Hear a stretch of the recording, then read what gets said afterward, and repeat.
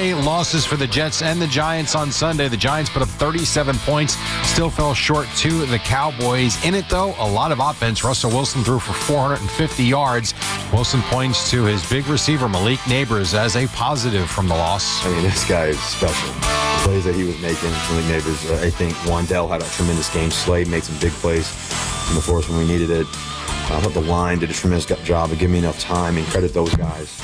We needed one more play, one more moment to make a big play, and unfortunately, they made it before we did. And so the Giants move on, take on the Chiefs Sunday Night Football in Week 3. Meantime, the Jets got leveled by the Bills 30-10. Aaron Glenn this morning speaking to the media said Justin Fields in the concussion protocol left the fourth quarter yesterday after going 3 of 11 for 27 yards. Glenn now 0-2, staying positive. I hate the way that we played yesterday, but I know what the type of players we have, the type of coaching staff we have, and we're going to do everything we can to try to fix these problems and move forward. Glenn, courtesy of SNY this morning. The Jets will be in Tampa on Sunday. The Bengals beat the Jaguars 31-27. In it, though, Joe Burrow went down with a toe injury. Reports are saying he will have surgery or will need surgery and will likely be out until December. Sunday Night Football, Falcons beat the Vikings 22-6. Tonight, the Bucs in Houston.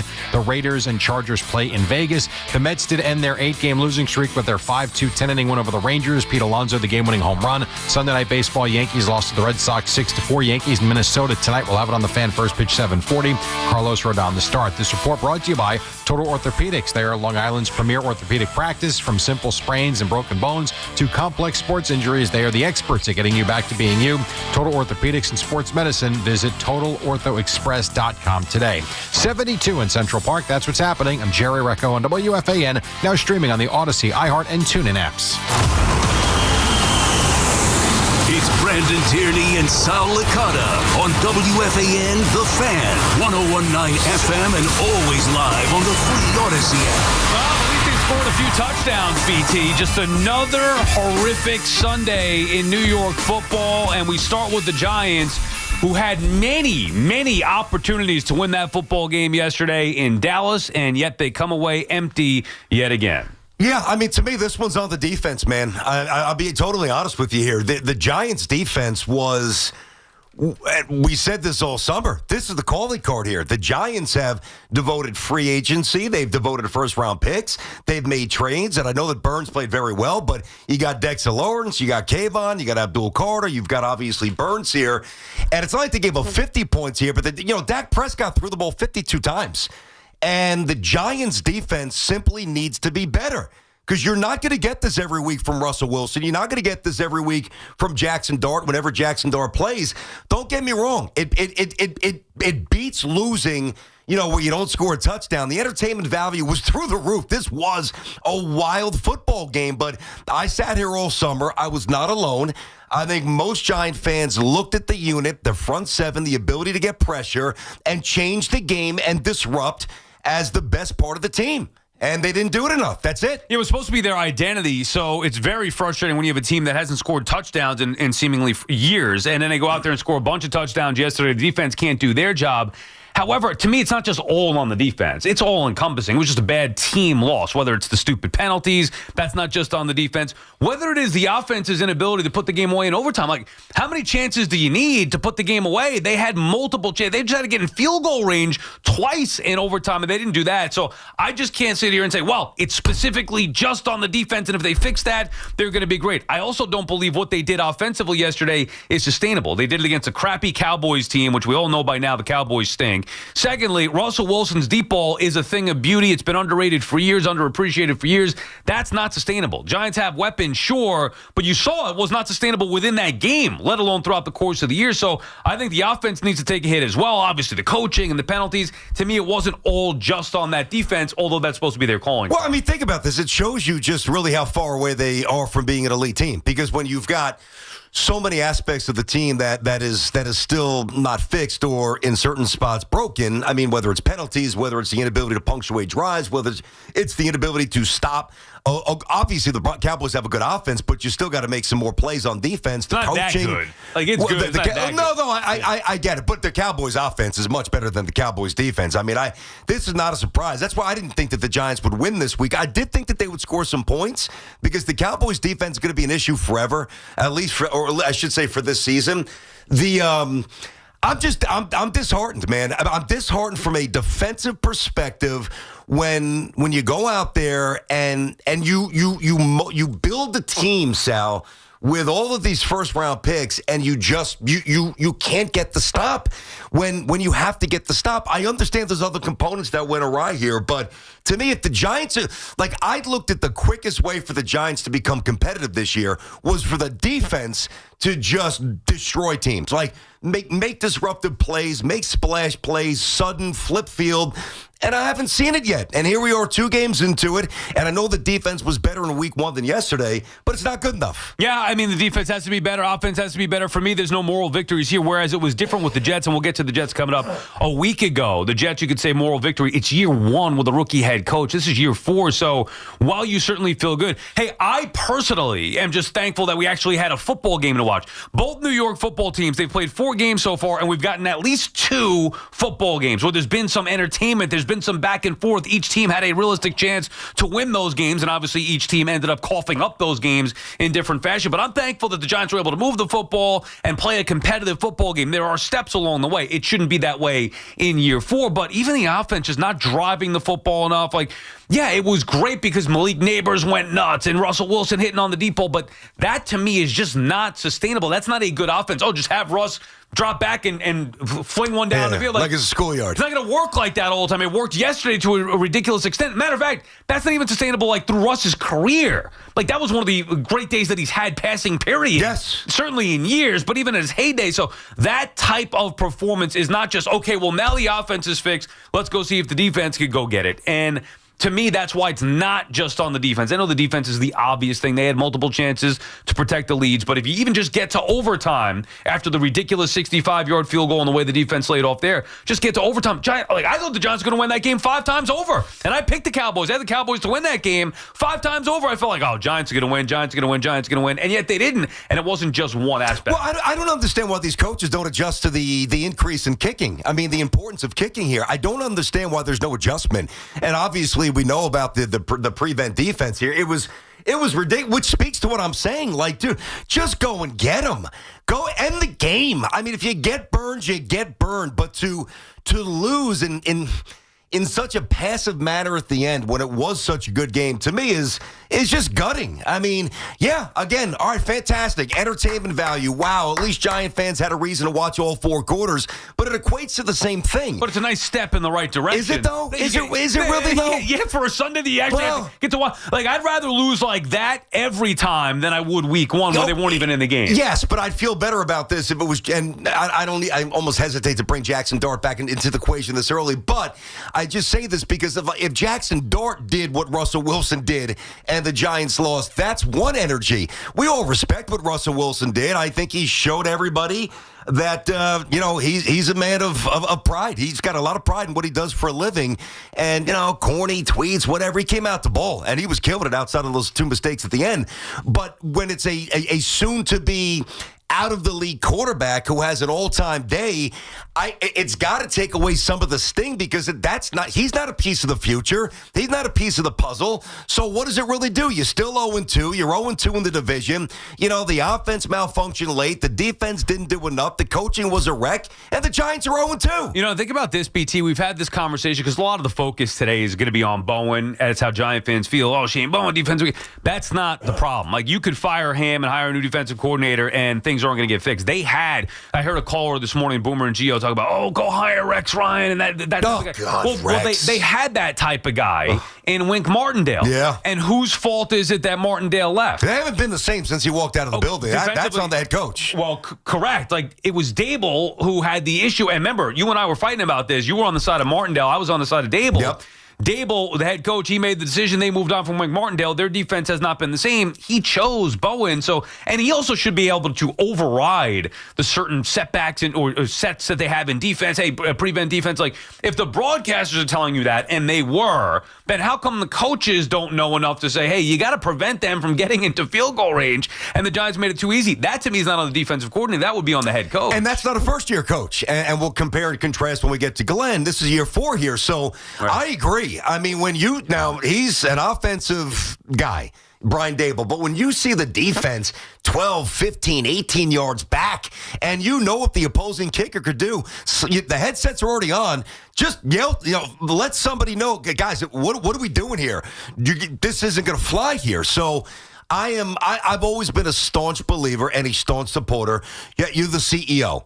You're in charge of every facet of the game. I know that you got to delegate and let people do their job, but when it's that egregiously out of whack, then you got to intervene. And when you don't, that's on you. Yeah, I mean, there was a lot of issues there. It was exciting that they finally scored some touchdowns, put up a lot of points, punching back. That was great. Neighbors, obviously, a stud. He's unbelievable. But the offense can't just be, hey, let's just drop back and throw it up to Malik Neighbors, or, hey, find the spot in the zone where Wan'Dale Robinson is going to be running free. How about running the football? They couldn't really do that. Scatterboy, I know, had a couple runs. They couldn't do that consistently. They didn't drive the football enough. Obviously, the defense, we talked about that. Just, to me, just not good enough. Bottom of the penalties, an absurd level of penalties, really on both sides, but we focus here on the Giants. Like, when you put it all together, to me, it's not just one area. It's multiple areas, and that would be at the feet of the head coach. And that's why they stink. Yeah. I mean, really, until further notice, that's why the Giants are a train wreck of a franchise. That's it. I mean, we can go through the routine, which we do. All right, we do this every summer, and not to try to convince you that the Giants are going to be better than they are.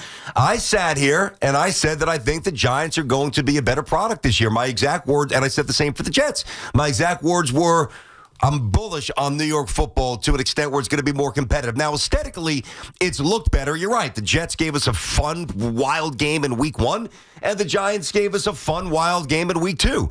But here we are. The Giants are still 0-2, and there's been malfunctions on every level, whether it's the O-line, the penalties, lack of punctuating drives, play calling, head coach, it's just stupid mistakes. They are what they are until proven otherwise. It's not on Sal and I to get on the air and say, well, it's a fun game, which it was, but you guys can deduce that on your own. But it's not up to us to try to convince you that the Giants are better than they are.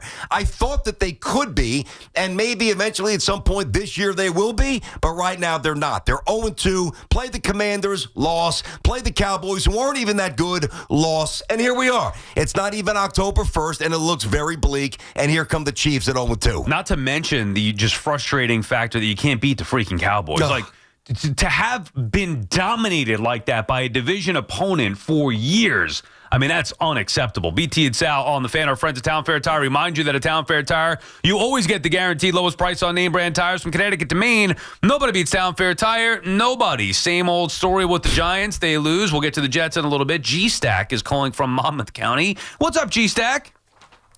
What's up, fellas? So, I don't know when in football we stop taking the points on the road. I'm watching yesterday with my 11-year-old.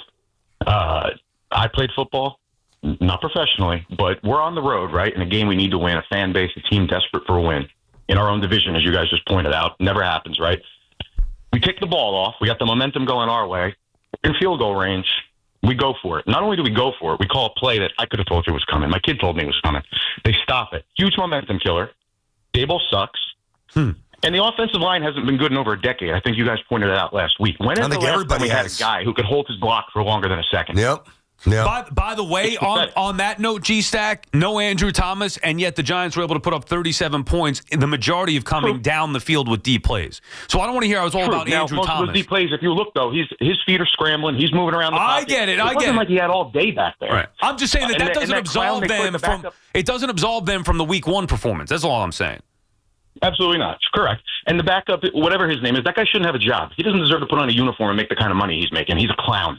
That guy shouldn't be out of football for the rest of his life. That was a joke. James Hudson. And so on that, my God, I don't remember ever seeing anything like that. No, before. nobody has. I don't think. I think they put a stat up that's never happened before. The 4 penalties in one drive and like 3 straight. Like, yeah. I was like, what the hell's going on? This is professional football, right? And I can't even blame the kid. Now, obviously, he was awful. But how the hell is he even in that spot? Are the Giants running a professional organization? I'm confused. Who has him on the team, number one? Number two, who thought he would be okay to be out there to replace Thomas? Like, A, he shouldn't be on the team. B, he shouldn't be on the field. C, how did they let him get away with doing that? That's unacceptable. That was absolutely nuts. I mean, that was it. That was like an expansion team there. I don't even know what that was. I can't even describe it. It was just so substandard. I'm sitting there saying, there's no way that this is actually happening. once, then 2, 3, 4. Yeah, what? James Hudson, I mean, my God. Now, if he's on the team beyond today, I would be surprised. But again, it's not just on him. It's that they believed, the Giants believed that he was worthy of a roster spot and worthy of backing up Andrew Thomas to be in there. I don't know how you could. That's all, to me, that's all on Joe Schoen. You saw the look on Dable's eyes. He wanted them out of there. Paul, and eventually got his wish. Paul is calling from Lumberton, New Jersey. What's up, Paul? Hey, Paul. So I think it's time. I think Daboll's got to go, and I've been a fan ever since, but I think the writing's on the wall. Who else can you blame? It's the coaching, it's the lack of discipline, and that's the heart of it all right now. Yeah, I mean, I don't even know if it's just the lack of discipline, game planning. Like, it's one, and thank you for the call, Paul. And I'm more with you. Like, everybody's going to say Bowen. This is a much bigger picture issue. Even the offense that finally scored some points, it's just not sustainable to think that you're going to be able to do that. Yes, it was refreshing to hit those plays, and it is sustainable to rely on neighbors to a certain extent. But even that, you're going up against a bad defense, and it still wasn't good enough. But the penalties, the play calling on defense, the offensive decisions, the offensive in execution or inability to execute in overtime where you just needed to get in field goal range, the whole thing to me, just a mess. But Sal, think about what he just said. I mean, we're here already, and this is what is really dangerous about the situation, and this is what we knew was going to happen when they decided to bring back Brian Daboll. I mean, here we are. I mean, 2 games, second or third call of the show, fire him. I mean, it was just, oh, God, this team, I'll tell you what, the Giants are just, they are a rough watch. They really are. Yeah, I mean, but yesterday might have been the easy watch that they've had in 5-6 years. Yes, but that's why I use the word aesthetics. But aesthetically, sure, okay, great. But when you boil it down to the mistakes that they still make and the macro issue with this team, we're still at the same place. It doesn't matter if they scored 70 points yesterday, Sal. We still get to the spot where there's just disorganization and chaos and just substandard stuff all around. It's disgraceful what they've become. Mike is calling from Belvedere, New Jersey. What's up, Mike? Hey, guys. What's up? How you doing? Mike. Good. Man, just another awful Monday.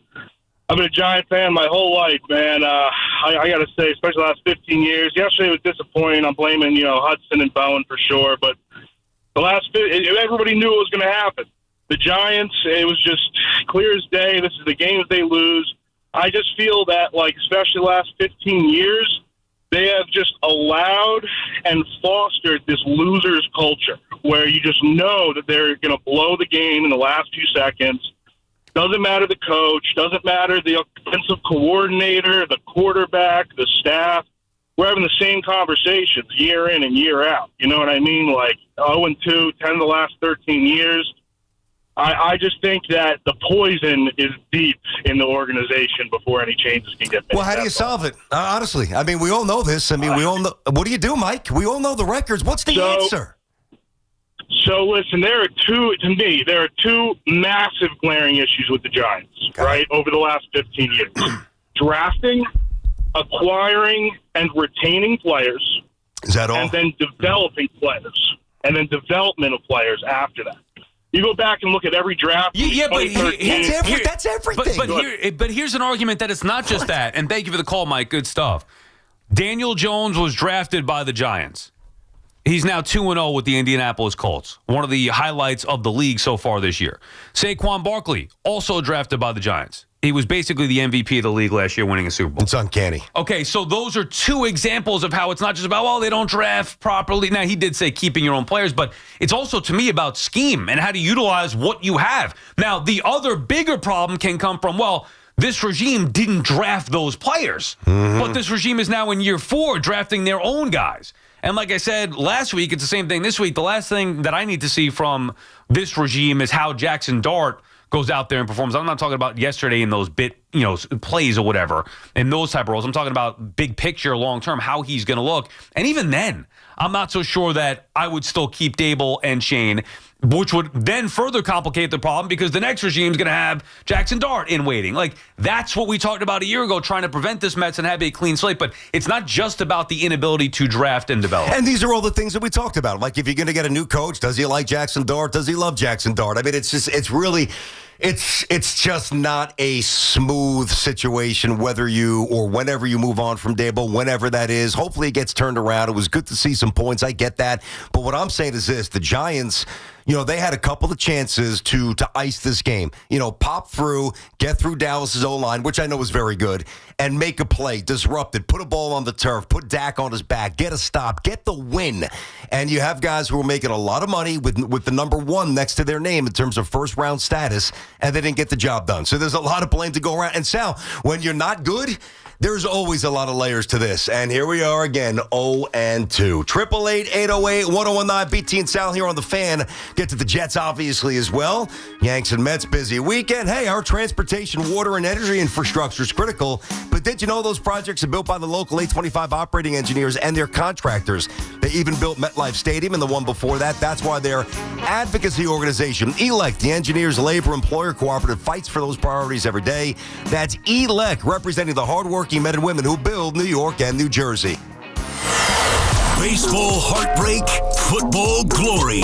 WFAN covers every win, loss, and headline from the Yankees, Mets, Jets, and Giants. The Fan, 101.9 FM, and always streaming on the Odyssey, iHeartRadio, and TuneIn apps. When you're hiring, have you ever felt like you're missing out on meeting truly great candidates for your roles? It seems impossible to find them, but they have to be out there somewhere, right? Well, they're not hard to find when you know where to go, and that place is ZipRecruiter.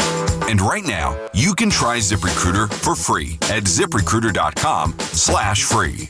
ZipRecruiter helps 10 million people with their job search every day.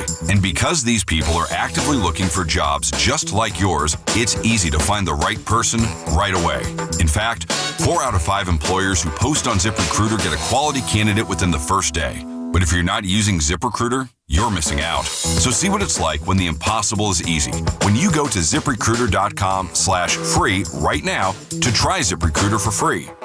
Once again, that's ZipRecruiter.com/free.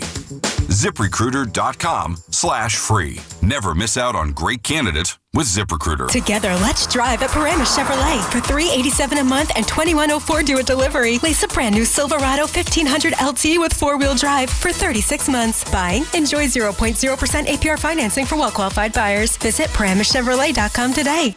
This is the story of the one. As a maintenance supervisor at a manufacturing facility, he knows keeping the line up and running is a top priority. That's why he chooses Grainger. Because when a drive belt gets damaged, Grainger makes it easy to find the exact specs for the replacement product he needs. And next day delivery helps ensure he'll have everything in place and running like clockwork. Call 1-800-GRAINGER, click Grainger.com, or just stop by. Grainger, for the ones who get it done.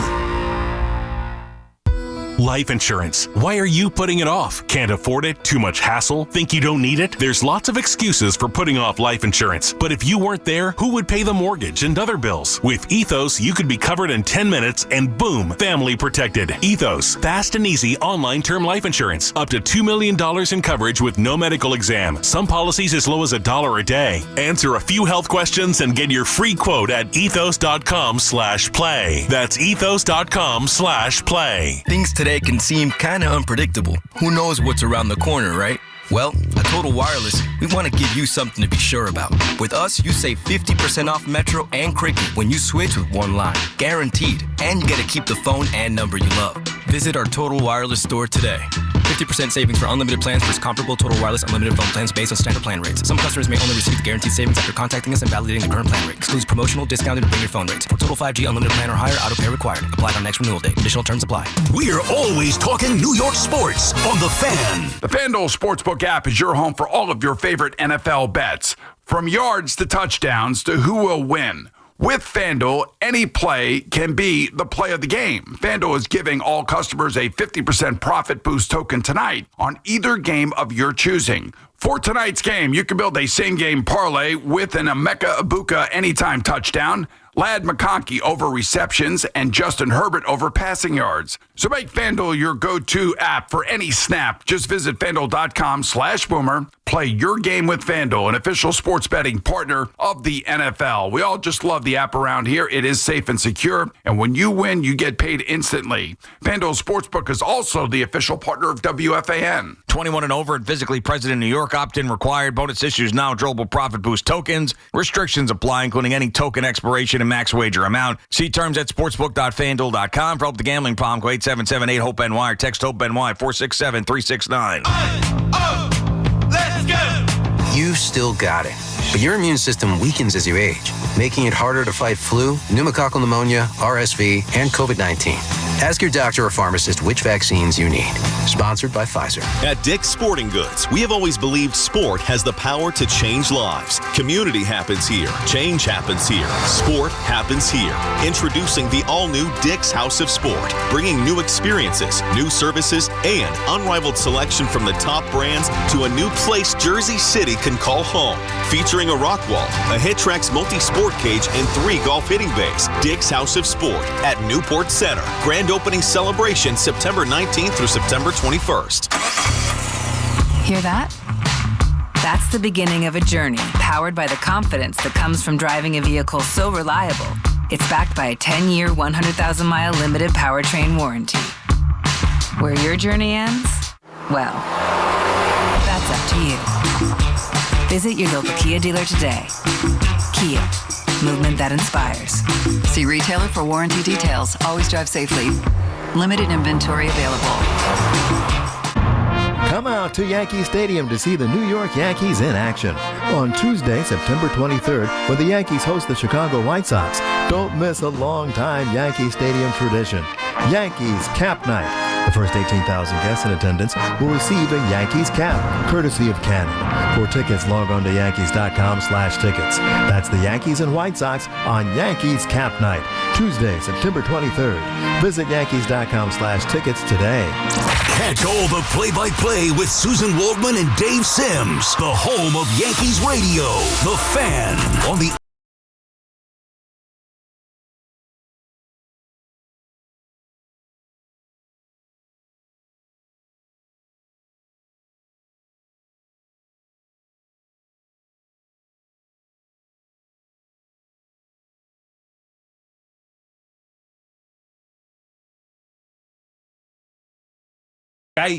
I really just don't have it in me anymore. Not to mention you throw on top of it the gambling losses or the fantasy stuff. Like, dude, life is too short. It just started the season. It just started. But it's not just this.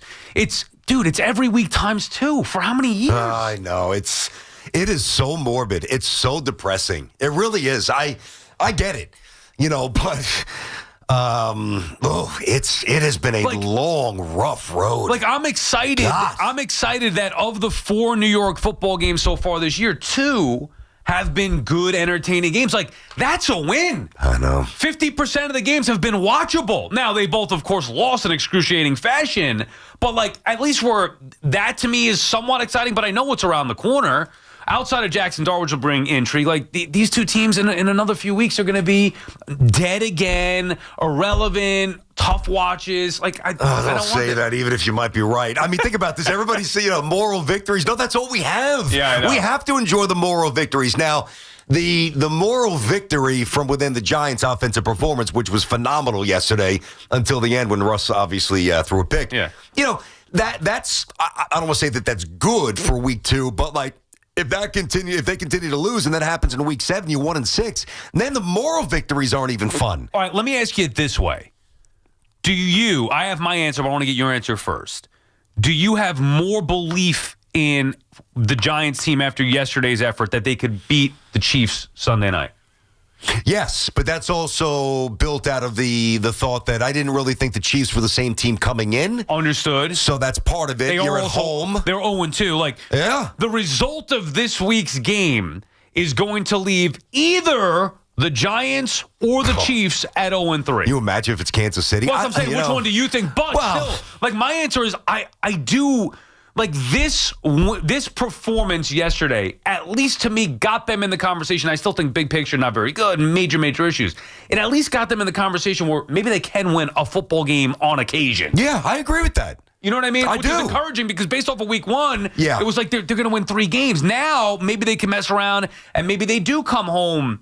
Now, again, I'm not picking that. It's way too early. I'm just saying, like, after watching that, okay, there are a lot of things that need to be cleaned up, but I at least believe maybe they could be a legitimate threat each week to potentially win a game. Well, and the crazy thing is, not to get to the Chiefs before we even bury the Cowboys game here, but Kansas City's not coming in here and putting up 35 or 40. That's a very pedestrian offense. It's changed, and it's been changing the last couple of years here. So, you know, it's probably going to be a very different profile kind of a game.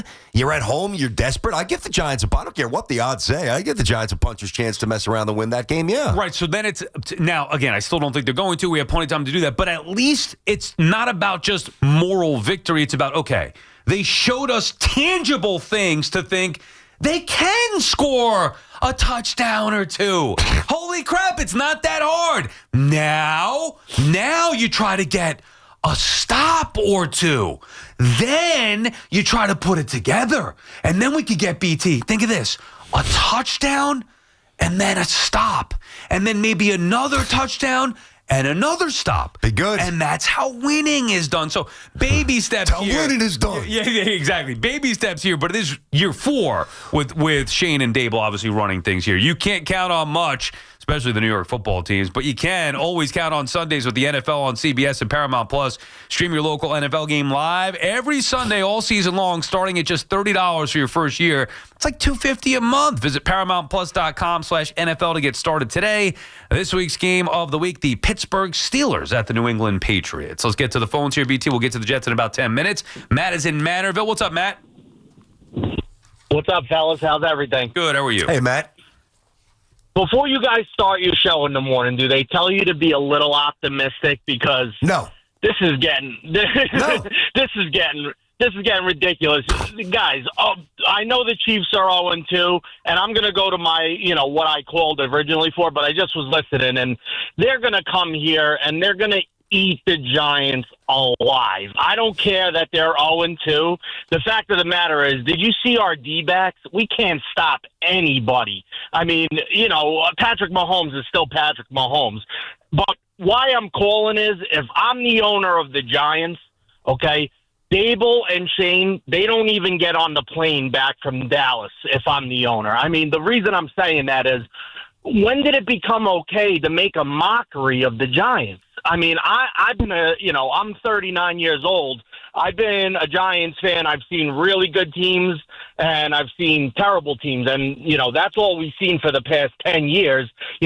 We go and you watch Saquon Barkley. He becomes the MVP of the league. And on top of that, not only did we let him go, we let him go to our rivals, the Eagles, which Shane's got to go because of that. Now Daniel Jones looks like the next, coming of Joe Montana. He did win a playoff game against Kirk Cousins and the Vikings, and then we let him go, and he's tearing it up now. Matty, hold on a second. Matty, hold on. Matt, hold on. I got a question for you. We all know what happened. I get that. I understand you're pissed off. I get that. I respect that. You wanted Daniel Jones back? I mean, is this revisionist history day? I mean, I'm not even saying that you're wrong. He's playing well for the Colts, but did you want Daniel Jones back? And if you didn't, then why are you even bringing that up? No, because it's not about him. It's that he can have success immediately elsewhere. Russell Wilson was better than Daniel Jones yesterday. I mean, period. But what I'm getting at, BT, I'm getting at is, it's not about Daniel Jones. It's about Shane and Dable. We don't have an offensive line for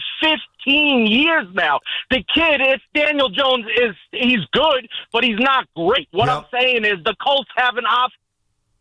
How do we not see that? You don't win and you don't produce a good running back, good receivers, a quarterback's nobody unless they have an offensive line. Hey, look, that's all I'm getting at. I got you, Matty. And good call, man. Appreciate the passion. I really do. We had this argument last year. Actually, 2 years ago, with neighbors, and then last year with the Jets, same thing, where you wanted Bowers and I wanted offensive line. Like, there are patterns. A lot of teams do this. They go get the sexy pick and the explosive wide receiver. And I think the Giants really started this trend with Jerry Reese years ago, where they could have had Zach Martin, Aaron Donald. Instead, they chose Odell Beckham Jr. And Like, look at where they are. Look at where they are since then. Any one of those picks could have changed things. Penei Sewell, available years ago. Look at the teams that passed on him, and then look at the Lions who took him, and look at the success that they have. So it happens all the time. Where I thought the Giants got away from that with Neighbors. They did try with Evan Neal. It was a total bust. The Jets stuck to trying to build on the offensive line. Look how it's turned out. I know the result yesterday, whatever. I'm not talking about that. I'm talking about the strength of their team. Okay, well, now you have that's going to be a plus for them. They nailed those. Well, but now you can build from there. Yeah, I know. The Giants have tried it different ways with different running backs and different quarterbacks and different receivers, and it's not working because they're not good in the trenches. And it's not just this regime. It's been multiple regimes that have failed at this. This is such a big picture issue. And to his point, like, oh, you guys supposed to be positive? No. A, we're not being positive about the Giants. We're being negative. B, I just don't have it in me anymore to go nuts. I did it last year. Like, I can't do it anymore. It's the same story for 4 or 5 years. Like, beyond that, but 4 years with Brian Daboll and Joe Shane. I don't know what you want us to say. Yeah, I mean, listen, it's never a simple conversation because it's 9,000 layers deep to football hell here. It's where we're at. When we've said over the years, and I've said this specifically, I've said, quote, the Giants have lost their way. The Giants have lost their identity. The Giants don't know who they are anymore. When you say things like that, and I have profound respect for the Giants organization. I wish I was a Giants fan instead of a Jets fan. I've said that before as well. Like, the way they've operated for most of my life has been incredibly impressive. But they've gotten further and further and further and further and further away from that. And it's just a slow, dark climb back to relevance and operating like a solid quality football team. And it's never going to be solved in a phone call, even though I love that last phone call. Yeah. Awesome passion. I get it. I feel you. Well done. It is what it is, man. When you're basically bad for 15 years, you're bad because you've hired the wrong GMs, the wrong coaches, the ownership has been a mess, the draft picks fail, you let the wrong guy walk out the building, you bring the wrong guy in the building, you pick it, they messed it up. BT and Sal on the Fan. We'll get to the Jets and more of your calls on the Giants when we come back. 888-808-1019. All right, here's Sal. 4 distinct all-electric Cadillacs, some driving for the performance, others for the range, and some driving because, let's face it, it's a nice way to make an entrance. 3 different ways to turn every drive into an occasion. So whatever your reason is, never been a better time to say, hey, let's take the Cadillac. Yeah, BT, the all-electric Cadillac family of vehicles, Escalade IQ, the Vistic, the Optic, and the Lyric. Visit your Tri-State Cadillac dealer today. The BT and Sal Show is presented by your Tri-State Cadillac dealers. Cadillac, the official luxury vehicle of the New York Mets. It's Evan and Tiki. Afternoons on the Fan 101.9 FM. Open the door to making the change after 1 week. Now, he hasn't done it because he's going to stick with Russ, but to even open the door. Well, I don't think he didn't open the door. He just didn't slam it shut. Well, that's kind of opening the door. No, it's not. The door was open because of how poorly Russ played. Listen to Evan and Tiki on demand on Apple Podcasts, Spotify, or wherever you get your podcasts. This is Boomer Esiason with an Odyssey Sports Minute. The Chargers roll into Vegas for tonight's doubleheader nightcap. Both teams are coming off big wins. Justin Herbert played at a very high level against the Chiefs, while the underrated Geno Smith now gives the Raiders a shot in every game. The Bolts defense will provide the difference here, I believe. Los Angeles favored by 3.5 will win it 27-24 in a close game. I'm Boomer Esiason. Chumba Casino brings non-stop fun straight to your screen. Anytime, anywhere. Explore hundreds of games like slots, blackjack, and instant scratch-style cards. Sign up to unlock your free welcome bonus and daily login bonuses. And enjoy your chance at exciting prizes without spending a thing. Just click, play, and enjoy the ride. Sponsored by VGW Group. No purchase necessary. See terms at ChumbaCasino.com. Must be over 21 and present in a state where it's legal to play. Lowe's knows how to get you ready for holiday hosting with up to 35% off select home decor. And get up to 35% off select major appliances. Plus, members get free delivery, haul away, basic installation, parts, and a 2-year Lowe's protection plan when you spend $2,500 or more on select LG major appliances. Valid through 10/1. Member offer excludes Massachusetts, Maryland, Wisconsin, New Jersey, and Florida. Installed by independent contractors. Exclusions apply. See Lowe's.com for more details. Connecticut's best values at Town Fair Tire. They honor all manufacturer and valid competitor rebates, offer the most free services for life, plus give you the guaranteed lowest price. Nobody beats Town Fair Tire. Nobody. Town Fair Tire. If you're 55 or older and into that whole saving money thing, T-Mobile has an exclusive phone and internet bundle just for you. Right now, get 2 unlimited phone lines plus 5G home internet for just $30 each per month with AutoPay, plus taxes and fees. And with 5G home internet, setup is easy with just one cord and no technician needed, which is great if you're also into that whole keeping it simple thing. Switch now and experience the best mobile network in the U.S. Visit your local store to start saving. T-Mobile, it's better over here. Based on analysis by Ookla of Speed Test Intelligence data Q4 2024 to Q1 2025. Ookla trademarks used under license. Unlimited on our network. Customers on voice plan may notice speeds lower than other customers and further reduction if using more than 50 gigs a month due to data prioritization. Video streams and SD on this plan. Home internet pricing after $20 a monthly bill credit plus $5 per line without autopay. Debit or bank account required. See 5G device coverage and access details at T-Mobile.com. Football is back, and it looks like we're going to get thrills from both teams this year, but thrills are nothing new at Bay Ridge Mazda. Tired of that clunker you've been driving? Just bring it in to Bay Ridge Mazda for up to $2,000 over book value all month long. The time is now to make a trade. Head over to the place where everybody wins, Bay Ridge Mazda, located on 4th Avenue and 90th Street, or buy your car direct at BayRidgeMazda.com and have it delivered to your door. That's Bay Ridge Mazda, 4th Avenue and 90th Street in Bay Ridge, Brooklyn. Get ready for more BT and Sal on the Fan. 201-450-4263. Hi, I'm Dr. Glenn Gedgerman, and that's my cell phone number. If you've been recently diagnosed with prostate cancer, please call me directly at 201-450-4263. For more than 20 years, my team and I have helped prostate cancer patients at John Theurer Cancer Center's Radiation Oncology Department, now one of the largest programs of its kind in New Jersey. If you have prostate cancer, call my cell, day or night, at 201-450-4263. That's 201-450-4263. At John Theurer Cancer Center, we use TomoTherapy's unique guided radiotherapy to precisely focus on the prostate gland. Our treatments can be safely completed in a shorter period of time with fewer side effects and better sexual function. Call my cell at 201-450-4263. I'll make sure you're seen within 48 hours.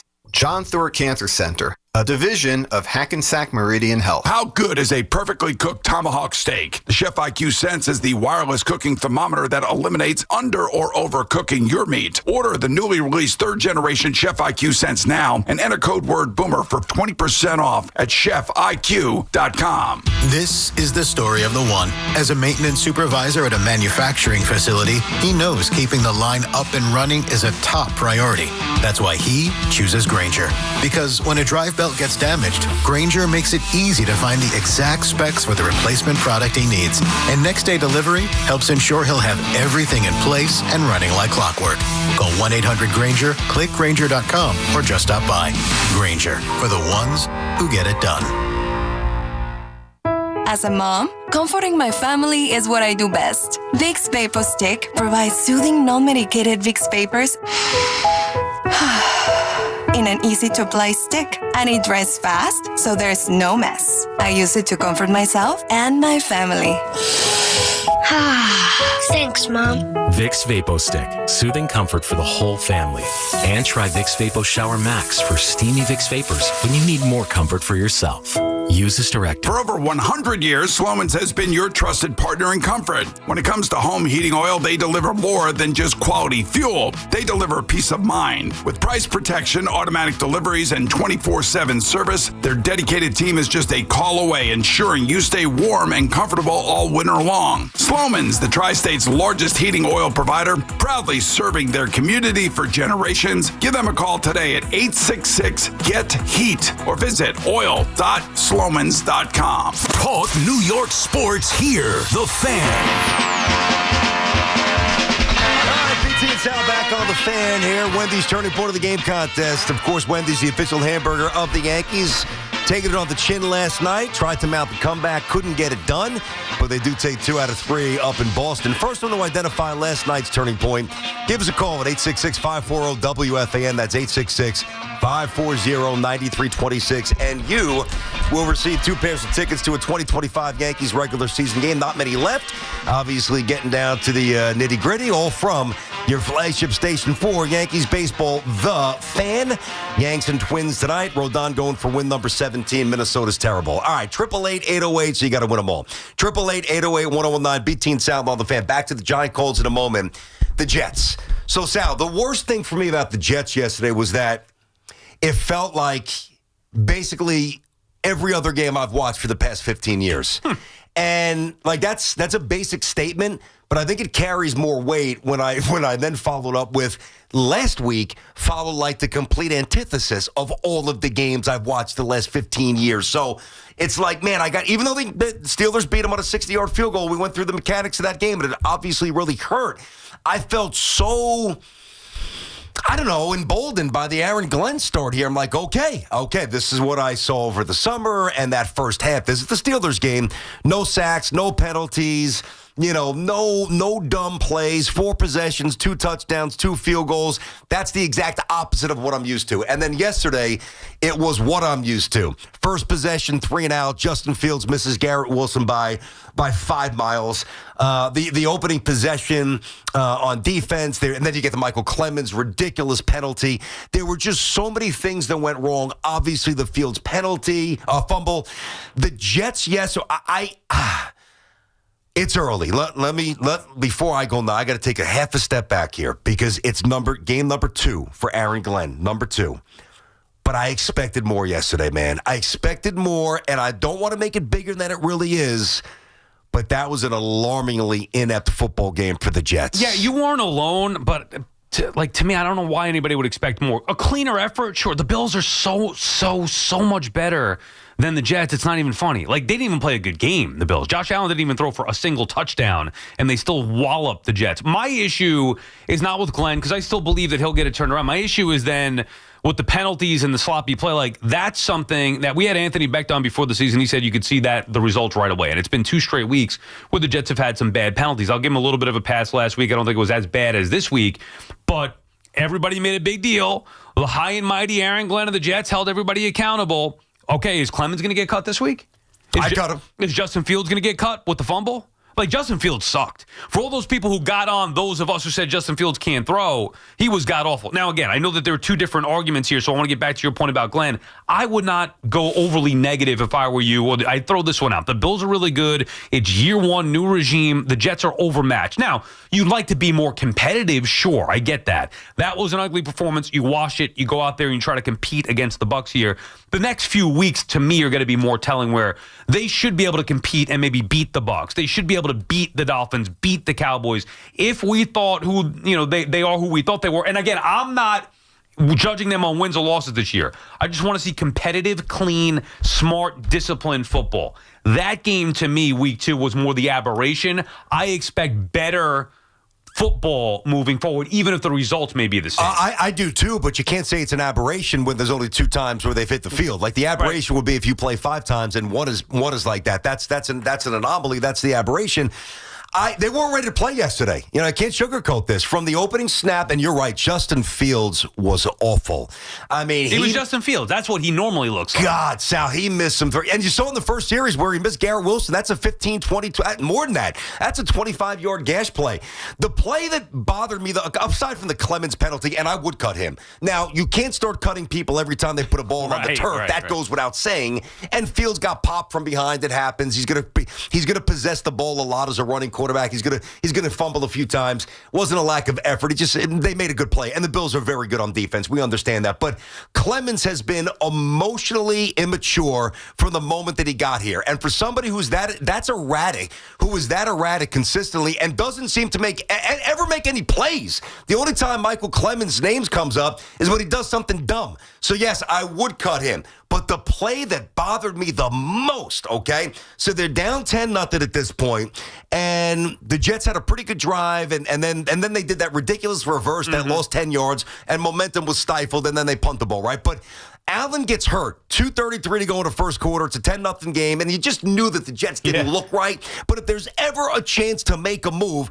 Trubisky comes in. It's not like he throws a 5-yard screen pass. Beautiful pass. He drops back and throws a 32-yard dime on Sauce Gardner, who, by the way, also committed a penalty. Like, when I saw that, I'm like, man, that's the warning flare. This is going to be a long day. So I believe fully in Aaron Glenn with every ounce of football conviction I have. But that doesn't mean that yesterday was acceptable. It was not on any level. And if these kind of games start stacking together, which I don't think that they will, but if they do, well, then it's going to be a bit of an unkind early evaluation for Aaron Glenn. Well, that's going to be a major problem if that's the case. Again, it's just 2 games. Where I think you and others maybe got a little bit carried away. Like, we're still obviously evaluating what Aaron Glenn is. It's two games with him as the head coach. The expectation of winning these games, to me, should not even be in the picture. If it happens, BT, so be it. After week 1, I could see how people started to get excited thinking, hey, if they play like this,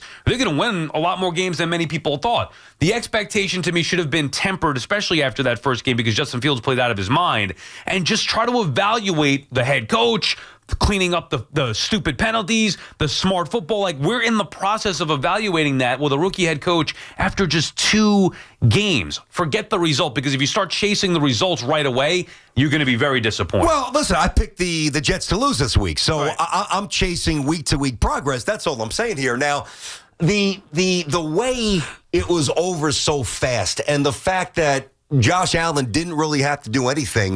You know, this rivalry is very competitive generally, despite the fact that they won 5 straight divisions, and there's no doubt who the top dog is in the AFC East here.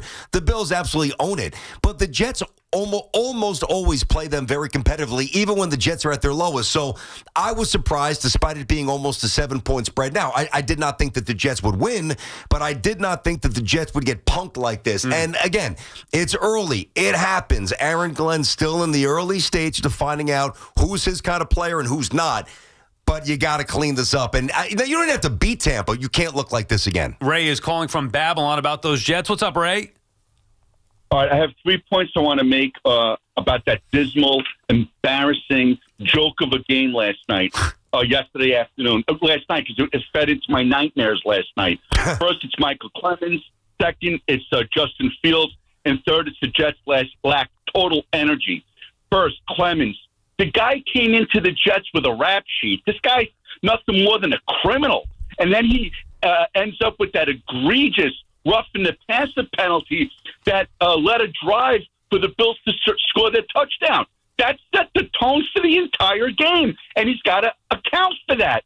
If Aaron Glenn has any guts, if he wants to be the man in charge, he cuts Clemens today and sends a message to this team. You want to cost us the game, you're going to hit the road. And hit the bricks, Clemens. That's number 1. But here's the problem with that, Ray. And thank you for the call. We take a break in a minute. Here's the problem with that. The Jets cut Gibson in week 1, and everybody was saying, "There we go, set the example." Well, how'd they play the following week? So they played way worse than they did in week 1. So what message exactly got through to the players after they played that slop game yesterday after sending, quote unquote, sending the message? So I'm not saying that you got to keep Clemens. I would not tolerate that. But if you cut him, now that's 2 weeks in a row you're making, quote unquote, examples of people. You expect things to change. Like sometimes it's just about moving on and getting the right players in. That can't happen in season, in 1 year. The problem is we all want this to happen overnight, and it's not going to. I mean, that's the line that we walk. That's the balance that we have to straddle here. You know, when I sat down to watch that game, I was legitimately fired up. Like I haven't been, many times over these last, 15 years. Like, fired up. What are you laughing at? I'm sorry. God almighty, he's such a loser. Fired up. I'm so fired up. Let's go, baby. We got the Bills coming in. Yeah, I really thought it was going to be pretty good. And you just knew right away. I'm like, I've seen this script before. I know it. So I hear you. They cut Gibson. Like, what was the positive downstream impact? If you look at it literally, none, because they got smoked. But that's where I was going. Yeah. It's more about the messaging and the accountability and the just no longer accepting sloppy, selfish, substandard play, and Gibson was sloppy. I think Clemens has been selfish and undisciplined, and I would cut him. Yeah, I'm not saying that I wouldn't. I'm just saying, to think that that's going to lead to a change in week 3. But eventually, if you just get rid of enough of those guys, and I'm not putting Gibson and Clemens in the same class, they're different types of mistakes. Right. But the more that you delete from the room, it's not going to be... It's not going to fix it immediately, but again, residually, you get those kind of players out, not team guys, not buttoned up, not disciplined, whatever, then eventually where we want to go is where we'll be. BT and Sal on the Fan, WFAN NFL football is powered by Verizon. Get to your local Verizon store today.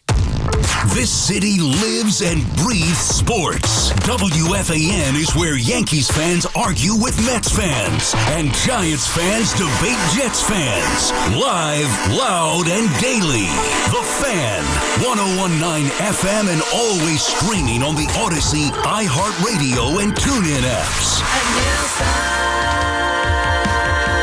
Fun is in the driver's seat. Here are the fundamentals that have helped Nielsen Dodge make customers for life. There's always zero down payment available. We'll always give you up to $1,500 over book value for any trade. If you need credit help, we're here to make it happen. And of course, great deals on any new Jeep, Chrysler, Dodge, or Ram. Lease a new 2025 Jeep Grand Cherokee Laredo X 4x4, just $299 a month. Or lease a new 2025 Jeep Wrangler 4-door Willys 4xE, just $399 a month. Or choose from hundreds of quality certified pre-owned vehicles. Fun is in the driver's seat when you save money. On Route 10 in East Hanover. Online at NielsenDodge.com. A proud member of the Nielsen Auto Group. Fun is in the driver's seat. Drive into fall event. With approval term 24 months, do it sign a Cherokee, $38.94, Wrangler, $43.94, out tax tag, $498 dock and DMV fees. Febreze. It's a classic odor tale. You fried fish for dinner, cleaned up, but the smell is still in the house. And the neighbors are coming over for game night. They're on their way. And then you spray Febreze Air Mist. Febreze Air starts working instantly to fight even your toughest odors, so you go from fish to fresh like that. Now all you have to worry about is Pam cheating at charades. Breathe happy, Febreze, la la la la la. When your name's on the paint job, your primer better hold up. Painters trust Kills primers for serious adhesion, stain blocking, and a finish that lasts. Now, the full Kills lineup is available exclusively at the Home Depot. Need it fast? Get same-day or next-day delivery, or order online and pick it up in-store. Kills primers. Pro results. Faster. The Home Depot. If you're a pro, you know. Fans, step up to the plate this fall with Primo Brands home water delivery at water.com. Whether you're hosting the big game or keeping the whole house hydrated, water.com brings your favorites. Poland Spring, Pure Life, and even Saratoga straight to your door. No heavy lifting, no last-minute store runs, just the refreshment you need when you need it. Signing up is easy. Pick your water, choose your schedule, and enjoy. Use code BASEBALL for 50% off your first order, plus free delivery. Stay refreshed all season long. Order now at water.com. Talk New York sports on the Fan. Today, we're constantly taking photos and videos to remember our favorite moments. But what about those captured before the smartphone? What about the memories tucked away on aging VHS tapes, film reels, or in fading photos? These cherished memories are fading away with time, vulnerable to threats like heat, moisture, and mold. But fear not, there's a solution to safeguard your legacy. Hi, I'm Adam. And I'm Nick. Together, we founded Legacy Box over a decade ago with one mission, to bring your memories into the 21st century. It's time to bid farewell to old tapes you can't watch and faded photos. Legacy Box transforms them into digital treasures, ready to share with a click. Just like magic, your shoebox of memories is now safely stored in the cloud or on a thumb drive. Over 1 million families have trusted Legacy Box, so you can rest assured your priceless moments are in good hands. Don't let your childhood fade away on old tapes. It's time to digitize those priceless moments. Fast forward into the digital age. Visit legacybox.com/value and unlock 50% off your order. That's legacybox.com/value. Some things are hard to commit to, like learning how to surf or saving for a family vacation. But one commitment that's easy, switching to Fios Home Internet with a 5-year price lock guarantee. That means 5 great summers of fast, reliable internet at the same low price. All with the Fios 1 gig internet plan. Plus no hidden fees or equipment charges. Call 1-833-VERIZON to switch today. Price guarantee applies to base monthly rate only for new and existing My Home customers. This is the story of the one. As a custodial supervisor at a high school, he knows that during cold and flu season, germs spread fast. It's why he partners with Grainger to stay fully stocked on the products and supplies he needs, from tissues to disinfectants to floor scrubbers. Also that he can help students, staff, and teachers stay healthy and focused. Call 1-800-GRAINGER, click Grainger.com, or just stop by. Grainger, for the ones who get it done. Diving for that grounder got you grounded? We've got specialists for that. Layup, take you down? We've got specialists for that. With 45 Castle Connolly top doctors, Orland & Cohen specialists are considered among the best in the nation by their peers, which can mean a better outcome for you. From Staten Island to Southampton, our network is open 7 days a week, so you can feel better faster. Visit OrlandCohen.com. Our friends at Town Fair Tire remind you that at Town Fair Tire, you always get the guaranteed lowest price on name brand tires from Connecticut to Maine. Nobody beats Town Fair Tire. Nobody. Get the latest on the Giants and Jets on WFAN, WFAN FM, WFAN FM HD1, New York, and Odyssey Sports Station. WFAN Sports Flash. And this report brought to you by the Tobay Beach In-Water Boat Show. It is back at Tobay Beach, September 19th through the 21st. Long Island's best boat dealers will be there with huge savings, free parking all weekend, and Friday free admission for first responders and military. Visit nyboatshows.com. Yankees back in action tonight in Minnesota against the Twins. The Yankees coming off the 6-4 loss in Boston, but all in all have played very well. Aaron Boone's team 7-5, last 12 against the Astros, Blue Jays, Tigers, and Red Sox. Any thoughts?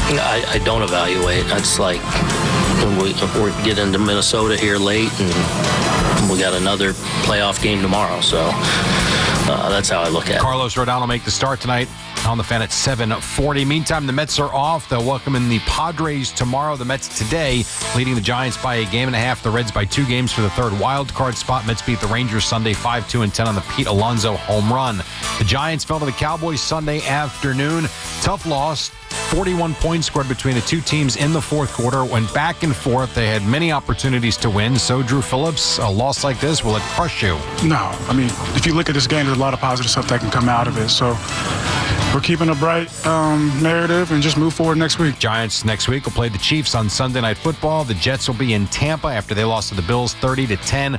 Also, Aaron Glenn speaking about Justin Fields this morning, said he is in concussion protocol. The Bengals beat the Jaguars, but Joe Burrow left with a toe injury. Reports say he'll have surgery. He'll be out at least 3 months. Falcons beat the Vikings on Sunday Night Football 22-6 tonight. Bucks in Houston, Raiders and Chargers in Vegas. This report brought to you by FanDuel Sportsbook at the Meadowlands Racetrack. Get all your parlays, moneyline, and prop wagers made at the Meadowlands Racetrack's FanDuel Sportsbook, the #1 sportsbook in North America. 21 plus to wager in Present, New Jersey. Gambling problem? Dial 1-800-GAMBLER. It's 74 in Central Park. That's what's happening. I'm Jerry Recco on WFAN, now streaming our podcasts on Apple Podcasts, Spotify, or wherever you get your podcasts.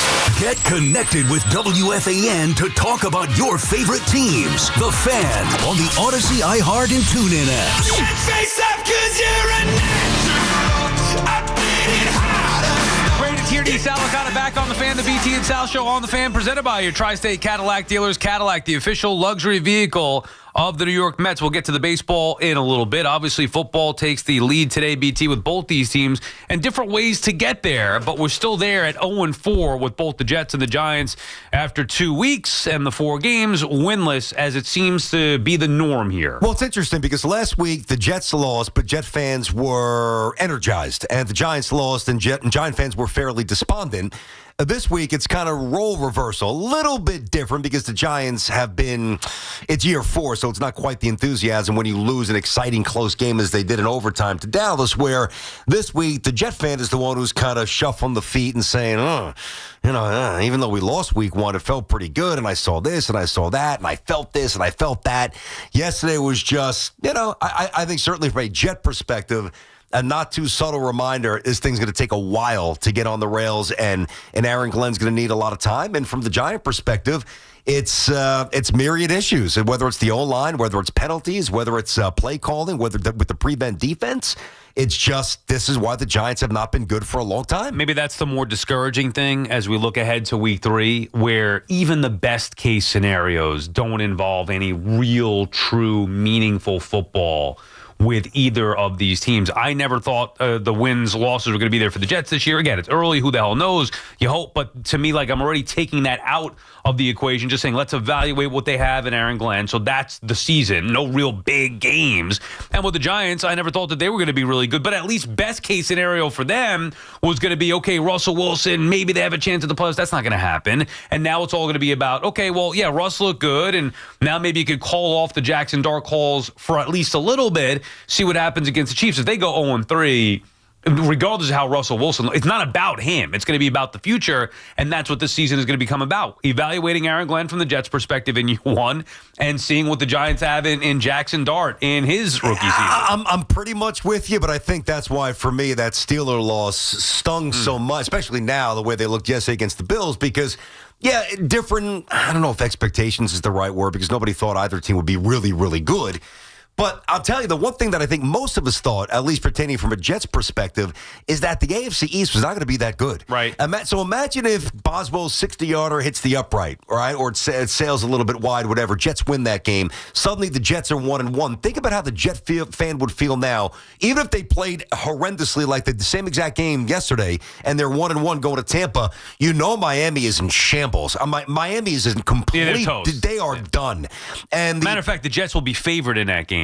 I mean, they might be. They might be. And the Patriots are going to play hard for Vrabel. They're a little short on talent. You don't take anything for granted, but certainly beatable. Jets have to play the Bengals. Burrow's not going to be there. Right. Like, it would just be a little bit of a different energy. Whereas they still with could. The Giants, no, I know. I still think, listen, if the Jets could at least beat Tampa, and I'm not saying that they will, but if they can squeeze out a win. Well, how about 2 of the next 3? In Tampa, Miami, and Dallas? 2 of the next 3. That's interesting. I mean, they could beat the Cowboys. It's Tampa, the Cowboys stink. Miami, and then Dallas at home. I'm going to the Dallas game. Yeah, I mean, 2 out of the next 3. You boys excited again? Right, well, that's what I'm saying. I'm back if you want to get excited about the win-loss, I don't think it's unrealistic to expect that they could be competitive and potentially win 2 of the next 3. I don't think they beat the Broncos, but still, it's not like the Broncos are some world beaters. Carolina, they could beat. To your point about the Bengals, all of a sudden, that's a winnable game. The Browns, they have a bunch of winnable games here in the next, the media part of their schedule. 3, 4, 5, 6, the next 7, 8 weeks or 8 games. They can win some of those games. So even if they went 3 and 5, all right, 3 wins of that part of the schedule, you could see yourself maybe getting 7, 8 wins in the first year of Aaron Glenn. That's not the worst thing in the world. Listen, all I said, as we were making our season predictions, not like win total, but just kind of assessments here. I said, listen, I think there's a chance that when you get to middle-ish December, that when CBS puts up the graphic, based primarily on the schedule and some of the talent that we all know the Jets have, even though they're short in certain spots on D, where I thought that you would see like in the hunt and the Jets would have a puncher's chance for the last wild card spot in middle-ish December.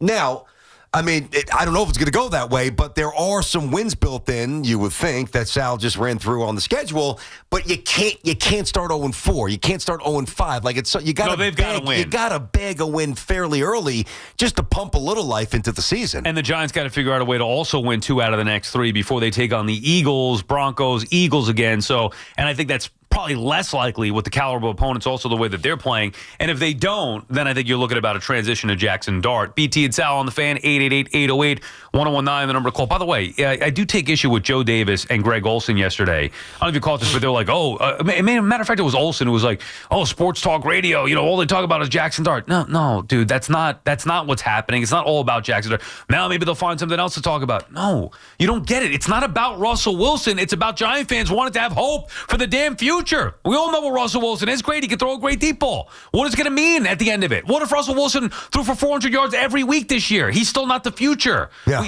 That's why it's about Jackson Dart. So it's not about Russell Wilson stinking why we're talking about Jackson Dart. It's about wanting to have hope for the future. And New York Talk Radio talked about plenty of other things outside of Jackson Dart, especially as it pertains to the Giants, about the head coach and all that stuff. Jackson Dart didn't even play last week. He wasn't the focal point we were talking about. So, I mean, it was nice that they shouted out New York Sports Talk Radio. Yeah. Always love that. They always seem to weave that into the broadcast. And by the way, can he comb his hair, Greg Olson? Like, any other complaints? Did you see it? Like, I like him. I think he's terrific. He is pretty good. And he's Jersey kid. Yeah, he's pretty good. Far better than Brady. I'm not trying to take shots at Brady, but Greg Olson is a legit number one. But can you comb your freaking hair, dude? Like, I don't have any hair. His is all over the place. You're on TV. I got to tell you, man. I said that you were laughing. I was saying this on Friday. I went in on Romo. Yeah. That's a tough listen. Something about Romo, who I really do like as a person. Romo and Nance, they just don't do it for me together. I thought they were fine. Not working for me. Yeah, I'm surprised. I'm a Tony Romo guy. Again, I like Olsen too. Just his hair, dude. It's out of control.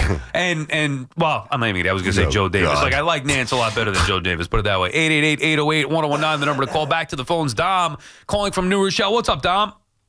Hey guys, 39 years old, diehard Giants fan. Been watching since 1994. I don't know how many gut-wrenching losses I can take anymore.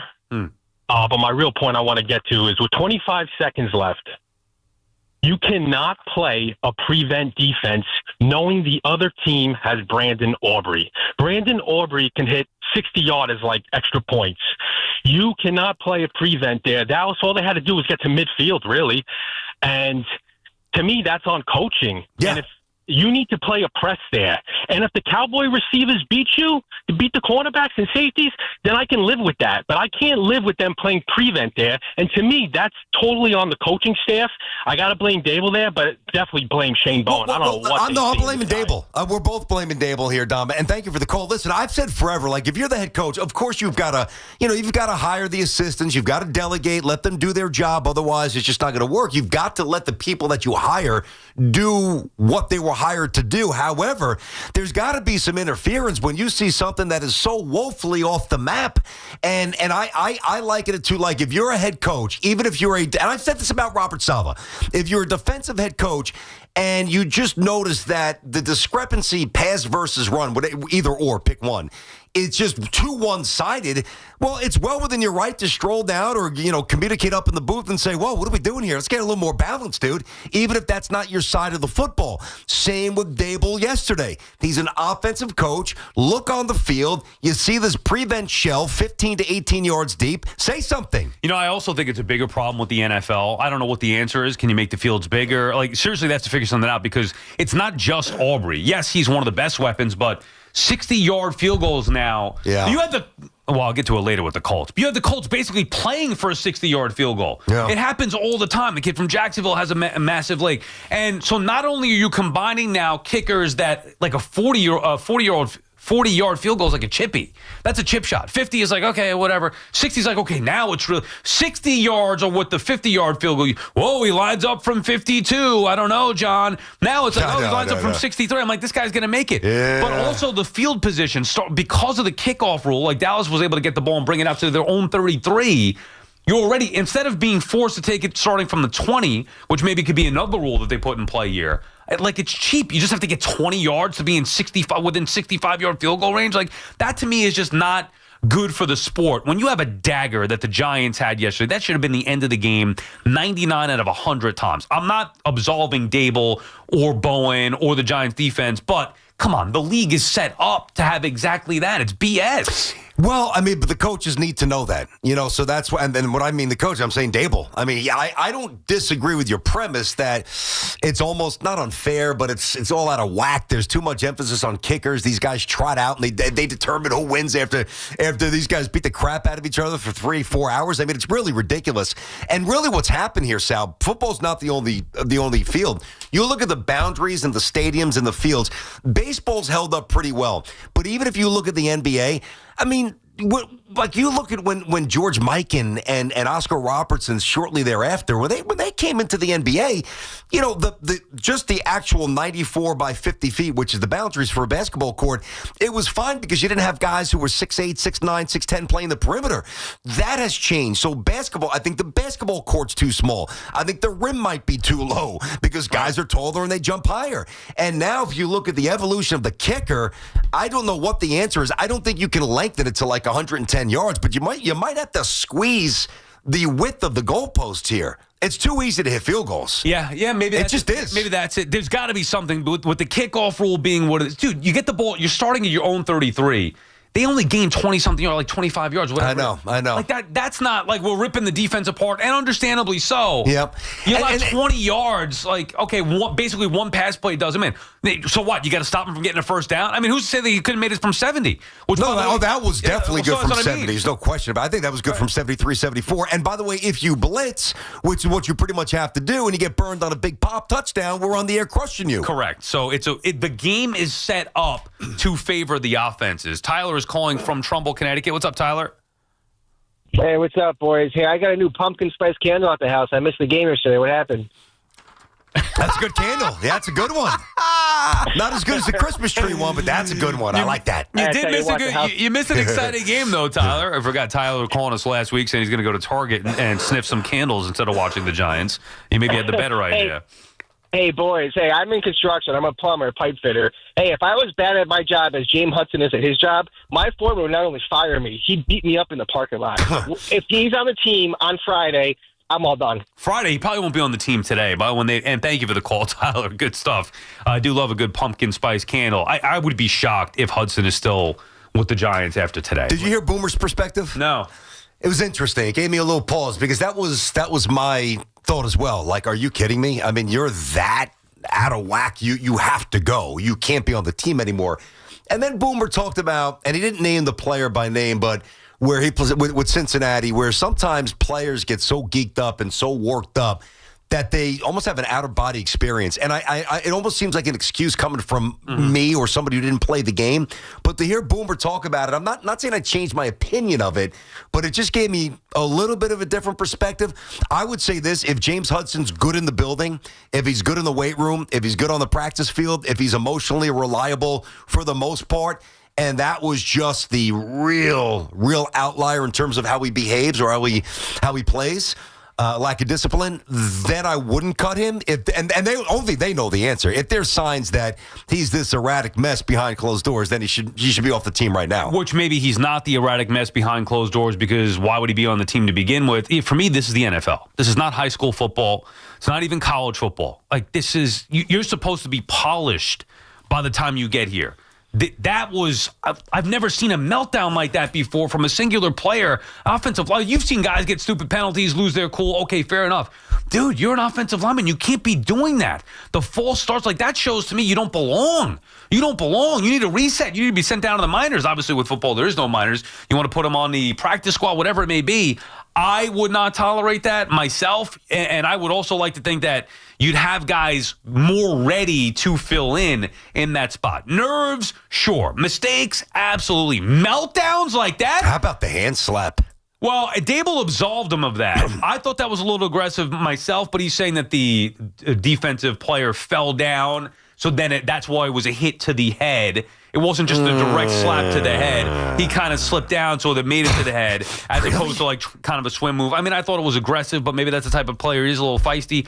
I mean, my point is that was a total meltdown to a point where Dable's like, get him out of the game. I know. Go into this coach, get him out of the, like, that's a massive meltdown at the NFL level. I'm not saying it's never happened before. I'm just saying. Well, it hasn't. Yeah. Those 4 pet like that. That's never happened before. Yeah, well, I mean, guys melting down has happened. You have to take players out of game. We've seen that before.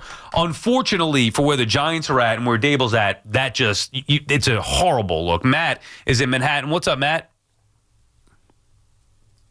Matt, are you with us? Okay. Jim is calling from Massapequa Park about his Jets. What's up, Jim? Hey, guys. Good afternoon. Hey, Jim. Long-time Jet fan. I'd like to say that I was optimistic with the Aaron Glenn hiring. I think it's a great hire. I love his mentality. However, one thing I had a problem with was his hiring of the defensive coordinator, Steve Wilks. I think he's vanilla.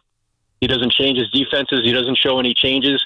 even Romo, who I don't like, was saying that it was so easy for Josh Allen to read the defenses from the line. They showed man, they played man. They showed zone, they played zone. Nothing to try and fool what Josh Allen was seeing at the line of scrimmage. Yeah, and they've always fooled him. And we're not going to hang up on you, but they usually play Josh well. I was not a fan myself of the Wilkes hire. Very benign stuff, and Allen ate it up. He knew it was coming. Yeah, and then to go on to Romo, him and Nance, whenever they call the Jets, it gives me agita. Yeah. What's your issue? Yeah, I'm with you. He goes and says that the Jets are mid-Tennessee State and Buffalo is Alabama. I don't think that's appropriate during the game. I'm trying to watch football. Is he and wrong? He's making fun of the Jets. Is he wrong? He's not. I mean, is he wrong? Show me the lies. I get the concept. However, I'm watching the game. Just break down the X's and O's. He doesn't do that to other teams. I only hear it when he breaks the Jets. Well, down. I don't know about that. I mean, but the Jets also bring it upon themselves. They're a punching bag. I mean, they invite their own criticisms here. No, I mean, listen, and I think Jim's great. I love him on golf. I love Jim. I think he's phenomenal. And I like Tony. But I don't love them together. It's odd. I just don't. I have no issues with that. Not that I'm breaking down their performance every week. Usually, when you're watching New York football, you don't get Jim Nance and Tony Romo. Yeah, so it was nice to have the number one team. They obviously watch them during the postseason. Tony, to me, is just, there's energy. There's fun there.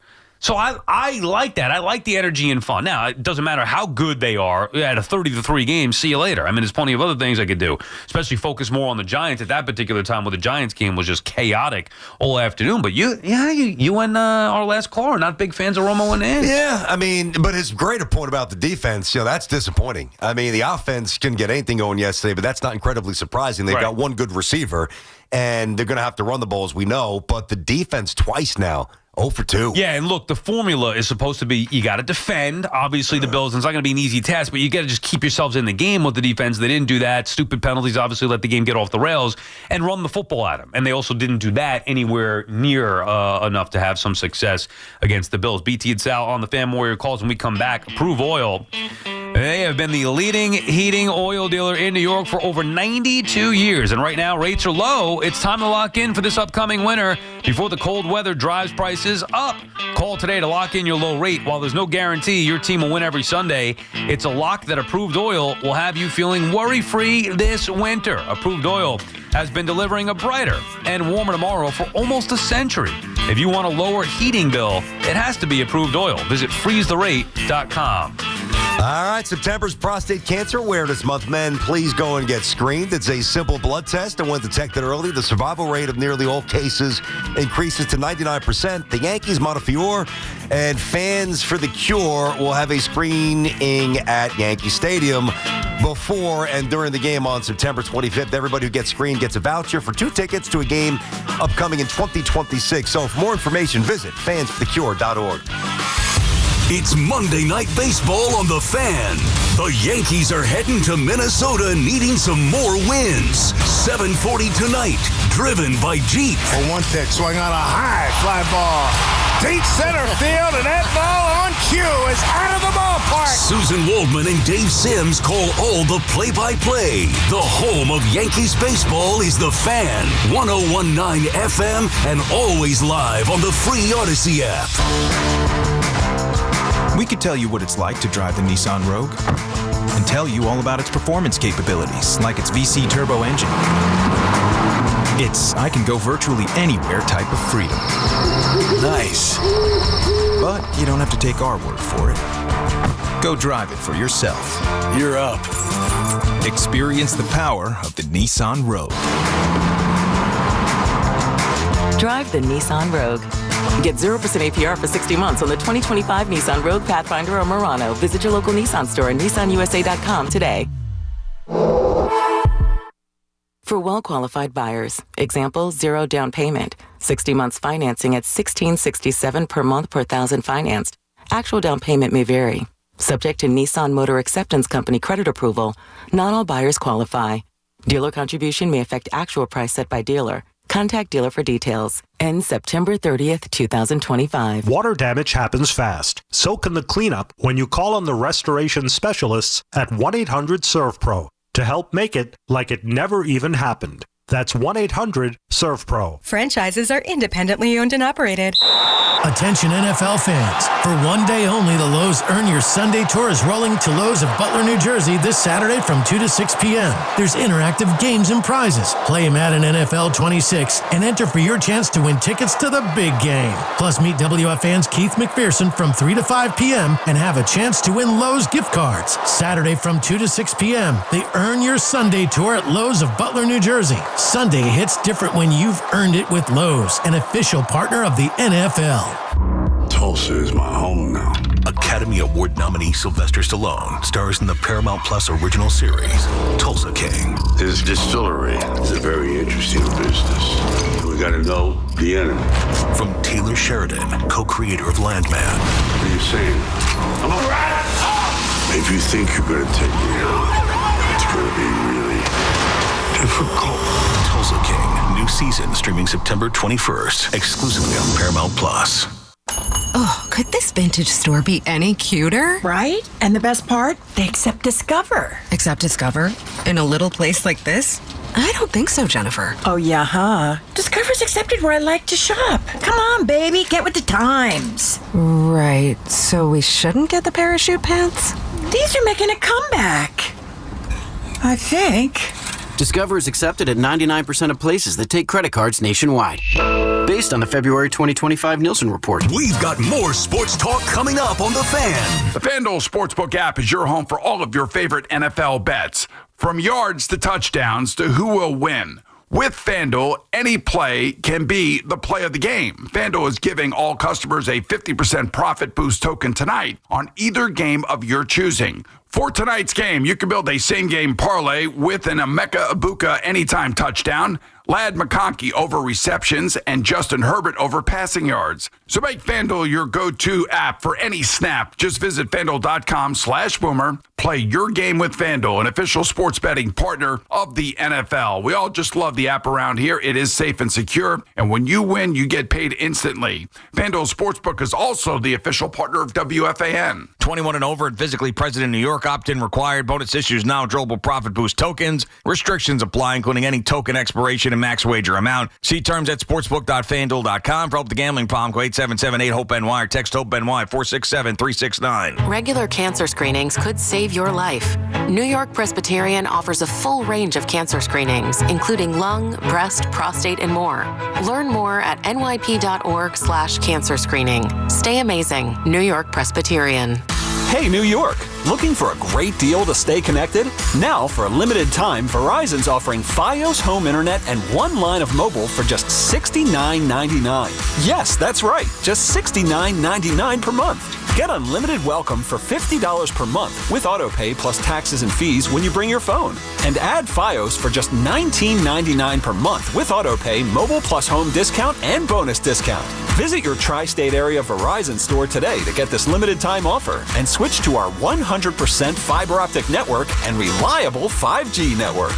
Fios, for eligible new Fios internet and mobile customers. Fios $15 monthly bonus discount applied over 36 months. Mobile and home discount enrollment required. $99 Fios setup charge applies. Bring your phone. $15 monthly promo credits applied over 36 months. In times of congestion, unlimited 5G and 4G LTE may be temporarily slower than other traffic. Domestic data roaming at 2G speeds. Recovering from an addiction is an individual accomplishment. A young mother who chose recovery to care for her family. A high school athlete overcoming opioid addiction. A couple celebrating his recovery. Everyone's recovery is different, and there's no shame in asking for help. Call 844-REACH-NJ. Trained counselors are available 24/7 to help you find the recovery option that's best for you. Tell us your story, and let's begin your recovery today. A message from New Jersey Human Services. Whether you're heading out on a road trip or planning a weekend escape, make every mile unforgettable in a Mercedes-Benz from Mercedes-Benz of Edison. From sporty SUVs and timeless sedans to cutting-edge hybrids, their expert team will help you find the perfect fit. Mercedes-Benz of Edison has over 400 new and certified pre-owned vehicles to choose from. And with flexible lease and finance offers, getting behind the wheel of a Mercedes-Benz has never been easier. Mercedes-Benz of Edison, the Tri-State's premier destination for luxury driving. Get the scuttlebutt on your favorite team, The Fan, on the Odyssey iHeart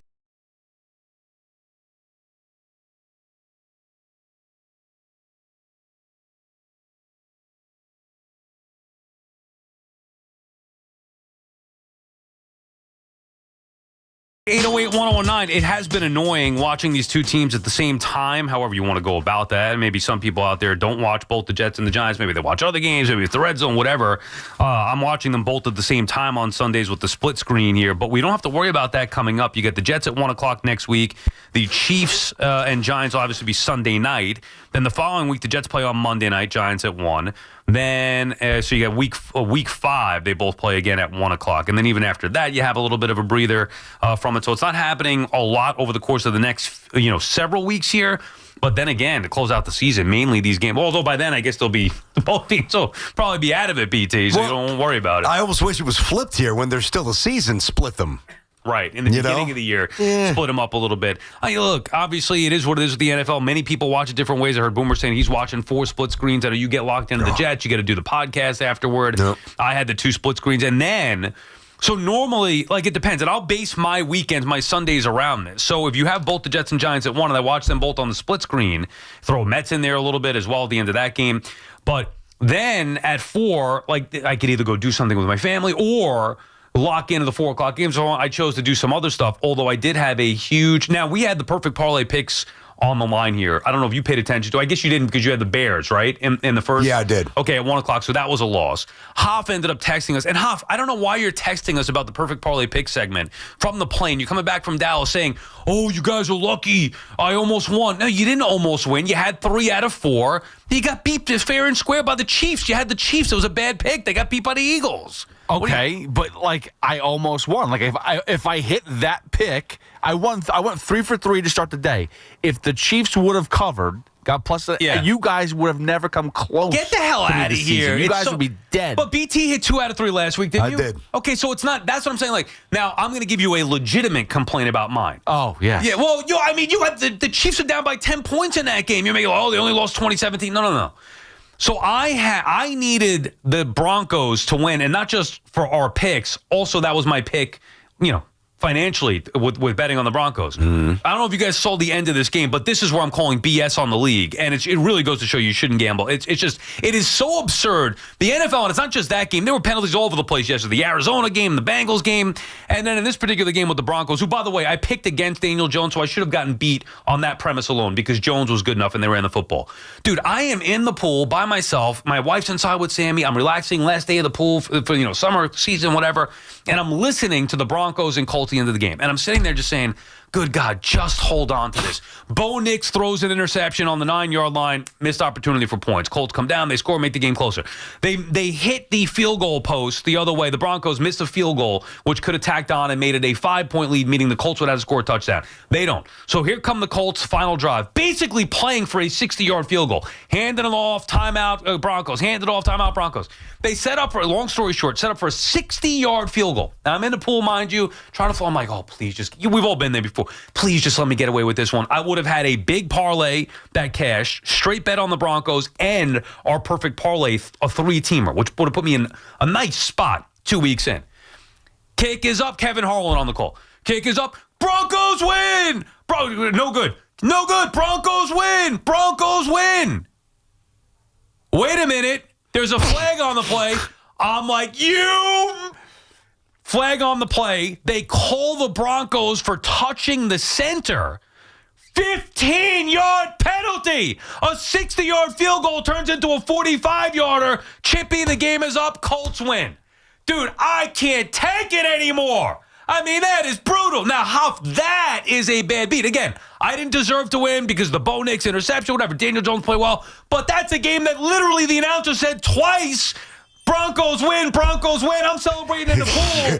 5 seconds later, oh, wait, there's a flag. Oh, wait, what? On that BS call? Dude, that was a disaster. I'm noticing a trend here. You might want to stop betting here, buddy. Last week, Sal comes in, tells us how he got hosed because Josh Allen took a few... 3 knees. 3 knees in a row, and he lost... What was that, a parlay, prop parlay? Well, I don't even know what it was. Parlay. Yeah, and then meanwhile, Josh Allen on the second play of the day, he breaks one for 40 or whatever it was running. Yeah. And then that goes over. I mean, look, everybody's got these stories. I will say that was a horrific. You're going to end the game on that. a 15-yard penalty because they're saying he used leverage on the center, which he didn't. He didn't have any any impact on the play. Is that even I don't think that's reviewable. No, it's not. They were saying right? it's not reviewable. I'm sure now, you're Denver for did that. so many stupid things to cost themselves the game, but that's a bad beat. I'm looking at the Chiefs-Eagles game. Like, the Eagles weren't in control the majority of that game. The refs stink. Did you think that was a penalty on Clemens? Because everybody's unloading on Clemens for the hit on Allen. By the letter of the law. Yep. I don't think it was as bad as I've seen before. I agree, but the problem is the inconsistency to your point. So, and then now it was inconsequential to the game, but then Justin Fields later in the game got popped when he gave himself up and slid. Yeah, I know. And they didn't throw the flag there, and Aaron Glenn was irate. And I didn't really think that should have been a penalty there. I didn't. It wasn't a headshot. Right. And you've got to let him play football a little bit. I thought they were going to throw it though. Well, I thought that they were based on the way the game's officiated now. So I guess I've still got a little bit of that old school mentality. The problem is there's just too much variance in interpretation. Like, one thing that's egregious is called, and then something else that is slight is called, and then in one other game, something that's egregious might not be called, and then something that's slight is called. Like, that's the problem. That's what drives people nuts about football. Yeah, and I don't understand what you're supposed to do. Because if you're a defensive player, now again, Clemens, stupid, whatever, you don't want to keep doing that same thing or pattern over and over again. But if you're a defensive player, what are you supposed to do? You don't tackle the guy that he's going to run. Same thing with Mahomes running up against the sideline. Mahomes can truck a guy running to the sideline because the defender lets up. Yeah, that was last week. I know. Like, what kind of, that's what are we doing I'm here? giving myself up so I don't hit you, and now you hit me. Yeah, and now you truck me and make me look bad. Yeah. And then next time, if he's going to pay the quarterback back, then he's going to get flagged. Correct. Like, it's just not. They need to clean it up. I'm fine with the no blows to the head thing. That's pretty easy to decipher. Your hand hits him in his head. Yeah. Or that's helmet a to helmet, yeah, obviously. whatever, obviously. Yeah, face to the hand or hands to the face. Dude, you can't even touch these quarterbacks. I think it's an impossible sport to officiate. I really do. I mean, baseball's gotten trickier even with the movement on the pitches here, but at least baseball's fairly simple. Out, safe, fair, foul, ball, strike. I mean, the football officiating in the trenches, holding, chop blocks. Oh, my God. Yeah. That's how they do it. Right, but that's the problem is that those plays, which can be judgment, not to mention the stupid plays down the field with the pass interference and all that, they change the outcome of these games. I know they do. That's significantly, and there's a lot of money on the line. Like, the league is built to have parity, so all the games are going to be within a play or two of each other. One penalty can cost you the bet or whatever it may be, or cost you the game. It happens all the time. It's bull crap in a lot of these spots. And you're right, those penalties in particular, the roughing the passer, are just, they're game changers. They are. Momentum swingers. That's why if you're betting for anything other than just pure enjoyment, you're out of your mind. You cannot win. Fair enough, and it's not groundbreaking money to lose, like, for me, but it's also, like, if I'm not winning, I'm not enjoying it. That one was so bad that I'm like, I'm done doing this. Because your point, like 2 weeks in a row, I took brutal loss. Like, it's one thing to lose. I know. I mean, I've lost plenty of bets before. I'm not crying about it. It happens. To lose like that, where last week I thought I had it because literally all my bets went over the yardage. That's it. What could possibly happen? Oh, wait, I forgot. Josh Allen could take 3 knees and lose 6 yards to go under that total. And then this one, the announcer is saying, Broncos win. Broncos win. What? Man, they didn't win. I'm in the pool enjoying. I'm like, yes, I needed that. I let out a yell, gave a good fist pump. I needed that win. Only that. I'm like, I can't believe this is happening again. Wow, boy. Again. I'm looking for a sign to tell me to stop betting, BT. Maybe that would be it. Start betting the Mets. Yeah. Go against them. One of my buddies been doing that successfully, I might add. Has he really? If I were going to bet the Mets, I would have bet them Saturday. And luckily I didn't because they ended up coughing that away. We can get to the baseball coming up in a little bit. We got to get some of that later. Busy day. Yeah, more misery as it pertains to the Mets. Thank God for the Yankees. That's all I got to say. 888-808-1019, the number to call. Yeah, we'll get to it all. Hey, Total Orthopedics, Long Island's premier orthopedic practice, whether it's a sports-related injury or maybe a little more complex than that, Total Ortho has you covered with locations throughout Long Island, Queens, and now West Orange, New Jersey. Don't struggle with pain or injuries. Get fast expert care from the leading orthopedic doctors, including the #1 spine doctor on Long Island. Visit TotalOrthoSportsMed.com and schedule an appointment today. Total Orthopedics and Sports Medicine, the experts at getting you back to being you. It's Chris McMonagle overnights on the Fan, 101.9 FM. A new era of football. Clearly, new head coach, new quarterback, new everything with the New York Jets. Obviously, the beginning of the Aaron Glenn era. Obviously, the beginning of seeing Justin Fields. A new era of Jets football was on tap. Listen to CMAC on demand on Apple Podcasts, Spotify, or wherever you get your podcasts. This is Maggie Gray with an Odyssey Sports Minute. Notre Dame's 0-2 and now ranked 24th in the country, but don't let the record fool you. They went toe-to-toe with 2 playoff contenders and lost by a total of 4 points. No teams played a tougher slate. The margin's razor thin, and if they catch fire, love them or loathe them, the playoff door's still cracked open for the Irish. I'm Maggie Gray. Is your everyday congestion preventing you from enjoying life's big moments? Try Vicks Sinex Saline today and get yourself back in the action. Vicks Sinex Saline instantly clears everyday congestion with a gentle ultrafine mist. Sinex Saline's drug-free, no-mess formula instantly moisturizes and soothes dry, irritated nasal passages for quick and effective relief. Get back to enjoying life's big moments to the fullest without having to worry about everyday congestion holding you back. Just Sinex, breathe, use as directed. Hey, want to hear something great? Right now at Wendy's, you can get 2 of the #1 selling bacon cheeseburger in all fast food, the JBC, plus medium fries and a medium soft drink for just $8. Want to hear something else great? Double the burger means double the bacon. Now that's a game changer. 2 of the #1 bacon cheeseburgers with fries and a drink for just $8. Gotta be Wendy's. Limited time only. U.S. price and participation may vary. Request $8 JBC meal deal to obtain discount. Individual items at regular price. A mix of sun and clouds. High 80. Weather brought to you by Robert Half. Our recruiters' expertise and award-winning AI will find you the skilled candidates you want. At Robert Half, we know talent. Visit roberthalf.com/talent today. I'm Piera Palazzolo, VP of Digital Marketing for the American Management Association, a company focused on the management training skills needed to enhance the careers of business professionals. We did our research when it came to the best companies for website development and chose AmericanEagle.com. And we couldn't be happier. AmericanEagle.com worked closely with us to understand the front and back end requirements needed to launch an e-commerce website that could handle the complexities of running thousands of seminars nationwide. Our robust new website and improved SEO saw immediate increases in site traffic and web revenue. If you're in need of managerial effectiveness and success, visit our website at amanet.org. If you're in need of a website that provides an unparalleled consumer experience, I highly recommend AmericanEagle.com. Transform your business today. Dial 877-WebNow1 for a free digital consultation with AmericanEagle.com. Hear that? That's the beginning of a journey powered by the confidence that comes from driving a vehicle so reliable, it's backed by a 10-year, 100,000-mile limited powertrain warranty. Where your journey ends? Well, that's up to you. Visit your local Kia dealer today. Kia. Movement that inspires. See retailer for warranty details. Always drive safely. Limited inventory available. Get ready for more BT and Sal on The Fan. I'm still going for it, even with higher stroke risk from atrial fibrillation, an irregular heartbeat not caused by a heart valve problem. Over a 3-year study, Eliquis apixaban tablets reduce stroke risk better than warfarin, and over 97% of Eliquis patients did not experience a stroke. A first stroke occurred in 2.9% of warfarin patients versus 2.3% of Eliquis patients. Don't stop prescription Eliquis without asking your doctor. Stroke risk may increase. Eliquis can cause serious and potentially fatal bleeding. Don't take if you have an artificial heart valve, abnormal bleeding, or antiphospholipid syndrome.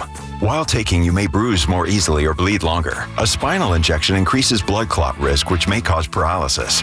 Get medical help right away for unexpected bleeding or bruising, or back pain, tingling, numbness, muscle weakness, or incontinence. Aspirin products, NSAIDs, SSRIs, SNRIs, and blood thinners increase bleeding risk.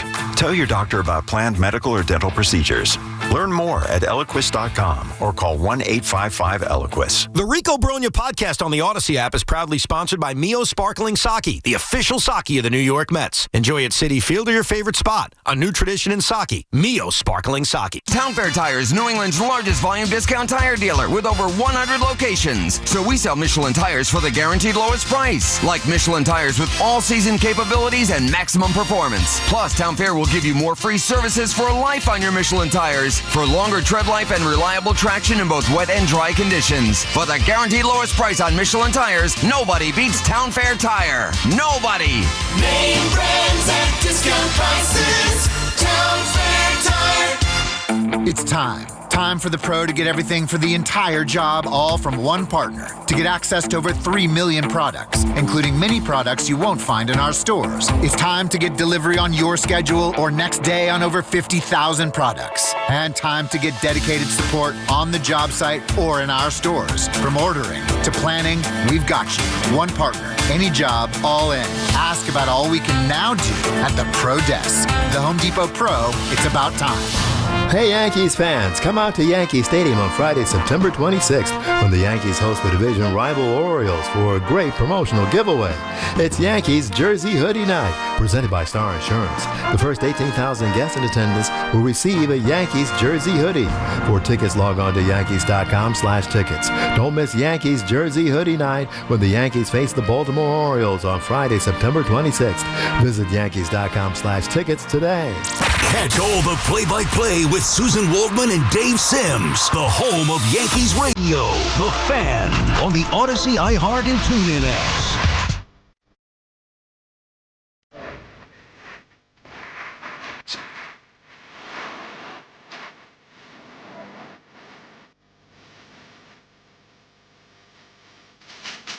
BT and Sal back on The Fan on this Monday morning.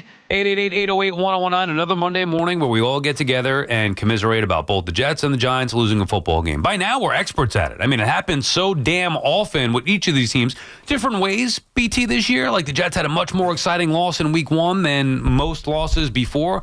Giants yesterday, much more exciting loss. I cannot believe they lost that game. When Russell Wilson hits Neighbors for what should have been the dagger touchdown. Like at that point, I'm thinking, oh man, the Giants going to take a miracle here. And boom, they come right back down, score that touchdown, thinking the game is over, thinking they did it. And then we could evaluate the game from there, but with a win in the win column, obviously. And they, of course, cough it back up. So just another frustrating Sunday for each local team. Well, listen, I don't know what you take away from losing like that. You know, it's easy to sit here and say that there's lessons to be pulled out of a tough loss here, and I guess some of that's true for sure. You get to the facility, you look at the film, you try to get better.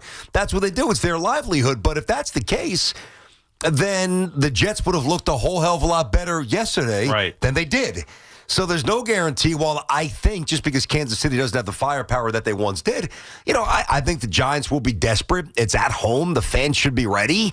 You would think that the Giants have a puncher's chance to hang around and make this a game. But, I mean, there's really no rhyme or reason to tough, tightly contested losses. So the Giants could come out, they can get absolutely squashed. What do you think of the way that they deployed Jackson Dart for his rookie debut or for his NFL debut yesterday? I thought it was weird the way they just stuffed him in there. I don't know what the heck they were doing. Odd. Now, listen, if I'm Russell Wilson, I don't really have anything to complain about because the Giants had to be transparent with him when he came here. Hey, it's a short-term deal for not a ton of money, and we're going to draft the quarterback, and you know what that means. You're now on your fourth team here, and, listen, you'll play, and when we decide you're not going to play, you're not going to play. And I don't think that Russell Wilson really had a lot of options, so it's not like he should be stunned or like when Geno went in for Eli in Oakland against the Raiders back in the day, but he was just wedged in there. It was forced in there. It was kind of odd. Yeah, I don't think Russell Wilson should be upset. I don't think it's about that. It didn't make any sense. Russell Wilson's having a career day, and you need to go with some trick look with Jackson Dart to be able to run the football. That just shows me that the Giants can't run the football. And by the way, I thought Tyrone Tracy was supposed to be their big running back. So he's not even getting the proper amount of carries. Scadaboo's okay. He's fine. He's exciting. Everybody's going to love him. The little bowling ball, the angry runs, all that stuff. But his biggest run came with Dart in there with the RPO look or whatever, and they wanted to fool him to run the football. Of all games, now maybe a part of it was that they didn't want to throw Jackson Dart out there when they felt that they had to. So, hey, let's do it while Russ is having a successful game. So it's clear that it's just a part of the playbook or a different look. Okay, understood to a certain extent. I just didn't. Boy, that's overthinking it. I'm just saying, I didn't feel like that was the right spot for it. You want to tell me week 3, like week 2? That's when you're going to do it? Maybe at home, get the crowd a little excited about it. There's never going to be a perfect time to have him come in and run a few plays when he's not the guy because everybody wants him to be the guy eventually. Nothing to do with Russell Wilson. All the Giant fans want to see Jackson Dart take every snap. They want him to be the guy. So there's never going to be a perfect, let's get him in here in this scenario. I was caught by surprise. They didn't do it all week 1 when we thought that they might, and then they do it yesterday when quarterback's throwing the ball down the field like a Hall of Famer for 400+ yards. Well, listen, I think why you do it, even though I didn't like when they did it, is you get it on film here. And now Kansas City's got to spend some time in practice going over that. So the quicker that you establish that you trust him enough to go to him in a close game and not a blowout, well, no, that's more of a distraction for every opponent that you play. So I agree with getting it on film and now giving teams something to think about. I just didn't like when they did it. That's all I'm saying. BT and Sal on the Fan, 888-808-1019, the number to call. Patrick is calling from Melville. What's up, Patrick? Hey, Pat. Hey, guys, how you doing? I wanted to, kind of wait a week. I didn't want to, just jump on the doom and gloom bandwagon for the Giants. And obviously, yesterday's game was just an incredible, offensive output. If your offense scores 37 points, you got to win the game. This is totally on the defense. I don't know. I mean, Dexter, those guys are, when it came crunch time, they did not make the big stop. And I know you want to blame Dable for this, but Shane Bowen is just not a good defensive coordinator. When they had Wake Martindale, the defense was exciting. This defense is with the horses that you have right now. Shane Bowen? Who had the issue with Martindale and who hired Shane Bowen? No, I get what you're saying. That Dable hired. Okay, Dable. So then, yes, it's bigger. No, I get it. But what I'm trying to say is that, listen, you default to that guy to make the right decision, and he went right into the prevent defense. I mean, and that's the thing. I mean, do you think that all of a sudden, Dable just in that particular thing would have to just run into him and tell him not to do the prevent defense because the prevent defense tells you to prevent you from winning? I mean, he's just not a good coordinator. I understand. Listen, I understand this is like the last hurrah for this regime, but I just think that the defense totally let us down. With the horses that we have on defense, there's no way we should have lost it. We should have lost that game. I agree. And real quick, I think Tom Brady's a pretty good announcer because he basically saw everything that was coming before it happened. When the Giants were literally like, "Oh boy, I wouldn't do this prevent defense here. You're going to give them big chunk yards," and that's exactly what happened. It was Greg Olsen. I think he really. That was Greg. Greg Olsen. He's fantastic. He was nailing it. No, he was right. He was fantastic. Good call, Pat. Yeah, I mean, that's what I said to start the show. The defense. I mean, I understand that there was a lot of breakdowns here, but, the Giants, to me, they had one chance to be, well, I was going to say interesting. The Dart stuff's always going to be interesting, and that was always the main story. Really, story 1, 2, and 3, probably for all of New York football, including the Jets. I mean, Dart's the big story. But the way the Giants were going to be competitive this year and maybe steal a couple of games was with their defense. And if they lost 17-14, 20-17, whatever, 21-20, okay, the offense gave you a chance to win, and the defense just did not play well enough. Yeah, but they gave up so many. It's not just about that prevent defense. The call was focused on. No, I'm not just talking about the prevent. Yeah. Dak threw the ball 52 times. They had 3 sacks. Yeah, I mean, it's 52 dropbacks. By the way, the defense gave him a chance to win in overtime twice, and the Giants failed to get a field goal attempt. Couldn't even get in field goal range, for goodness sake. When the Giants made that stop at first, you're thinking, oh, this game's going to be over. They're getting the ball back here, game over. So the defense did stop the Cowboys twice in overtime. So that's what I'm saying. There's plenty of blame to go around. Obviously, nobody would say the defense has been good. They were getting gashed all day long, whatever, especially in the fourth quarter. In the fourth quarter there, third and fourth quarter, the Giants were getting, fourth quarter, they gave up all those points. Really, third quarter as well. But point is, They also had a chance in overtime, the offense did, to kick a field goal, and they didn't do it. And then you got Dexter Lawrence, competent attitude. Did you hear that? It was a very good question. Yeah, I did see that. I'm like, what are we doing here, man? And he's like, he was almost like beyond stunned why that question would be asked. And then it was a good aggressive follow-up. And listen, when you're in that scrum, it could be a little uncomfortable. The follow-up was very good. Hey, listen, you gave up a lot of yards too. It wasn't just the penalties. So I didn't really understand that. And, Burns did some things. Kayvon made some plays. Did you see Lawrence at all yesterday? No, did you see Dexter Lawrence at all? Yeah. What did he do? I mean, look, we'll talk to Baldy when he breaks down the tape. He was very critical of Lawrence before the week before. He week was. 1. He was. I mean, I could say the same thing. Where was Abdul Carter? Where were all these big names? We saw Burns show up in a big way. Drew Phillips, I know there was some bad there as well, but Drew Phillips making some big plays as well. I mean, not enough from Kayvon Thibodeau, from Abdul Carter, from Dexter Lawrence.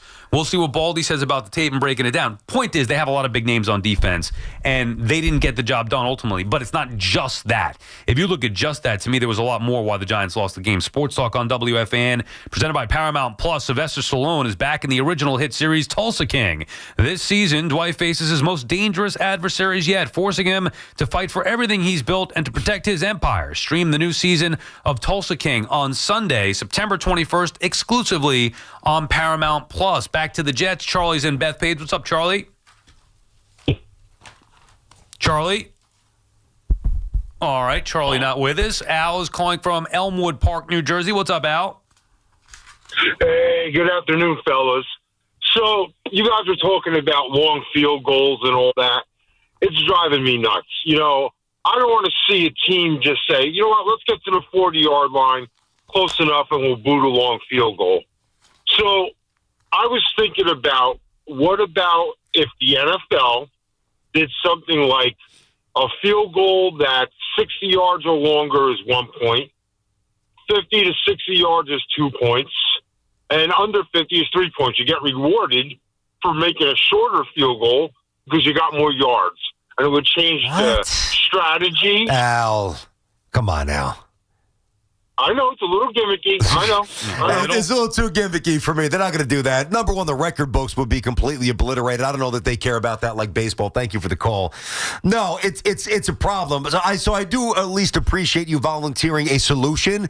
See, here's the thing, though. To think about this, guys. We think about how revved up we get for the NFL draft, right? We spend months, maybe not on our show or on the station, but certainly specific to the Jets and the Giants' needs and who's available, especially if there's a quarterback and one of the teams needs a quarterback. I mean, that's what we think about, right? And then how are so many of these games solved? You got some guy prancing out there, jogging out there, who probably wasn't even drafted. Wasn't even drafted, non-drafted, 7th round. He's on his 4th team. It really is a tough way. I mean, I don't even imagine how I would feel if I was in the trenches banging helmets for 3 hours against these big monsters. Imagine like how they feel, but think about how we feel. It's just, it's not consistent with the effort of the other guys. Like the kicker should not have that much influence and power on a season or a game. You could say that, though, forever. Now, I think it's even more impactful. 100% more. Because of the way that something's got to change. I mean, it's too easy to score points. Way too easy. Come on, man. You can't be exchanging scores like we saw yesterday. I know it's exciting for the Giants because they haven't scored any touchdowns. So to have that kind of barrage is fun. Russell Wilson throwing the beautiful deep ball. That takes away from the excitement of the game, or maybe not the excitement of the game. It takes away from the impact of having those plays when the Cowboys could just do the same thing. Or if you score that touchdown with 21 seconds to go, they could just come right down and kick a 65-yard field goal. What's the solution?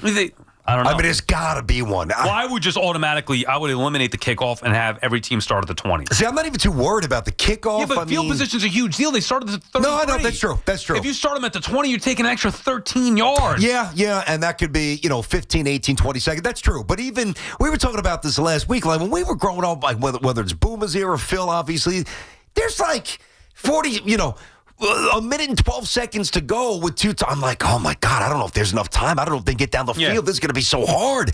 Now you just need 17 seconds at a timeout. Boom, boom, bang, game. BT and Sal on the Fan. We'll reset down with the king topic of the day. Of course, it is both the Jets and the Giants, yet again, both losing. And we'll continue with your calls, 888-808-1019. No matter the season, New York sports never stop.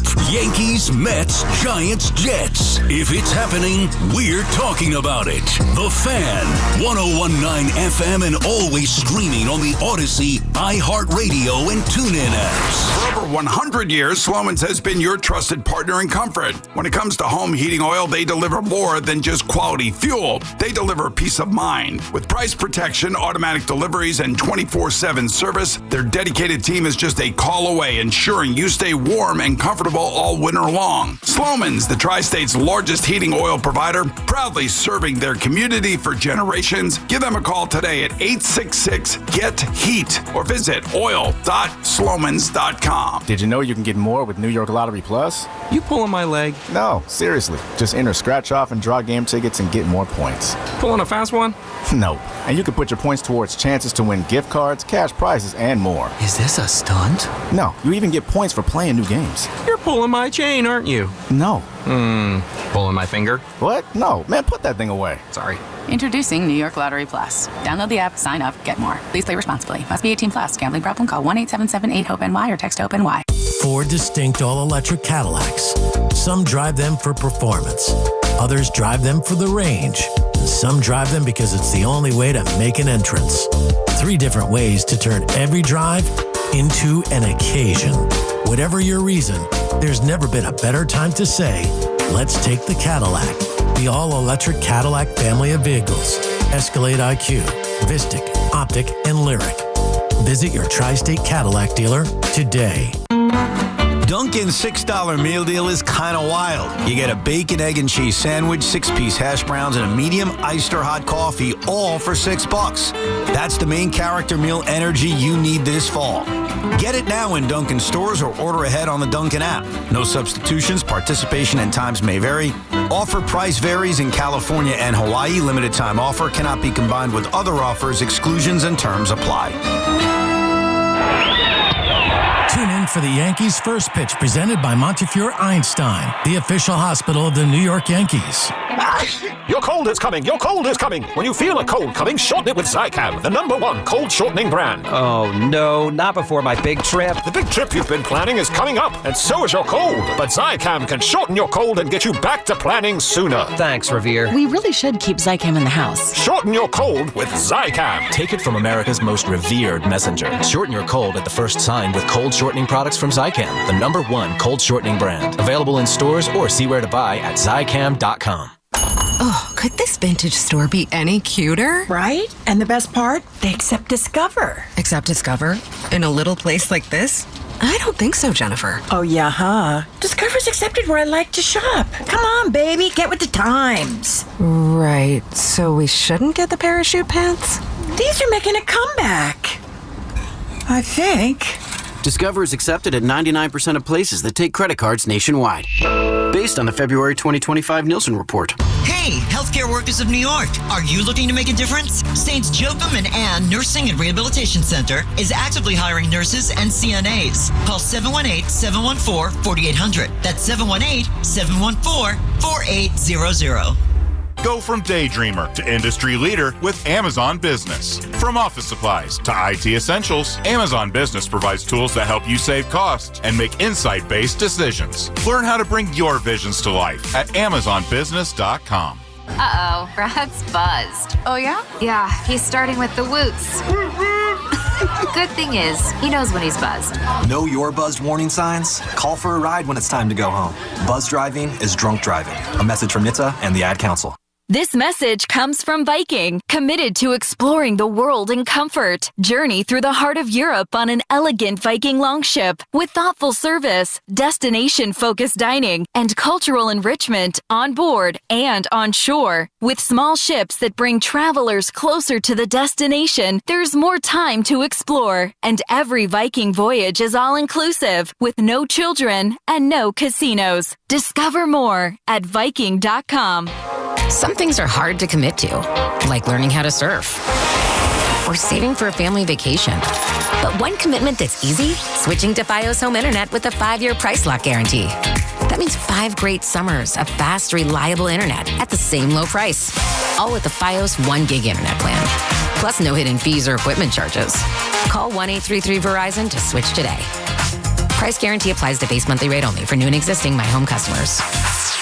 Life's rewarding, especially with Flushing Bank's Complete Cash Rewards program. Just open a personal or business complete checking account to get started. With 29 New York Metro locations, there's nothing easier or more rewarding. Visit flushingbank.com today. Member FDIC.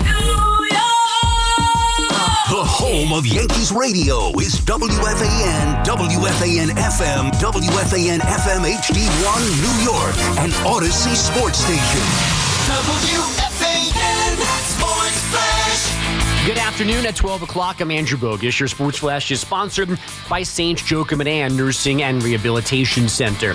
Justin Fields was struggling before getting hurt yesterday. Now the Jets are 0-2 and may not have their starting QB this weekend. Darren Glenn confirming this morning Fields is in concussion protocols. The head coach was then asked when Fields will be back on the field this week to play Sunday in Tampa. It's hard for me as a coach once we get to Friday and you haven't had any reps.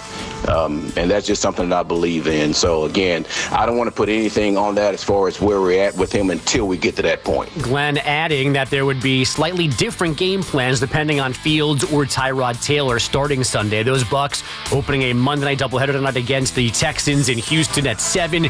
The Raiders host the Chargers at 10. In Cincinnati, Joe Burrow's left big toe injury reportedly requires surgery. He's expected to miss at least 3 months. And the Yankees now in Minnesota for the first of 3 with the Twins. First pitch is 7:40 here on the Fan. The Blue Jays and their 4-game division lead are in Tampa. Fan weather sponsored by Flushing Bank. It's 74 degrees, mostly sunny in Central Park. And that's what's happening. Sports flashes, top of every hour. I'm Andrew Bogish. Talk New York sports.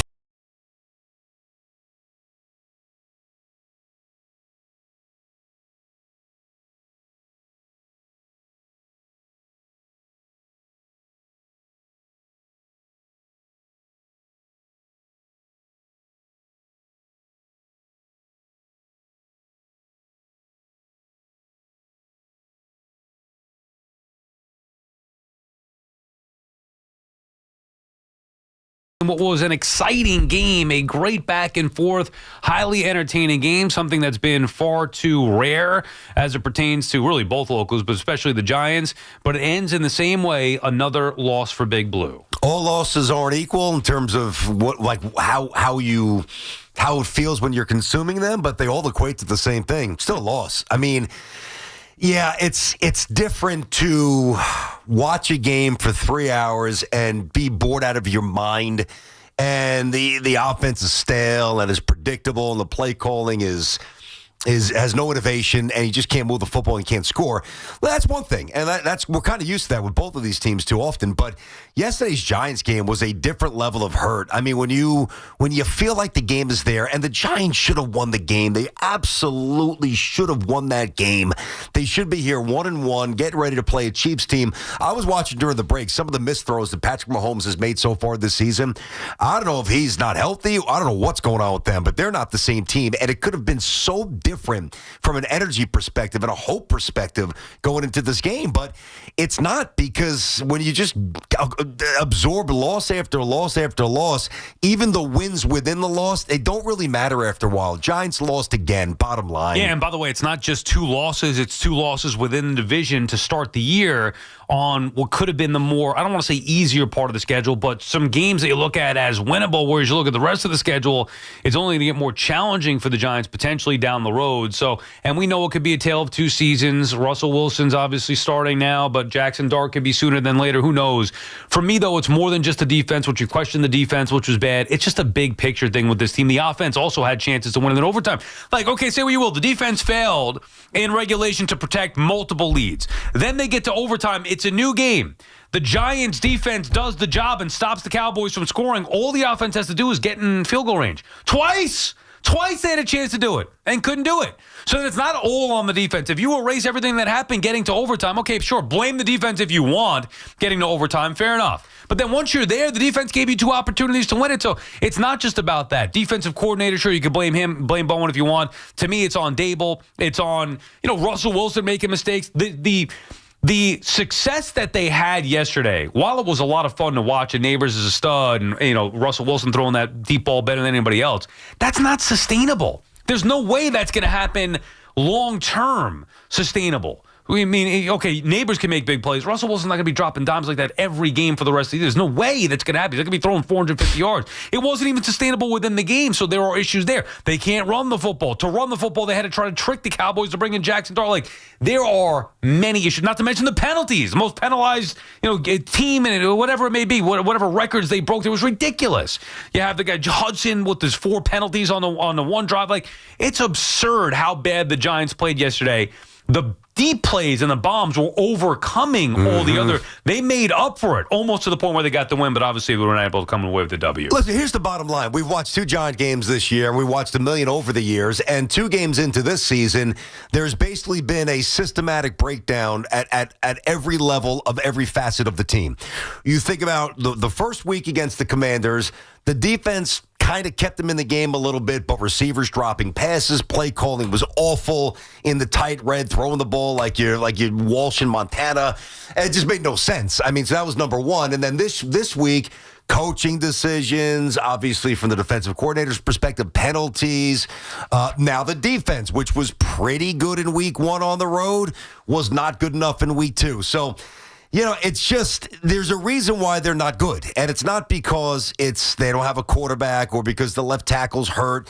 The Giants are not good because basically every facet of their team is not good. It's really like, we can try to overthink this, but when you play football and in 2 weeks, everything shows up bad, that's all you need to know. Yeah, that's where we're at. Speaking of bad, the New York Jets got their clocks clean yesterday after an encouraging Week 1 performance, crashing back down to earth yesterday in Week 2. Well, here's what bothers me about this is that it just felt like every other Jet game that I've watched for a long time, and I didn't expect that. Like most weeks, I do expect that. And most situations with the Jets, I do expect that. All right, they're not going to be able to move the ball today. All right, defense is overrated. I don't know a Jet fan that expected that yesterday. Now, maybe when the game started poorly, 3 and out, bad throw by Fields, who had a wide open Wilson, like, you got to hit that. So already it seems like, all right, we get a different Justin Fields in week 2, or maybe after the penalty by Clemens, or maybe after the Fields fumble, maybe that's when you very quickly said, all right, we've seen this script before. It's one thing to change during the game, which I did. I'm like, there's no way. I knew immediately it was a bad day. But going into the game, I was pretty not confident that they'd win. I just didn't expect that eyesore. And it's disappointing. And it just goes to show you, reinforce, we could sit here and we could throw all the platitudes at Aaron Glenn, and I've done that, and I believe in him, and I mean what I said.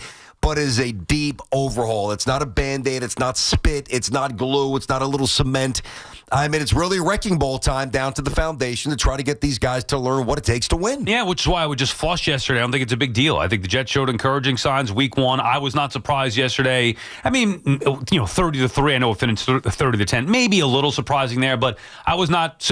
Justin Fields looked like I thought he would look week 1. I was more surprised by week 1 and the way Justin Fields looked than I was yesterday with the result there. But I'm not getting on Aaron Glenn. I mean, yeah, Clemens made some stupid mistakes. Jets had stupid penalties.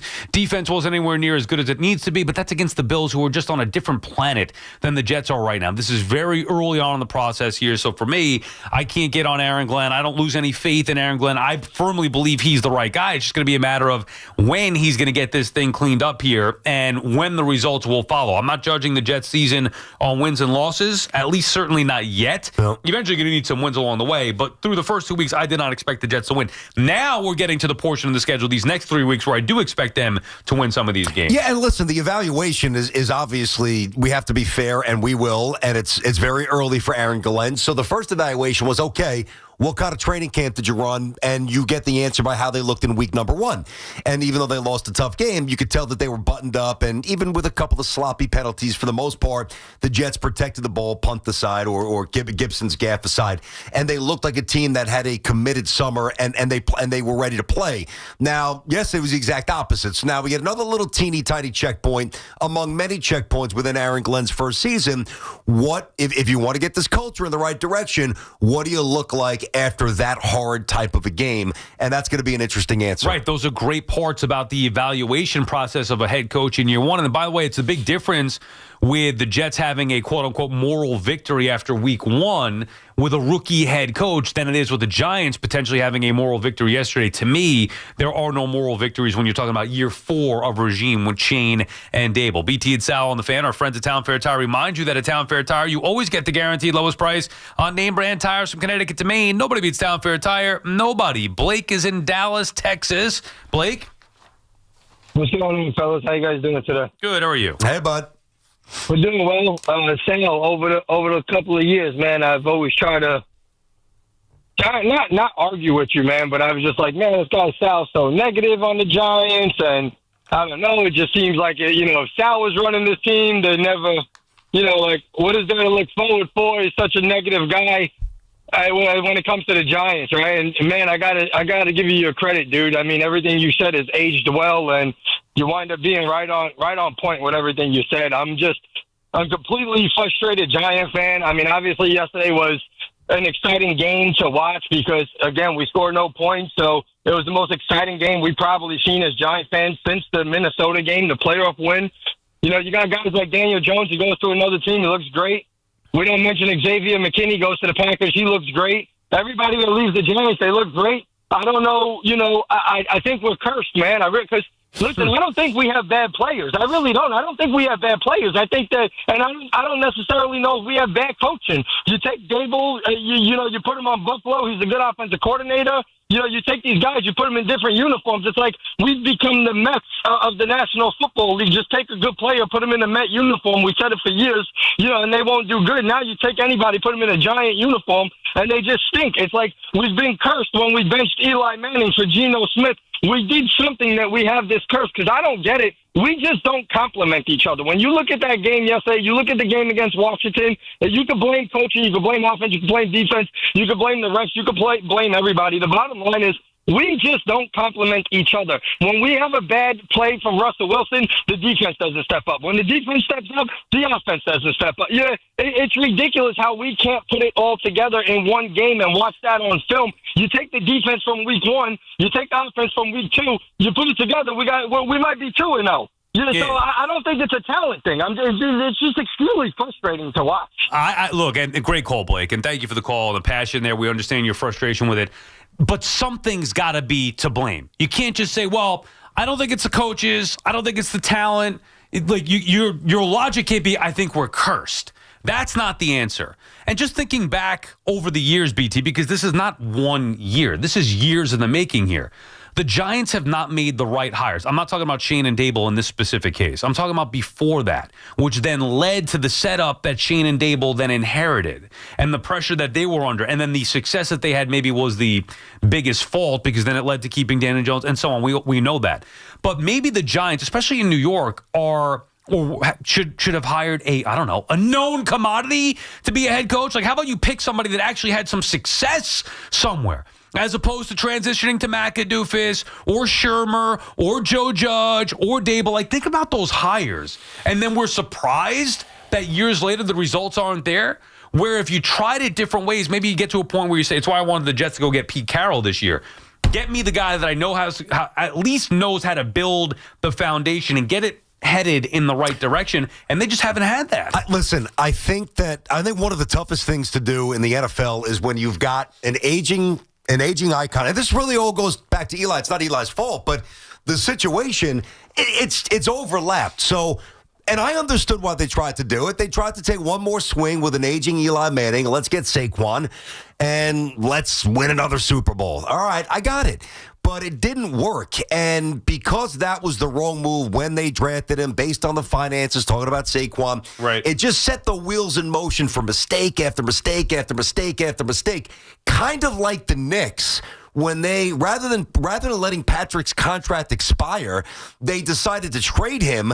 And if you think about that, Glenn Rice and Longley and that situation, that put the Knicks on a 15-ish year, just implosion. And I don't know that there's a complete correlation, but when you try to work around an aging legend, it's not easy. And the Eli stuff was never going to be simple, but in hindsight, it crushed them the way they handled it. Right, and go back even further. I mentioned McAdoofus, but maybe their initial instinct was right. McAdoofus was the right guy. He told them something they didn't want to hear. Yeah. Eli's done.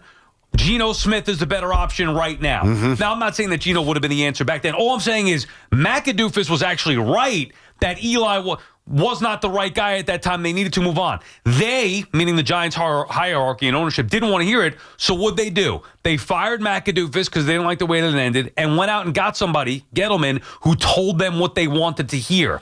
Well, yeah, we could win with Eli. That led to drafting Saquon at a place, and then the whole thing from there. So maybe their initial instinct was right that McAdoofus was the right guy. It was wrong then to ignore what he was telling them, which was the correct thing. And we're not just going back. This is not revisionist history. Like, this is all in real time playing out.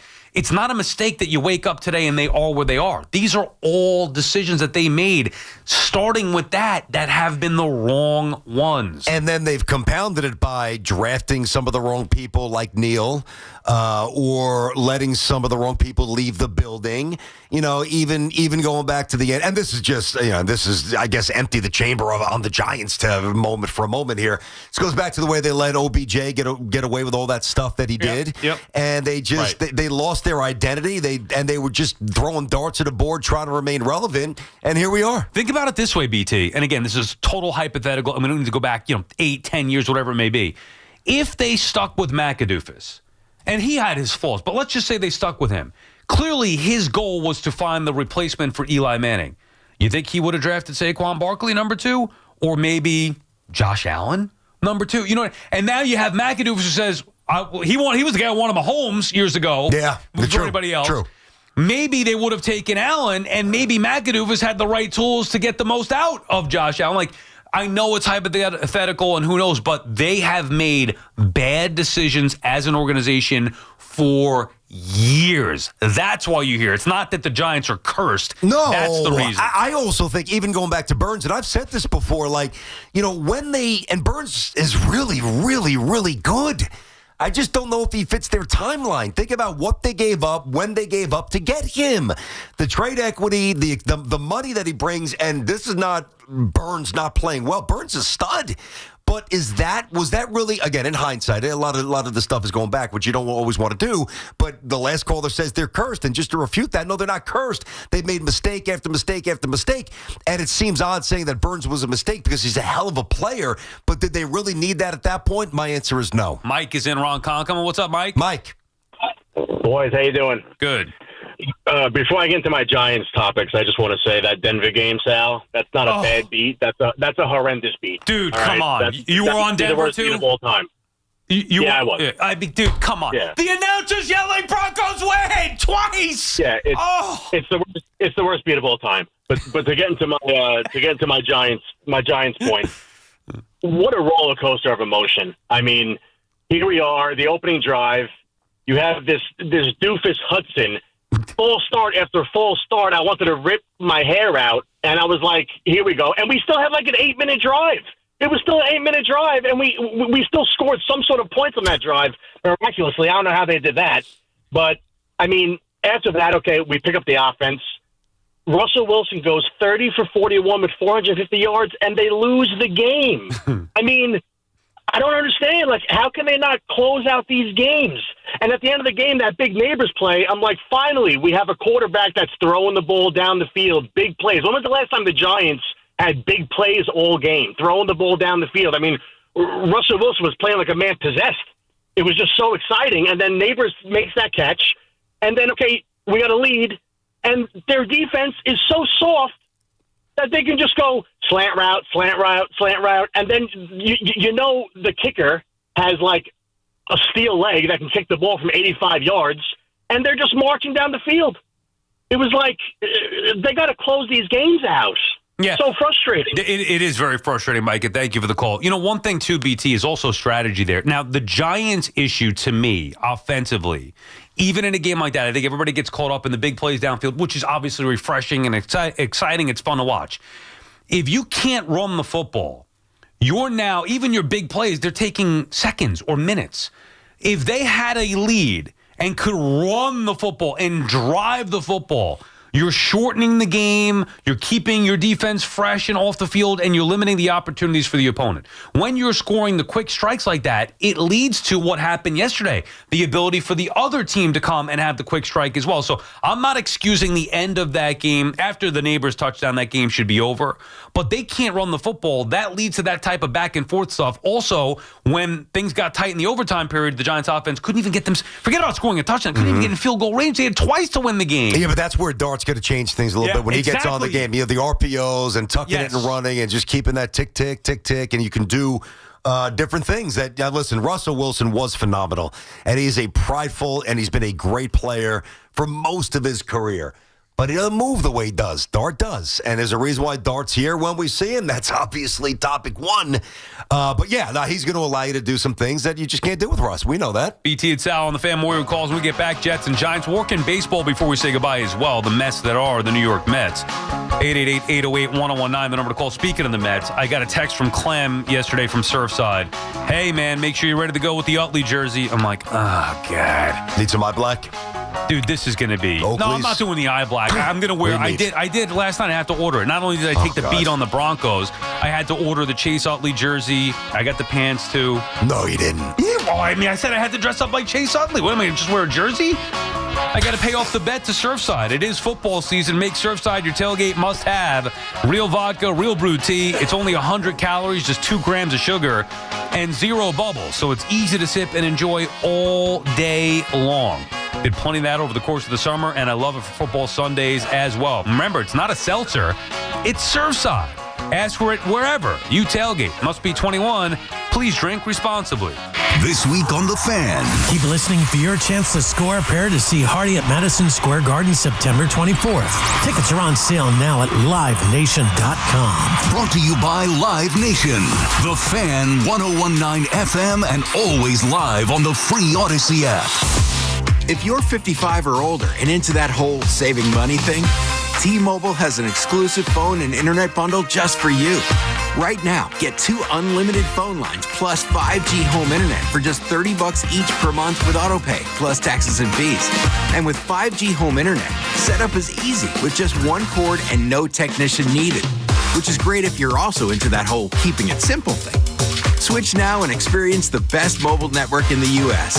Visit your local store to start saving. T-Mobile, it's better over here. Based on analysis by Ookla of speed test intelligence data Q4 2024 to Q1 2025. Ookla trademarks used under license. Unlimited on our network. Customers on voice plan may notice speeds lower than other customers and further reduction if using more than 50 gigs a month due to data prioritization. Video streams and SD on this plan. Home internet pricing after $20 a monthly bill credit plus $5 per line without autopay. Debit or bank account required. See 5G device coverage and access details at T-Mobile.com.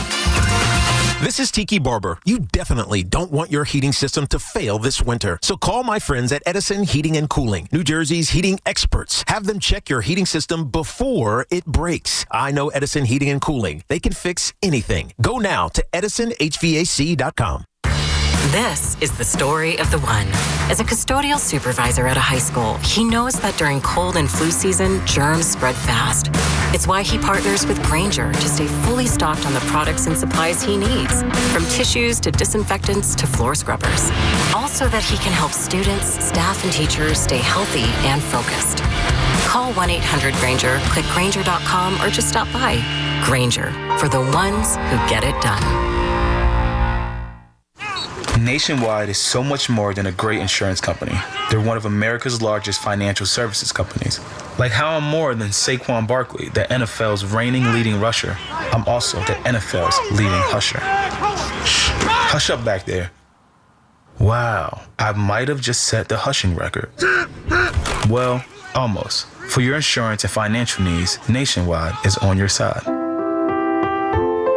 Nationwide Investment Services Corporation, member FINRA, Columbus, Ohio. Game day starts with the right truck, and Arnold Chevrolet has yours. Over 50 Silverado models in stock, from the family-friendly 1500 to the heavy-duty 3500 built to tow, haul, and handle any job. And right now, save up to $7,500 off MSRP. That's right, $7,500 off on select Silverado models. Our loyal sales and management team has been helping Long Island drivers for decades, and this season, we're serving up tailgate deals on our full lineup of trucks and SUVs. Visit Arnold Chevrolet in West Babylon or online at arnoldsautos.com. Because nobody discounts like Arnold. Include Chevrolet, select market purchase, loyalty to qualify.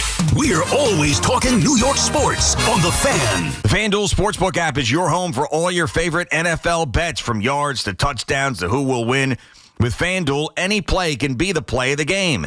FanDuel has given all customers a 50% profit boost token tonight on either game of your choosing. For tonight's games, you can build a same-game parlay with a player you like for an anytime touchdown, over receiving yards on your favorite receiver, and whoever you like as a quarterback over passing yards. So make FanDuel your go-to app for any snap. Just visit FanDuel.com/Gio, that's G-I-O. Play your game with FanDuel, an official sports betting partner of the NFL. We just love the app around here. It's safe and secure, and when you win, you get paid instantly. FanDuel Sportsbook is also the official partner of WFAN. 21 and over and physically present in New York. Opt-in required. Bonus issues now. Drawable profit boost tokens. Restrictions apply, including any token expiration and max wager amount. See terms at sportsbook.fanduel.com. For help with the gambling problem, go 877-8-HOPE-NY or text HOPE-NY 467-369. You can't count on much these days, but you can always count on Sundays with the NFL on CBS and Paramount+. Watch your local NFL game live every Sunday this season, all the way through the AFC Championship game. Visit ParamountPlus.com/NFL to get started today. Our transportation, water, and energy infrastructure is critical. But did you know that those projects are built by the local 825 operating engineers and their contractors? They even built MetLife Stadium and the stadium before that. That's why their advocacy organization, ELEC, the Engineers Labor Employee Cooperative, fights for those priorities every day. That's ELEC, representing the hardworking men and women who build New York and New Jersey. Hear that? That's the beginning of a journey powered by the confidence that comes from driving a vehicle so reliable, it's backed by a 10-year, 100,000-mile limited powertrain warranty. Where your journey ends? Well, that's up to you. Visit your local Kia dealer today. Kia, movement that inspires. See retailer for warranty details. Always drive safely. Limited inventory available. Town Fair Tire has the area's largest inventory of name brand tires at discount prices, including Michelin tires, which give you the perfect match. A relaxing driving experience from your vehicle, along with all-season design for superior performance that stands out from the crowd. And Town Fair stands out from other dealers with a guaranteed lowest price on Michelin tires and gives you more free services for life than anywhere. Nobody beats a Town Fair tire deal. Nobody. Name brands at discount prices. Town Fair Tire.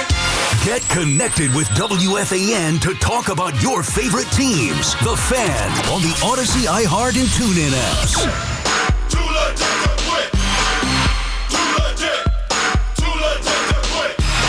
Nonsense. I'm quitting. I can't take it. BT and Sal back on the Fan. 888-808-1019 is the number to call. You know, one thing before we get back to the calls here, BT, we'll do the Mets or baseball next hour, but certainly got to vent about the Mets for a second here. One issue that is really bothering me, and I know people have brought this up for a while. My buddy Jimmy Train is always on it for the SI Media podcast. I'd be curious to get your take. I think you're going to be in line with me, but I don't know. The one thing that I think is so unnecessary, and it hurts to me, the broadcasts of these NFL games, is the rules analysts that come on. Because that, I feel like, is forced, where they just have these guys on. Like, we could see they did it yesterday, Nance and Romo, where you could see that Allen got hit. I forget the exact play. It might have been the Clemens play. Whatever. It was early on. I think you could see Allen got hit. And they were like, yeah, Jim, that's, obviously the call right there it's an easy one. Well, then why are you going to Gene Steratore or whoever it is, I don't even know, or Pereira, whatever. Why are you going to these guys in a spot? You're forcing the issue. Get out of the way and let the guys that you're paying $40 million a year, Nance and Romo, let them do the broadcast. Has that gotten in your way of enjoying some of these games, the rules analysts? No, honestly, not as much. Not as much. I think that, first of all, they're paying them a lot of money, so like anytime it's like 50-50, like even if it's fairly obvious what the call is, if it's right or wrong, they do kind of inject them in there. I don't mind it. I don't know. I have this ability to kind of tune out the broadcast, although I don't do it as much with Romo, which is very weird because I used to love him when he first started. Very odd how I don't love the way he calls the game anymore, and it's happened pretty quick. But, when people complain, even going back to like Buck with the Yankees and McCarver, and like I don't, for whatever reason, that doesn't infiltrate my mind. I watch the game. If it's a great announcer, they enhance it. If they're horrendous, they make it worse. But if they're somewhere in between, I just really don't listen to them. But the rules analyst specifically, to me, it's forcing it. Like, I don't need him to explain what's going on. Maybe there's going to be a specific play that's big drama and nobody knows what's going on. Then you could go to him for an explanation. If we could all see it, yeah, that was a late hit because he got his hand in the face. Like, I don't need you to go to the rules analyst to regurgitate what you got, what Nance and Romo, just example, it could be any team, what they just said and what we all just saw. Like, yeah, you're confirming it.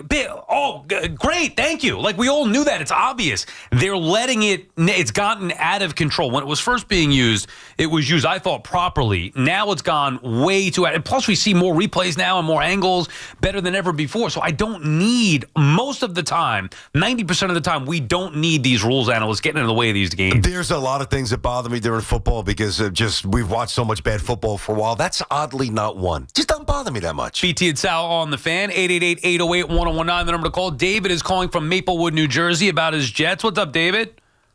Hey, how's it going, guys? How's your afternoon, all right? Yeah. But, the Jets secondary, I'm 68 years old, and I sat and watched the Super Bowl with my dad when he was alive. and I had a shrine for Joe Namath on my wall. I mean, I literally had probably 1,000 pictures there. Anyway, the secondary is still not tackling. They're not covering. I think Gardner's a bust to me for what they pay him, especially. And they just don't make tackles. There's three guys surrounding the receiver. Yeah, I don't like it. Their secondaries, their third level stinks. It is not good. I told you this day that it wasn't going to be good coming into the season. I mean, you know, the one corner spot is going to be a problem all year. The safety is going to be a problem. Safety is going to be a problem all year. You know, and the play with Sauce where you get a free run of Josh Allen. I understand that Josh Allen's got 50 pounds on Sauce Gardner, clearly, but you got a free shot at him. And you've got that strength and that size disparity. Why are you trying to tackle him upstairs? I mean, that's a lack of awareness to me. You know, when he breaks free, you got to go for the legs. That is basic stuff. So Gardner he's a frustrating player in the sense that he really is talented. We know that.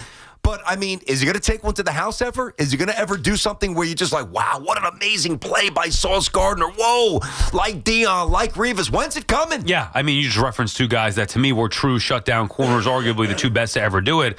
Now, Sauce is nowhere near that level of player, but I think he thinks that he is. And a lot of Jet fans have been saying for a while that he thinks that he is. I've been saying that he's overrated dating back to last year. This year, to me, is not the year to be getting on him yet. It's been 2 weeks. Obviously, different type of defense, the way that he's being utilized.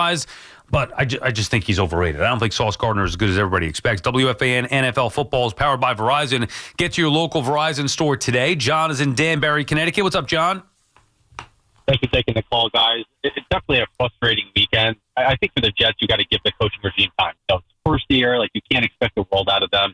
You know, it is what it is. They definitely get a pass, in my opinion. But for the Giants, like, you know, the first game after that first loss this year, I felt bamboozled after the next day when I woke up.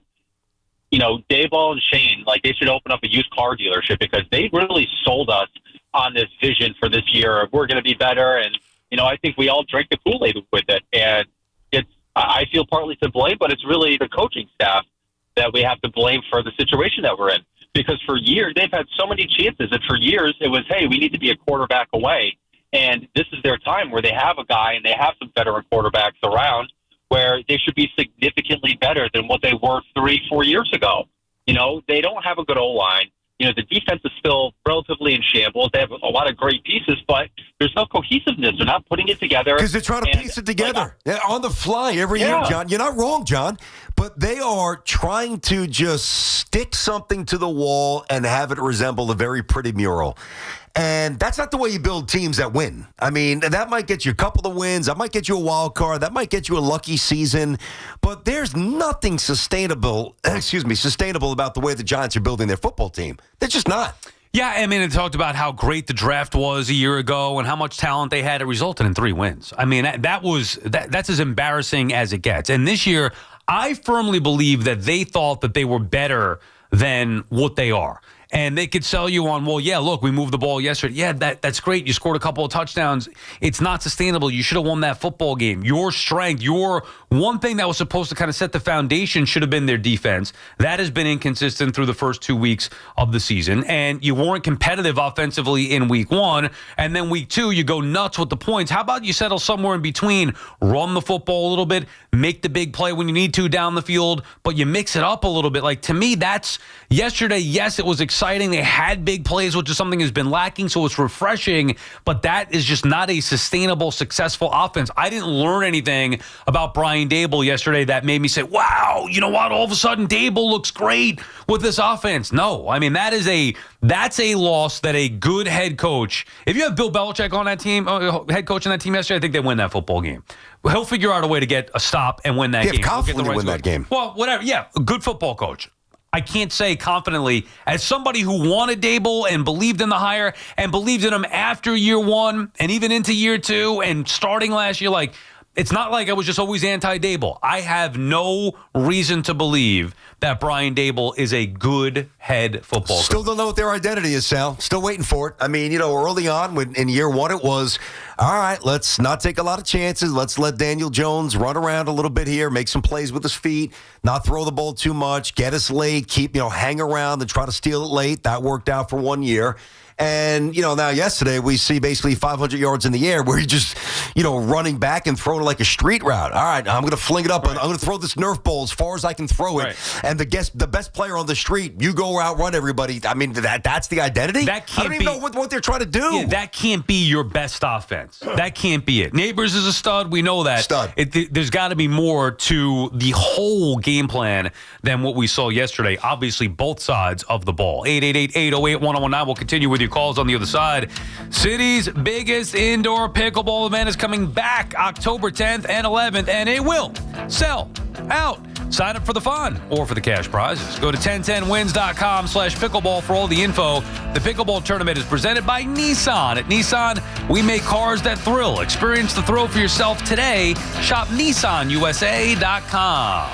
It's Boomer and Gio, mornings on the Fan, 101.9 FM. I went back to look at Justin some of his games that he had played in Chicago and Pittsburgh. I mean, he had some really good games. I mean, but this game was a game where, he only threw 22 times.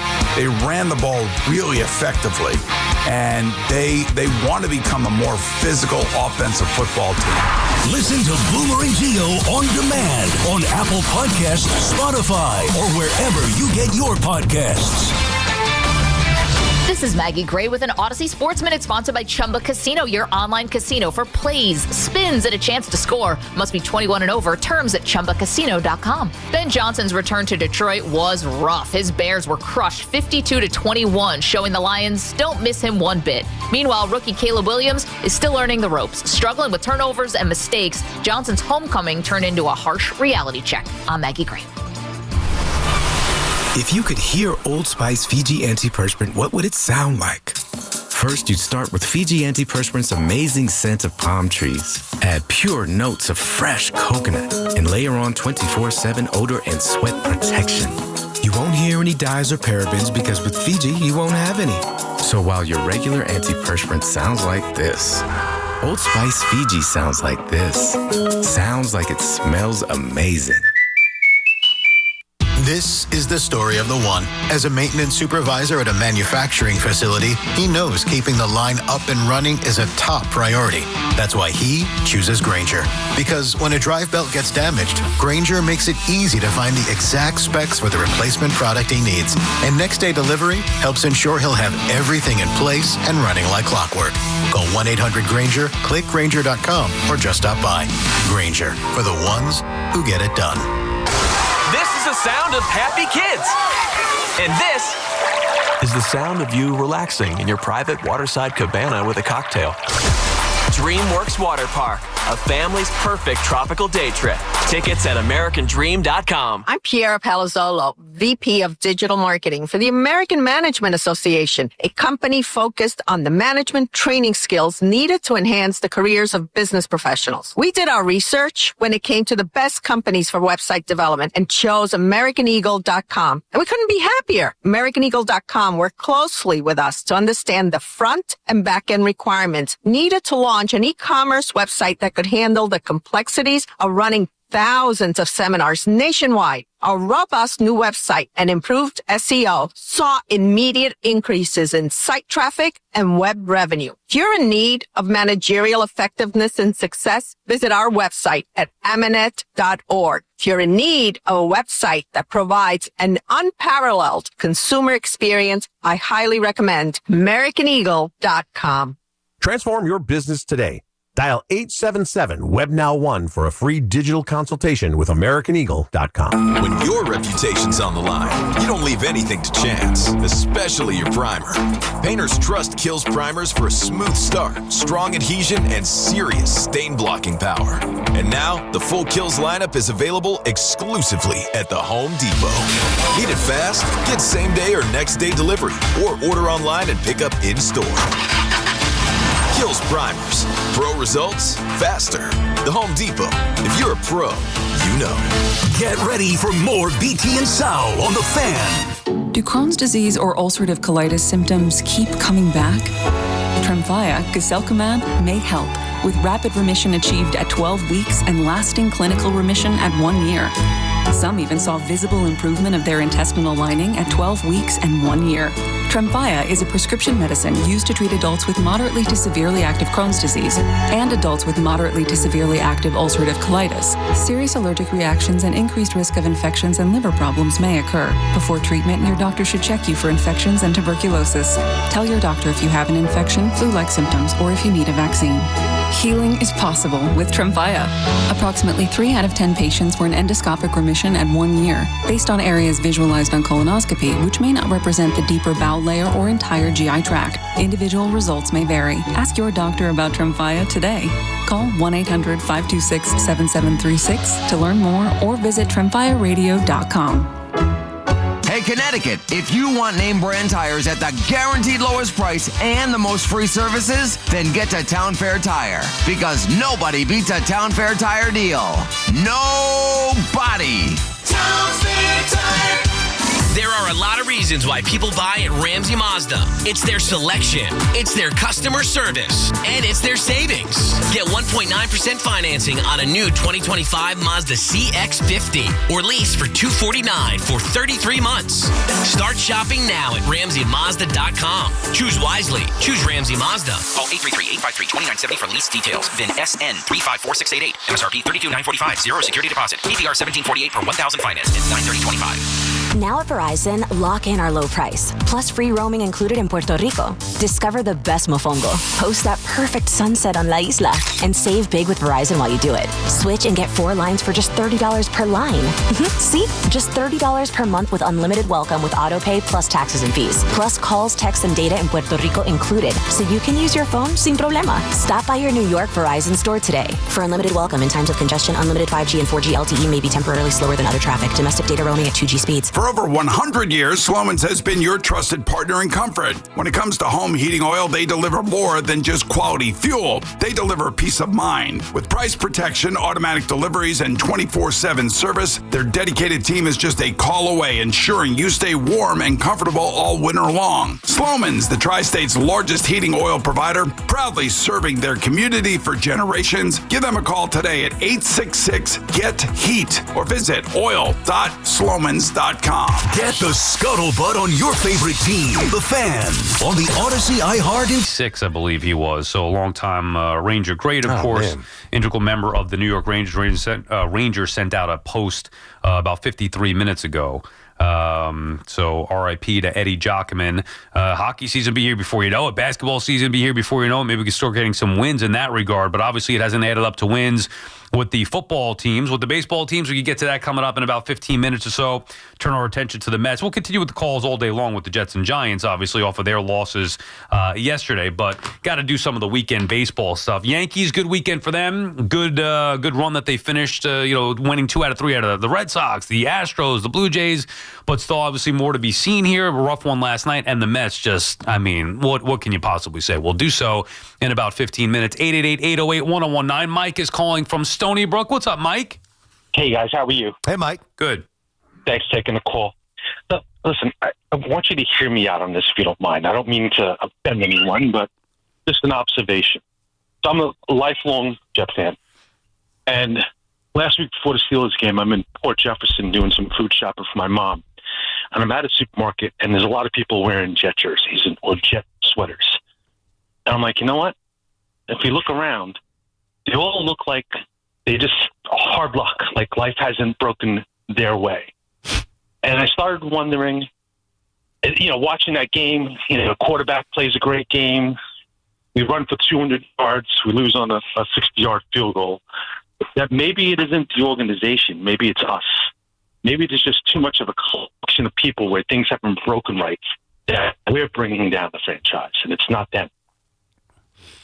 I mean, Mike, you can't believe that. I'm trying to give it some Can you credence explain here, anything else? Yeah. I mean, I can. Our quarterback rips his Achilles twice. Vinny Testaverde and Aaron Rodgers. We know the history, Mike. I can explain it this way. Bad franchises continuously make bad decisions, which lead to bad years, which lead to bad decades, which, if this doesn't stop, is going to lead to a bad century. Right. The point is with the Rodgers one specifically, like the Testaverde one, bad luck. Okay, fair enough. But even then, you could say that they did not, as an organization, put themselves in the proper spot, meaning that they had to go out there and rely on an aging Vinny Testaverde. Same thing with the Jets with Rodgers. Like, I wanted Rodgers. Everybody wanted Rodgers. We were all excited for it. Some believed it was going to work. Some didn't. Either way, it was exciting. But the fact that the Jets put themselves in a spot to rely on Rodgers, clearly past his prime, a quarterback older, than in his prime or his rookie seasons, that led to it. Not a curse, not bad luck, not downtrodden fans. Like, it added up to Rodgers, his age and trying to escape because of a bad play by the offensive line, whatever it may be. There are reasons for it other than just being cursed or a franchise that can never get out of its own way because of bad luck, whatever it may be. Oh, God. I understand why people would think that to an extent, but because you almost have to place it at the doorstep of something. Otherwise, you just lose your mind. But, I mean, they've tried to find a quarterback the shortcut way for a long time. And, even when they brought in Boomer, and then obviously they gave Neil O'Donnell $25 million, and then Vinny was not even the starter the first couple of games. Vinny did not start. When the Jets went to the AFC Championship game back in 1998, Glenn Foley was the starting quarterback in the first two games. Then Vinny took over. And then obviously the Favre stuff and the Rodgers stuff. Like, when you are not good, you look for unconventional methods to save you, and that's how you make it worse. Well, also the conventional ways weren't working either. Mark Sanchez, Sam Darnold, Zach Wilson. They've tried it many different ways, so I could understand the frustration. However, it's not cursed. I mean, people were probably saying the same thing about the Bills. Oh, they go to 4 straight Super Bowls, can't win a Super Bowl, and then after Jim Kelly leaves, the Bills suck for however many years. All right, I mean, Tyrod Taylor, until they got Josh Allen, and they happen to, I was going to say get lucky, but they put themselves in the right spot as a franchise, made the right hires, selected the right players, and built it the right way. And still hasn't resulted in the Super Bowl, by the way. Not even a Super Bowl appearance. But at least you feel like you're better off having Josh Allen than not. So there's ways to go. There's a long way to go here. I just don't like they're cursed type. I never lean into that. So the Jets and Giants are cursed? I mean, come on. Maybe New York is cursed overall. Mark is calling from Midland Park. What's up, Mark? Hey, guys. How you doing? A couple of things. Number one, I know everybody says get aggressive and go for it, but when he went for it and 4th down there and he didn't kick the field goal that early, think about what the points would have done, would have changed, how you're going for things. They were down 4, had to go for a touchdown. I was just so dumb. I didn't understand that. I'm like, take the 3 freaking points and move on. And all the points would have been totally different through the whole game and the way they would attack things. They probably would have won the game. So that was number one. Yeah, but Mark, you can't say that because everything would have played out differently. Also, as somebody myself who is a big take the points guy, today's NFL is not about taking the points. That's just the way that it is. So yes, in hindsight, you could look back, or even in real time, you yourself could say, "Oh, take the points." Others, I said it right away. Yeah, no, I get it. That's fine. I just hate it. Just kick the fucking field goal. We suck. That you can't say. And they were. Look where we are. Yeah. Mark, I respect the frustration, my friend. I respect it. He was not happy, obviously. He said something we had to get rid of, but bottom line is he wanted to be able to kick the field goal. He did.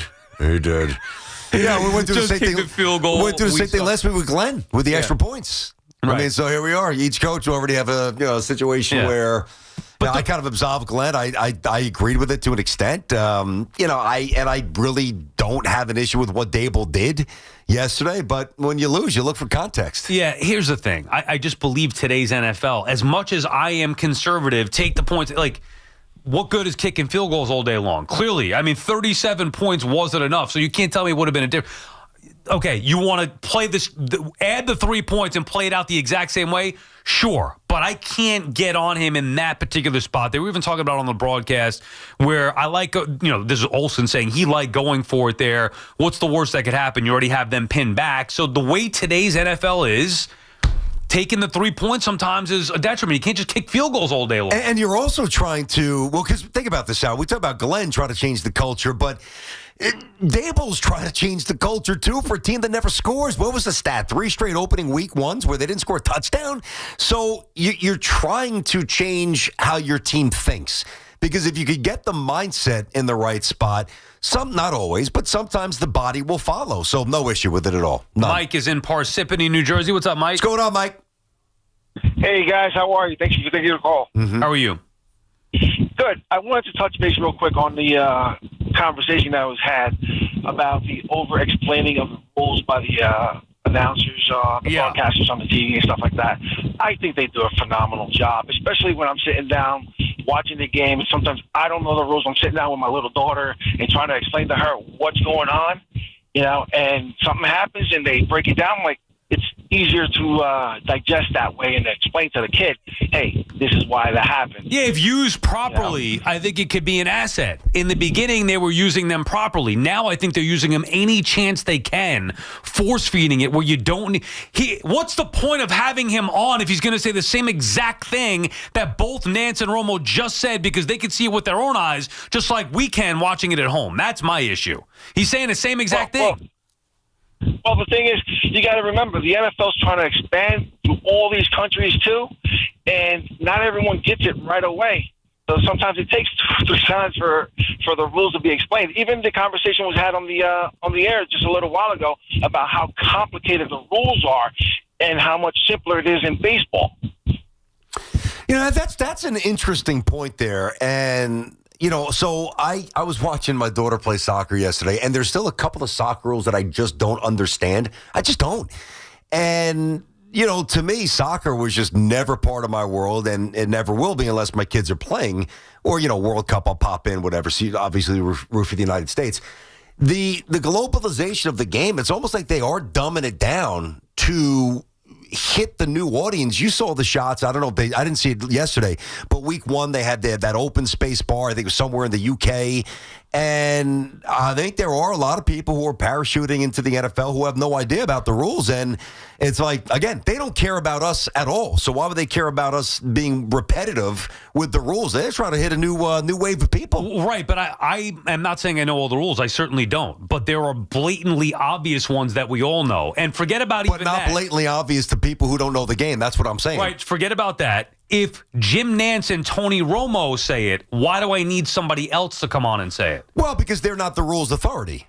But Jim's the play-by-play guy, and Tony played. Now, they're not always right. Generally, the former player is going to get you in the right direction of the rule if they take any pride in their job. Because they get film on this before the year. If we see a replay with, just example here, Josh Allen getting hit in the face by a hand, whatever, Clemens, whatever it may be, and we all know what that means. Like, everybody knows what that means. Everybody. You can't hit the quarterback above the helmet or in the helmet area, in the face area. Even if we don't, Nance says it because he knows that rule. Romo says it because he knows the rule. Then we see the replay and they say, oh, yeah, you could see right there, Jim, Clemens' hand clearly hit Allen's helmet. That's the flag. Well, why do we bring in Gene Steratore to let us know what happened there? Gene, what'd you see? Yeah, guys, just like you said. I saw his hand hit the helmet, therefore they threw a flag. Okay, thank you, Gene. Like, that's what's happening more often than not. That's what I'm talking about. I understand what you're saying, but there's sometimes there's variance there. And listen, I don't know. All right, so think about this. You have money on the game. You just have a one-sided root. I don't mean you, anybody. You've got a rooting one-sided interest there. Maybe that's, like, I think that they're probably overthinking it, and maybe even I'm overthinking it here, but I think that that's their way of saying, hey, we're on the up and up here, so there's no broadcast team that's trying to be, one-sided. This thing is not scripted. We're not trying to lose your money and screw you with betting. It's probably just, here's the rules, guys. It's the right call. We're good. We absolve ourselves. We're good. Maybe fair enough bringing it on by, although he does work for CBS in this or Fox, whatever network it may be. BT and Sal on the Fan. We'll continue with your calls. We'll get to the baseball when we come back. Obviously, a rough weekend for the Mets, although they did find a way to end the losing streak. We'll get to that on the other side. New York sports is more than a game. It's a lifestyle. WFAN is the only place where Yankees, Mets, Giants, and Jets fans come together and sound off. I like Soto. I mean, I like his attitude. The Fan, 101.9 FM, and always streaming on the Odyssey, iHeartRadio, and TuneIn apps. Hey everyone, Boomer here. I had a tomahawk steak last night that was absolutely cooked to perfection. Now, you already know how it was done with the Chef IQ Sense, the wireless thermometer that eliminates under or overcooking your chicken, fish, or meat, whether you're cooking on a stovetop, oven, or grill. It is built to withstand extreme heat, and the app alerts you when to take the steaks off the grill and even when to flip them. Order the newly released 3rd generation Chef IQ Sense right now at chefiq.com and make sure to put the code word Boomer in for 20% off. 4 distinct all-electric Cadillacs. Some drive them for performance. Others drive them for the range. And some drive them because it's the only way to make an entrance. 3 different ways to turn every drive into an occasion. Whatever your reason, there's never been a better time to say, let's take the Cadillac. The all-electric Cadillac family of vehicles. Escalade IQ, Vistic, Optic, and Lyric. Visit your Tri-State Cadillac dealer today.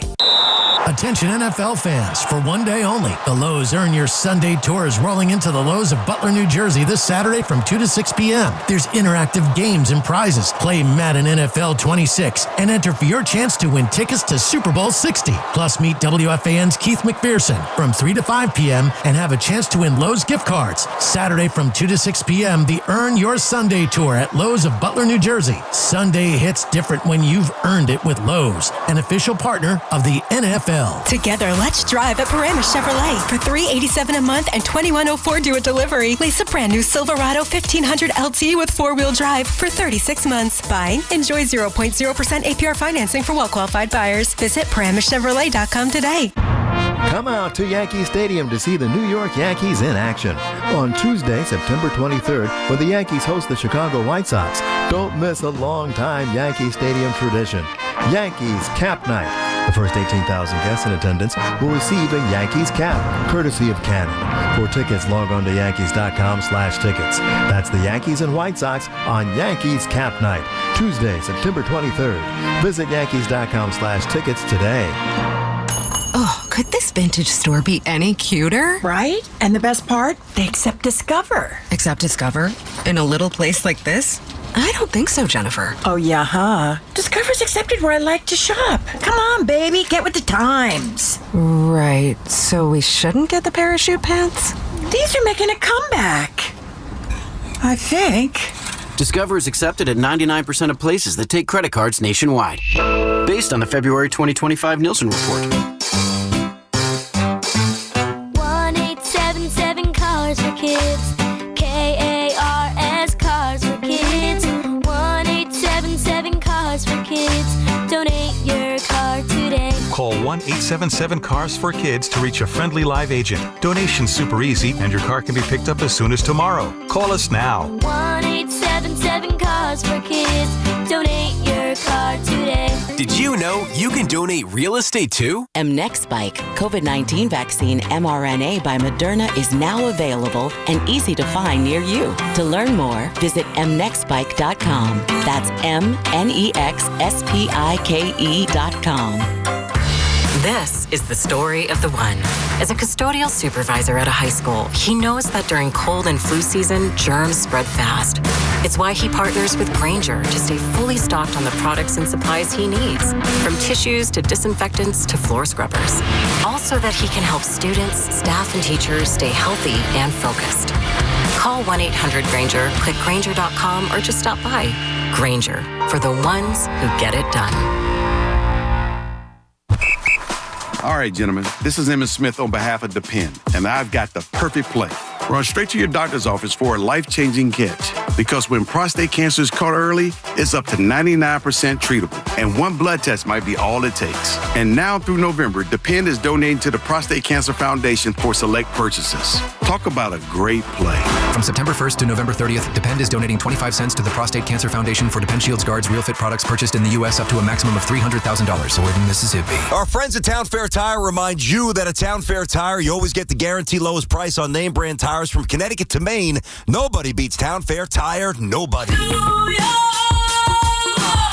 Wake up with Boomer and Geo. Mornings 6 to 10 on WFAN, WFAN FM, WFAN FM HD1, New York, and Odyssey Sports Station. WFAN Sports Flash. Good afternoon. At 1 o'clock, I'm Andrew Bogish. This Sports Flash is sponsored by Motion Sports Medicine. Living in New York is not a spectator sport. Don't let pain keep you on the sidelines. Get back to what moves you with Motion's expert physical therapists. Most insurance is accepted. Schedule an appointment at motionptg.com today. The final 2 weeks of baseball's regular season are here. You know the Yankees situation. 4 games behind the Jays in the division. A game and a half better than the Red Sox atop the wild card standings. This road trip now takes them to Minnesota. First of 3 with the Twins at 7:40 here on the Fan. Carlos Rodon and Simeon Woods Richardson on the mound. Those Jays are in Tampa. The Mets, meanwhile, are off today before 3 with the Padres, who are still trying to catch the Dodgers in the NL West. The Reds tonight in St. Louis, while the Diamondbacks host the Giants. So those wild card standings will change somehow this evening. Justin Fields officially in concussion protocol, so the Jets will prep Tyrod Taylor to play Sunday in Tampa. Aaron Glenn said this morning Fields would have to be back at practice by Friday to have a chance to play this weekend. And Rangers legend Eddie Jacquemin has passed away at 86. The Hall of Fame goalie earned 267 of his 290 career wins with the Blue Shirts. Fan weather is sponsored by Moderna. It is 75 and sunny in Central Park, and that's what's happening. Sports Flashes, top of every hour. I'm Andrew Bogish.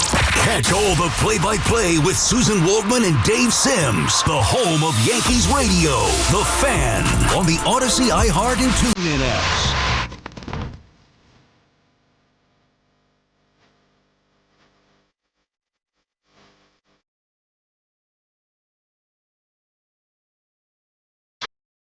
Tierney and Sal Show on the Fan is presented by your Tri-State Cadillac dealers. Cadillac, the official luxury vehicle of the New York Mets. About those New York Mets, I don't want to say hope because I hate that term. I was, in my mind, being realistic about what we could expect from this team down the stretch. And even though they didn't lose any ground over the course of the weekend, there's still a game and a half up on the Giants, and the Diamondbacks now have worked their way in. They're 2 games back. The Reds lost 2 out of 3 to the A's. Whatever it may be, forget about the wild card for a second because the Mets are still in a playoff position. The way that they played baseball over the weekend, to me, BT, is just inexcusable at any stretch during any season, let alone down the stretch of a season where you're trying to make the postseason. And there is not one tangible reason that would make me believe in this team beyond making the playoffs. Like, I'm at the point where even if I expect them to make the playoffs, who cares? Who cares if they make the playoffs? The expectation was supposed to be that they were supposed to be one of the best teams in Major League Baseball. They were playing like one of the worst teams in Major League Baseball, and it's getting worse by the game. So, yeah, they won yesterday, and we're lucky to win that game. There isn't a redeeming quality about this team at all. So, outside of getting to and winning a World Series, like if they got there, okay, maybe I changed my mind. I've already made up my mind on what this team is, and I think they need a significant change of many different parts come the offseason. So I don't even care about the postseason anymore. I'm glad they're off today, so I don't have to deal with it. How many days this team is ruining Mets fans' nights watching this team go out there and find different ways to lose ball games. It's disgusting the way that the Mets have performed here. So I'm over it. Get to a World Series, and then I'll take you seriously. Outside of that, to me, I'd change a lot about this team. There's a lot to change. There's no doubt about that. The way they won yesterday doesn't give you a little hope, like, okay, here we go. No, they're lucky. Bit. They should have coughed that game away, too. They're lucky they won that game. I'm just asking. I'm just asking. Saturday night, to me, was the final nail in the coffin. I'm out to dinner trying to enjoy myself. I'm getting texts left and right. I'm checking the score. On the way there, I heard Soto hit his 40th to go up 2-0. Put that game away. The manager's tight. He's managing that way. The relievers are tight. The offense is tight. How does Beatty get picked off the base I have no again? idea. Like and by the way, what's third base tomorrow? Yeah, so like we could talk about the first base coach and how many stolen bases they have. That's great. They are not a good base running team. You can't get picked off for some reason too. With the Mets, if you're on second base, it's not scoring position. Like, it's hard enough to get hits, especially against good pitching, and especially when we talk about the Mets. If they have a runner on first and you hit a double, the runner from first should be scoring. Too many times that hasn't happened. That has changed the outcome of these games. If you have a runner on second, it should be a damn automatic, and I wanted to say another word, but I'm keeping it clean here. If you have a runner at second base and you get a single, it should be an automatic that he scores, or it takes a perfect play to throw you out at home. And yet the Mets go station to station. They can't, for some reason, score a run from second base on a single more often than not. It drives me up a wall. I can't take it. So they're not good at base running.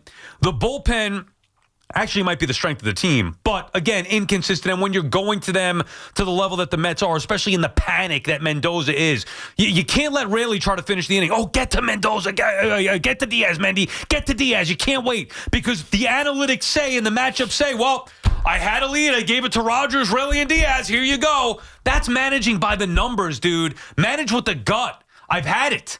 So even that, the starters outside of McClain, I know Sproats look pretty good here too. They've been awful. Pick one. They've been awful outside of McClain. The lineup, nowhere near as good as they should be. It shouldn't be 2-run lead in the seventh. You should have 4- or 5-run lead. Like, there's not a redeeming quality to be found about this team who can't help themselves but play bad baseball. And the only way they get in, BT, is because the other teams stink, which is part of the logic. But, I mean, they may end up with 82 wins. They're not that good. They're really not that good. They're just not.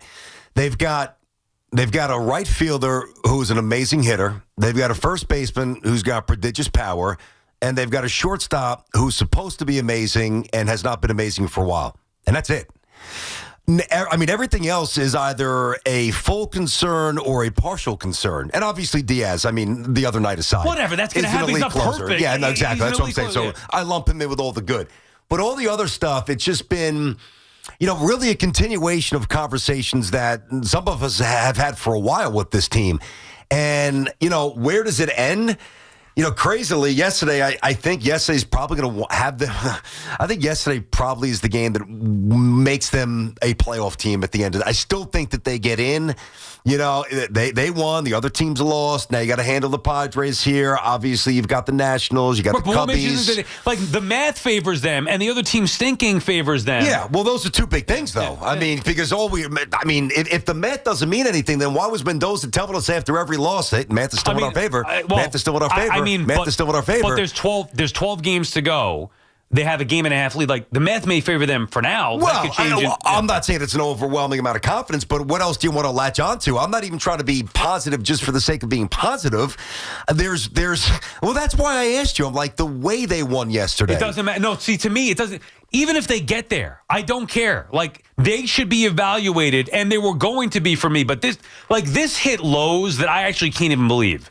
It should never have gotten this bad. The damage is already done, is the point. You know how many texts I was getting from random people that I haven't heard from in a while? I'm done with this. I ran into somebody while I'm walking my dog. Oh, Sal. I met her before, a neighbor, whatever she watches, SNY, whatever it may be. Oh, what's going on with our team? I'm like, they'll be all right. Don't worry about it. This was Saturday morning before they choked that game away. She's like, you know what? I don't even watch anymore. I was getting texts from people saying, I'm done with this team after Friday. I can't take it anymore. Like, that's where Met fans are at. They have gotten, like, dude, losing games happens. Going on a bad stretch happens. Losing 8 in a row, the way that they've lost these 8 in a row, that does not happen to teams that have as much talent as they have. And you could say, well, they're not good. And I can't disagree to a certain extent. They still have more talent than the way that they've played. If they're lucky, they're going to win 82 games. So let me ask you this, Sal. If they have more talent than the way they've been playing, then what is the problem? I don't think that they have the proper mindset right now. I think that they are all putting way too much pressure on themselves, not having fun. And outside of Juan Soto, there's not a guy on that team. Well, McClain, yes, but he's a different animal. Outside of Juan Soto, there's not a guy on the team that can handle the big pressure. I really, truly believe that. The big picture pressure. I think they put too much on themselves. This has been a thing with Alonso and McNeil. It doesn't mean they can't come up clutch with an occasional clutch hit. I'm talking about putting too much pressure on themselves.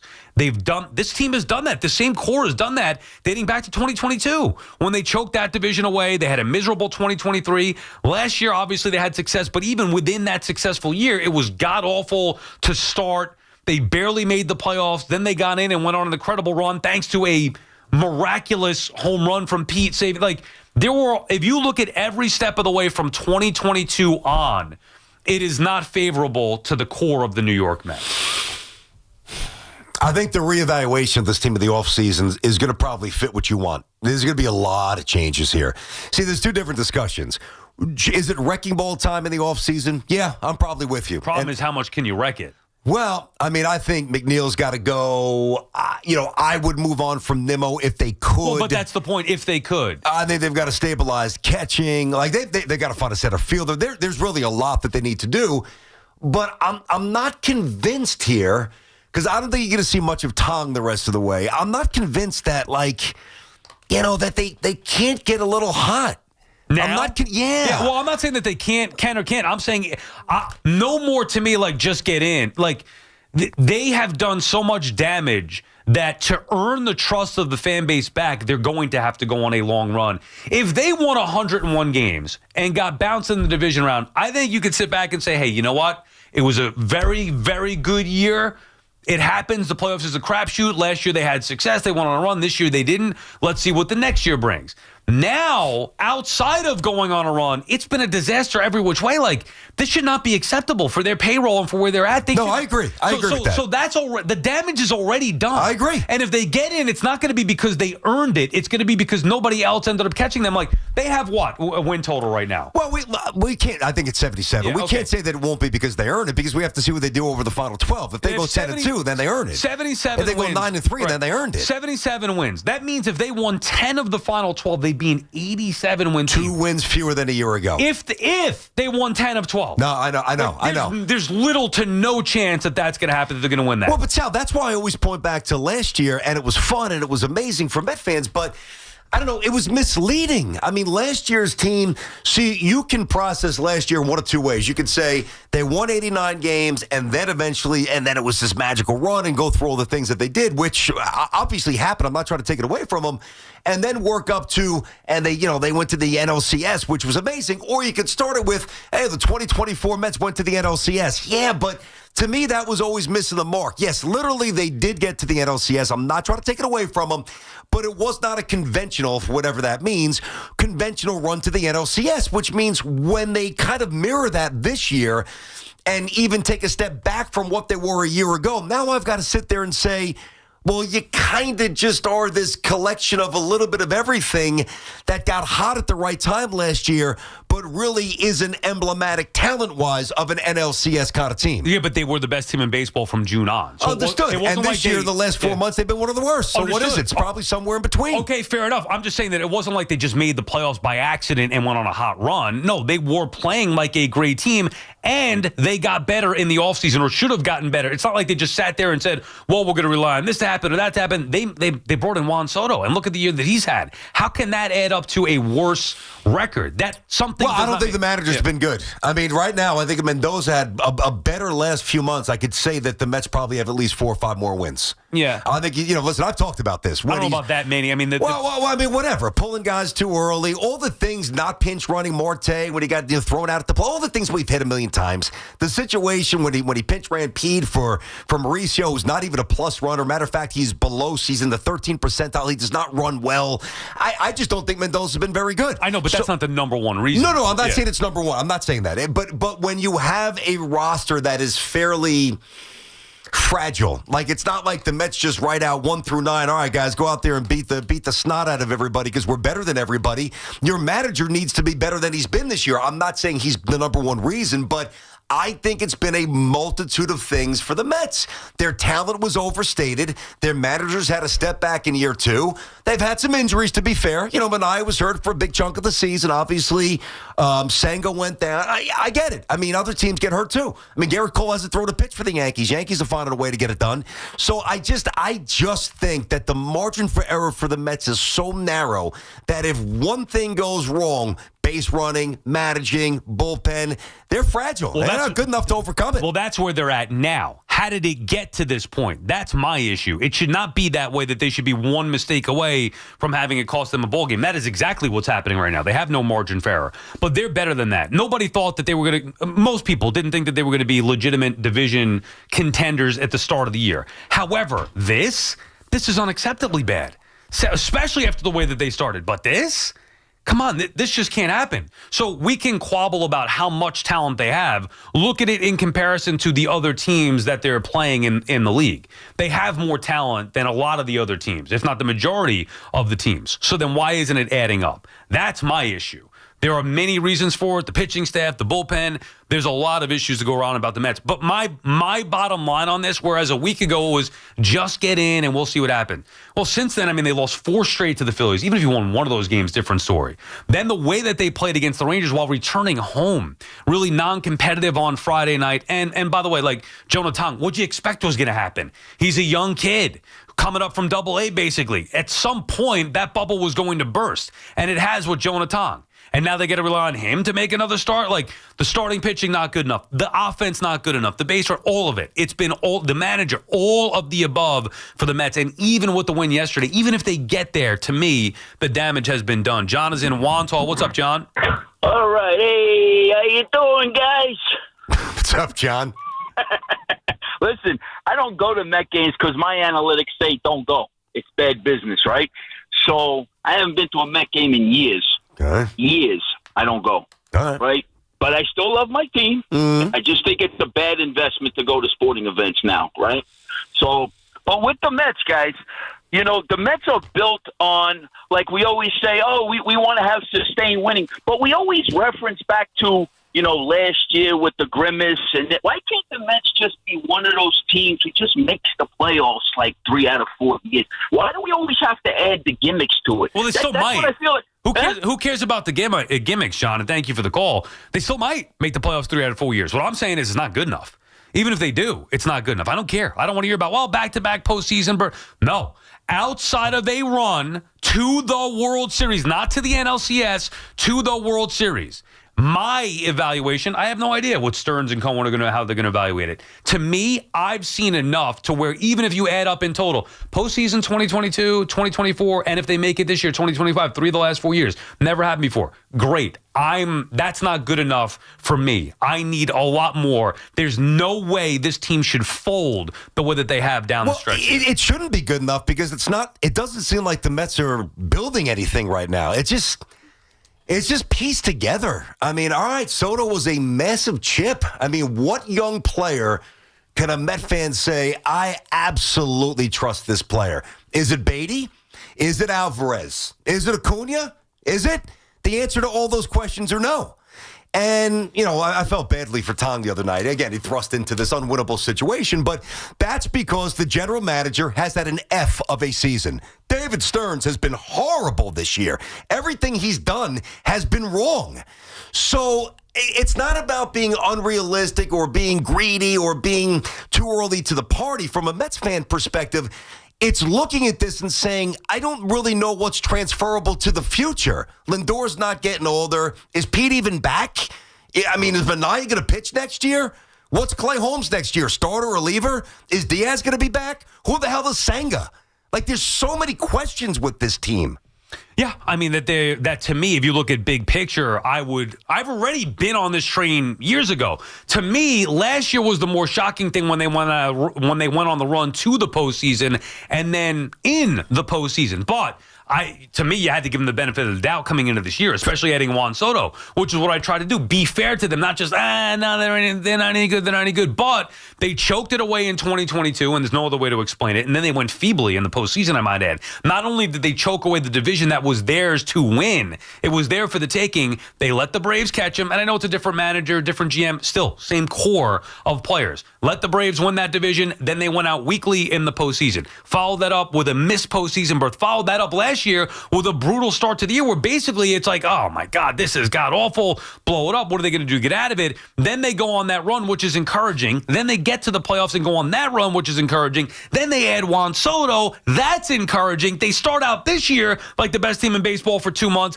That's encouraging. Like there's a lot of encouraging signs within a year's framework to make you say, okay, maybe this team is legit. But then since then, it's been bad baseball, obviously the majority of the time. But even with giving them the benefit of the doubt that every team is inconsistent and has bad stretches, this is not that. When you lose 8 straight in September and the way that they have, that to me is inexcusable. Even with the win yesterday, there's no way anybody can tangibly believe in this team. And outside of this core group getting to the World Series, I would make major changes. And even with the peaks, Sal, it always comes back to the core. Even with the peaks, and you just ran through the recent lineage, right? The high points, okay. But yet we always keep coming back to the same core. Is Alonso, do you really want Pete around forever? What about McNeil? What about Nimmo? What's going on with Lindor? It's always the same song and dance. Now, varying degrees, don't get me wrong. Lindor was money down the stretch a year ago. Pete obviously hit the big home run off Devin Williams after dropping the pop-up. Viento's a little bit all over the map, and some of the other younger players. Nimmo, you get everything with him, some good, some bad, some maddening, some amazing. But it basically comes down to the same thing. I feel like as I hear Met fans talk about the season as they unpack year after year, I think those who really know baseball, those who can put the emotion aside for a moment, I think they're right when they say, just look at the main staples of the team. It's not good enough. Come on, think about it. We've been saying that for years. A lot of people. BT and Sal on the Fan. Guys, by now, you've heard me talk about Collars & Co., makers of the dress collar polo. They've already sold over 1 million of these amazing shirts. Well, Collars & Co. just came out with a new Maverick Performance Blazer. This blazer is sharp and wrinkle-resistant, so you can travel anywhere with it. Just throw it in your bag, and it will remain wrinkle-free. It even comes with security zip pockets, a sunglasses loop, and an optional pocket square. So visit collarsandco.com and check them out today. It's Monday Night Baseball on The Fan. The Yankees are heading to Minnesota needing some more wins.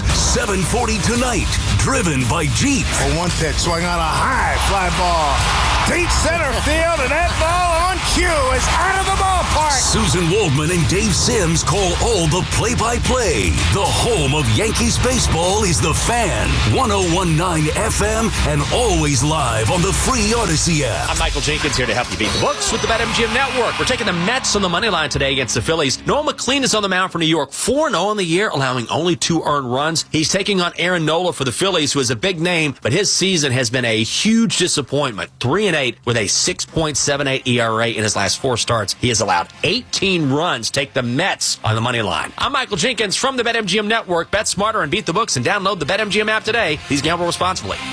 Now that I'm a dad, I can't stop thinking about what would happen to my kids if something happened to me, like losing the house or not affording college. Yeah, that used to keep me up at night too. It's why I finally got life insurance from Ethos. It's 100% online. No medical exams, just a few health questions.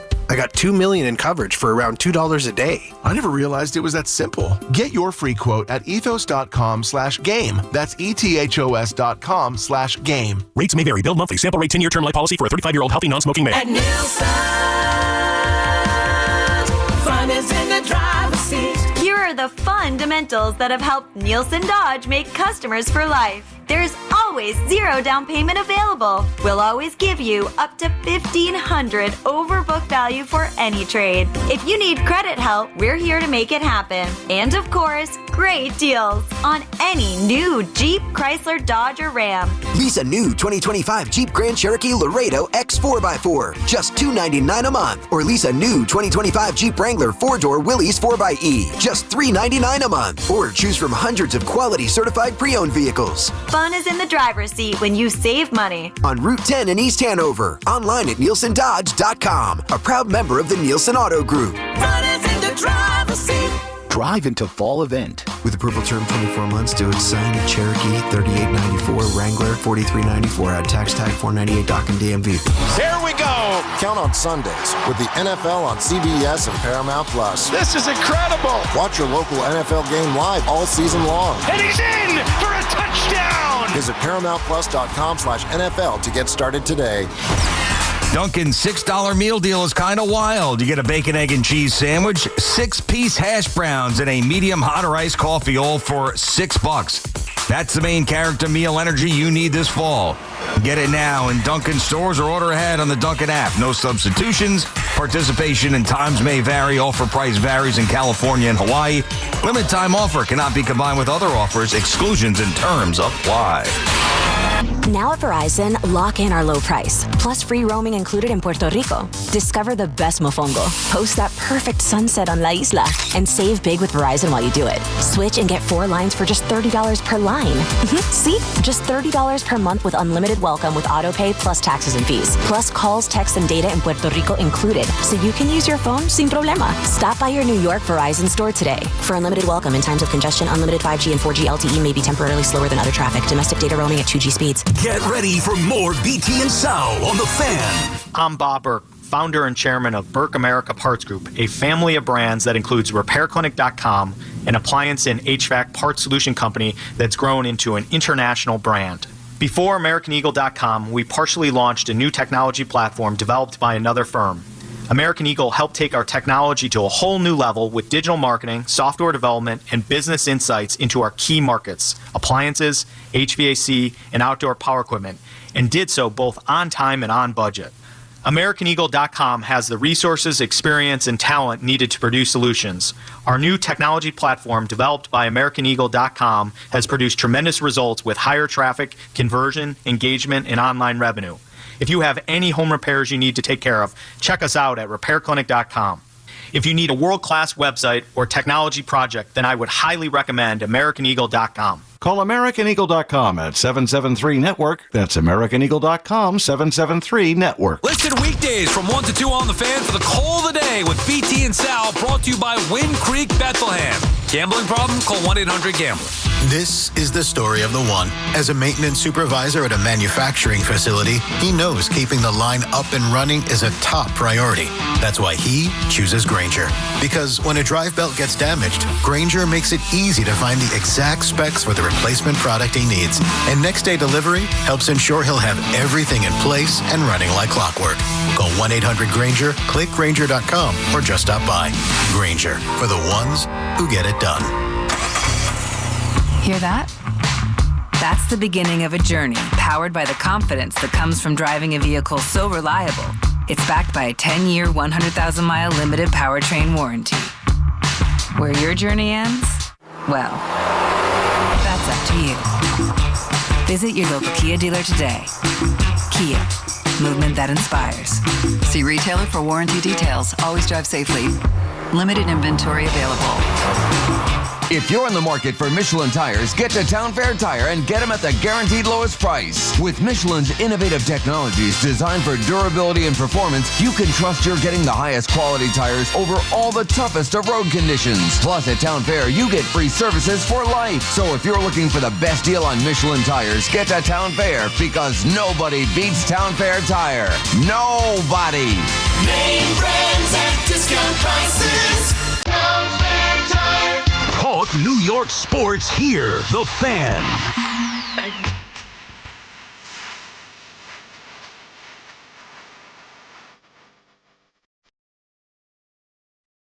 BT and Sal back on The Fan. Let's finish up here, BT on the phones. Couple segments to go. Let's hear from the listeners, whether it's the Mets, Jets, Giants. Plenty to vent about. Like I said, thank goodness for the Yankees. At least they're the one team around here that gives us a chance to win some games, taking 2 out of 3 from Boston, although disappointing. They couldn't come away with the sweep. One quick note on the Mets. I don't know if you saw this already, but they had said, so you're going to get your wish here. Manaea out of the rotation. Yep. He'll go to the bullpen and piggyback Holmes on Tuesday. My issue with it now is, well, who's going to start then? McLean, Sproat, Peterson, Holmes. Let's see. You're going to start Tong again? How could you start Tong? I would think they're going to run Tong back out there. Why? Holmes tonight. Pardon me. Holmes tomorrow. Peterson Wednesday. Right. Tong Thursday. Sproat Friday. McLean Saturday. Why would they start Tong again? I mean, they probably like his stuff better than Minaya at this point. More so, I mean, despite the other day. After his last two starts? I mean, there's no way anybody on earth can tell me they trust Jonah Tong more than Sean Minaya, is there? I mean, their actions tell you that they are. Or that they do. Yeah. Well, that's a mistake. Well, we'll see. I mean, it's actually stupid. We'll see. If Tong comes out and pitches well. Listen, Minaya is awful. So we went through this last week. I think the Mets are doing the right thing. Well, wait a second. How's Minaya awful, but Tong, it's okay to give him another start? I think Tong's got better stuff. I think he's got better stuff at this point. Dude. I understand what happened. I know. No, like that, you can't get another start after that. He couldn't get out of the first inning. I understood. He was bad. So Minaya giving up 4 runs. Minaya has been terrible for how long? Tong has had 3 starts. 2 of them haven't been good. Yeah, I get it.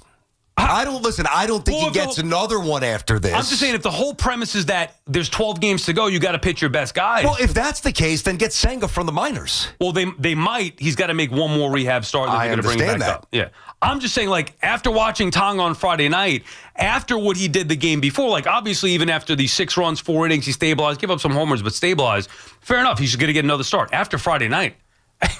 Yeah, I mean, listen, it's a complete meltdown of a double-A minor league pitcher. Like, it happened. I don't know what they're thinking. I don't mind it just because I just think that Tong's stuff is better. Now, that seems like a crazy thing to say when what happened. Understood. But Manaya's 91, 92 miles an hour, flat as a string. So I'll take my chance with somebody who is younger and more electric. Now, granted, also much more emotionally volatile.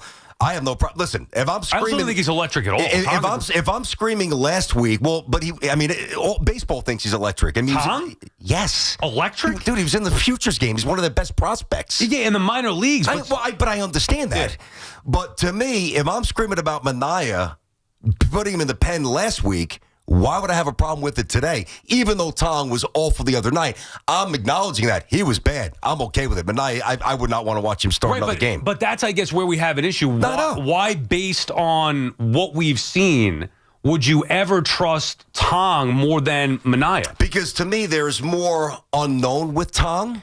And there's appeal in the unknown because the unknown could be better. Whereas with Minaya, I just don't think he's going to pitch well no matter what. Right, but the unknown has been 3 starts now. Understood. 1 good. Yeah. 1 not really good. Yeah, and his small sample is good enough for me with Manaya's bigger sample. It basically comes down to that for me. What's his ERA? Hoff, you have a Tong's ERA on the year? I'm sorry, dude. I can't let this one go. I mean, Tong couldn't get out of the first inning. You're going to trust him to pitch? Understood. At least Manaya's coming off of 3 scoreless innings. I mean, what's Tong's ERA so far with the Mets? You want the first game or you want the... No, the whole thing. His 8.49.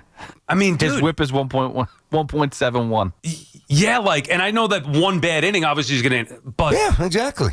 But they believe... What they're telling you, Sal, is that they believe that Tong's stuff is better right now than Minaya. That's what they're telling you. I'm not just telling you that. Right. They're telling you that as well. But it's not. They could say that. It's factually not correct. Minaya has been not very good, especially in accordance to his thing. He's terrible. Been terrible since he came back this year. Dude, he has not had 1 inning like Tong had the other night. Like, not one understood. One start has been. I mean, we see it differently. Yeah. I'll tell you this, though. I said last week, put him in the bullpen. They did. So they got half of it right. Right. So now they should be in the playoffs. Because you said that as long as Minaya doesn't start. I did say that. So now you think they're going to be a playoff team? I also said before that I thought they were going to hang on and get it done, yeah. BT and Sal on the Fan, 888-808-1019, the number to call. Nilvio is calling from Wallingford, Connecticut. What's up, Nilvio? Hey, guys. Thanks for taking my call. Yep. I think we're becoming too reactive when it comes to baseball. I do agree that the Mets are playing bad baseball. Been a Met fan my whole entire life. I can't agree that we need wholesale changes. And the interaction with Tong just now, I mean, 1 inning doesn't define success in terms of your career. So he's got 100% better stuff than Minaya will ever even think about having. Run the kid out again. The core is going to be what they're going to be. I'm not sure you guys are watching if you think Tong's got better side. Thank you for the call. All due respect. I mean, Where are you getting that he's got better stuff than Sean Manaea? Define stuff. You define it. No, you're the one who's contesting it. No. So define it. What is stuff in your mind? That his pitches are nasty. Does he throw harder? What is he topping out at, Tong? Hoff, you have this here? You could pull up the stats. You're more on the numbers. I'm watching it with my eyes saying this guy's getting tattooed. And Manaea's not?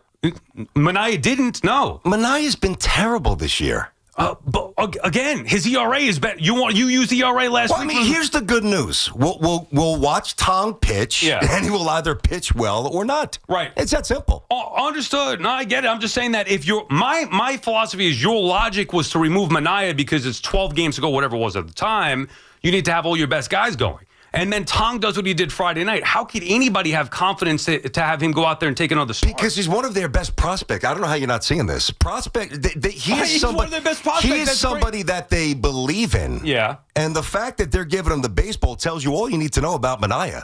So I don't know what internal data they have, but they have something. They don't like what they see from Manaea. And I think that they're right. It's that simple. Dan is calling from Allentown. What's up, Dan? Hey, guys. How you doing? What up, Danny? I just love listening to you. Love your energy. So I'm a 50-year fan, and I'm glad, unlike the Jets, I have at least 86, but I can't believe how long ago that was. And, Sal, I think you were with me, but when Cohen finally took over the team and said he just wanted to make us happy, I think I had a tear in my eye. But then the poor spending began, right? I mean, you said they have to shore up catching in center field. Well, we could have had Real Muto. We didn't get him. He's been killing us ever since. Alvarez keeps breaking fingers. We could have had Springer. And as BT said, this year's biggest culprit is Stearns. I love when we got him, but he didn't get a true ace or two like the Dodgers always seem to do, and we relied on Senga, Manaea, and Montas. Really? I mean, thank God we got McLean. And by the way, I compare him to DeGrom, not Harvey. And Sproat looks great, but how are you guys seeing us rebuild? I'd love to hear it. Well, I mean, look, and thank you for the call, Dan. That's a huge conversation for the offseason, obviously. When you talk about a rebuild, I mean, it's good. I don't even know how you would do it with the contracts that they have because a part of it is Nimmo and or Lindor. Pete, you could just let go, and I'm not even so sure that would be the right move. Like, I'd be okay with Pete coming back as a DH. I'm certainly not going to commit long-term to him. But Pete hasn't been the big problem this year. Defensively, some issues there. Nimmo's been an inconsistent problem, and he's getting paid a lot of money. Lindor's been an inconsistent problem. He's getting paid a lot of money. The younger guys are developing. There's a lot of issues there that you can't just all of a sudden say, well, let's just go spend money to fix it. I don't think Steve Cohen spent bad money. I think he was advised to lock some of these guys up. Some thought that Nimmo was going to be a different player. He has not been that. And now you have that contract. Maybe somebody would find it appealing. It would start there for me. McNeil, Nimmo, and then evaluating if you wanted to move on from Lindor. They probably don't. But I personally would look. Anything that's not bolted down, Soto, I would look to move. Yeah, I mean, the Nimmo stuff is not as bad if Alvarez is what he was supposed to be. If, Beatty was a little bit more consistent. So that makes it worse. Hob, what did you say you have? You said you have Tong and... What'd you come up with? You guys asked for Tong and Manaea's number. So, well, not the stats. I have their savant number. Yeah. All right. So if you're looking at fastball velocity, what's Tong? 96, 95.7. That's what he tops out at, or that's what his average fastball is. Manaea is 91.7. Yeah. Average exit velo. Yeah, 91.7 was good in 1920. Okay, average exit velo for Tong is 86.8, where Manaea is 90.3. Okay, advantage Tong. Keep going. Why? I'm saying, is there anything else? Getting hit harder. Yeah, no. I mean, what? Go ahead. K percentage. Okay. K rate. 29.2 for Manaea, where K percentage with Tong is 23.6. What about walk rate? 12.7 for Tong, and Manaea is 4.6. Okay. The whiff rate, chase percentage. How about chase percentage? 29.5 for Manaea. Chase percentage is 20% for Tong. Whiff rate is 22.1 for Tong. Manaea is 26.5. Okay. All right. So the bottom line is Tong throws harder, but he's getting hit harder as well. Is that what we get from those numbers? Yeah, that's good. He threw a lot at it. 91.7 to 96. Okay, so even Manaea's lower velo is far more effective than Tong. Look, dude, I like Tong. I mean, there's no way in hell I would start him over Sean Manaea with 12 games to go in a race for the playoffs after what I saw the last 2 starts. Even one where I gave him credit for that Saturday in Cincinnati, bandbox, whatever, Cincinnati hitting some home runs off of him, he righted the ship. What happened Friday night, that's a minor league level implosion. He couldn't throw a strike. So he wilted under the pressure. So what about the reaction after the game? He was a mess. Tong, yeah. Well, I'm saying I'm saying that to me would be more concerning than even though some of the numbers are favorable to Manaea there, to me, I'll take the kid throwing 96, 97. I'll run him out there. You know where I stand on Manaea. But you could make the case that Tong doesn't look emotionally stable enough to take the baseball. Well, that's a big part of it in game. Well, nobody's talking about future here or whatever it may be. Also, I will say that of the 3, McLean, Sproat, Tong, anybody that's watched those 3 can clearly see Tong is the last on that list. His numbers from the minors say that he is dominant. That's why he would have been one of my first people up here. Since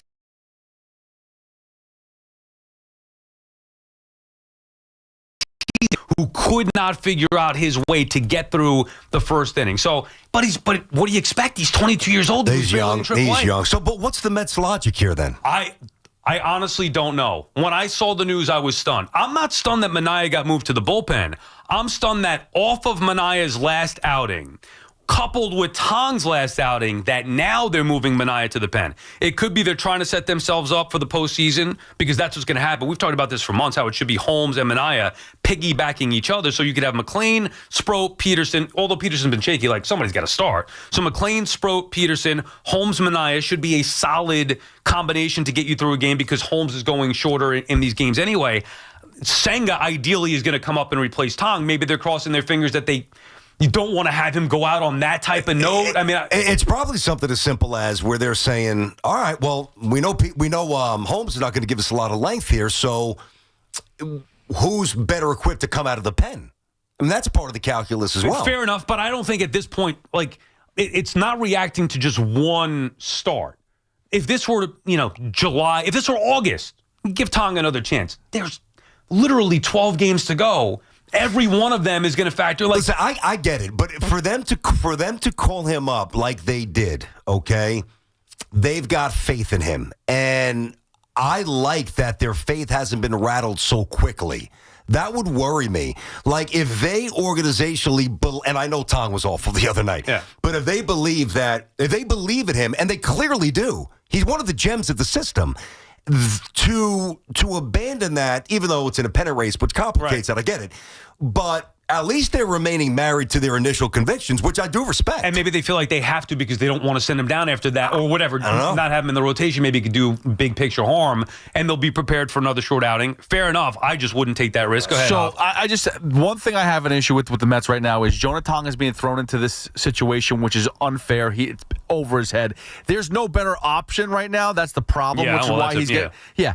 But that's also like saying, hey, Jet Williams is a star center field. He's going to be a part of this system for a long time. So why don't we just call him up to play center field so that Cedric Mullins, we don't have to deal with him, or Tyrone Taylor, or anybody, or Jeff McNeil at the point in time. It's too big of a spot for him right now. Difference is that Tong is already here, to BT's point. If you now go...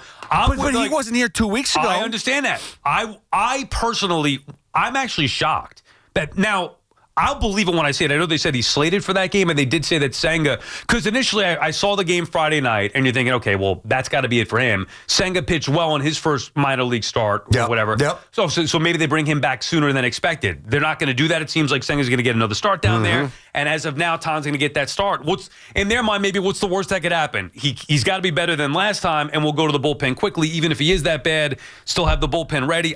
I don't know. I'm just saying that I'm surprised that with 12 games to go, they would go with Tong. And maybe he gives them a stable start. I just don't know how you could trust a young kid, even beyond if he has a good start on Thursday or whenever it is he's going to pitch. Bottom line is this. I mean, they're scratching and they're scurrying for answers here. And this is where they are with 12 to go and so many directions they've gone. It's come up the wrong number. So they're going to run him out there. I don't have an issue with it. You don't like it. And ultimately, we'll see. Now, if it gets lit up, he's not going to pitch again. I would have to think that if Senga does well in the minors, one more start, he's going to factor back in. But this is Bottom line, it's just not ideal. I mean, here we are with 12 games to go. We're throwing 9,000 things against the wall. Right. Is this kid ready? Is this guy done? Is this guy fixed in the minors? It's bad. 888-808-1019. BT and Sound on the Fan. Come back. Call of the day. Get back to the calls as well. 11 and Tiki coming up next at 2. Hey, this fall, hydrate like the pros with home water delivery at water.com.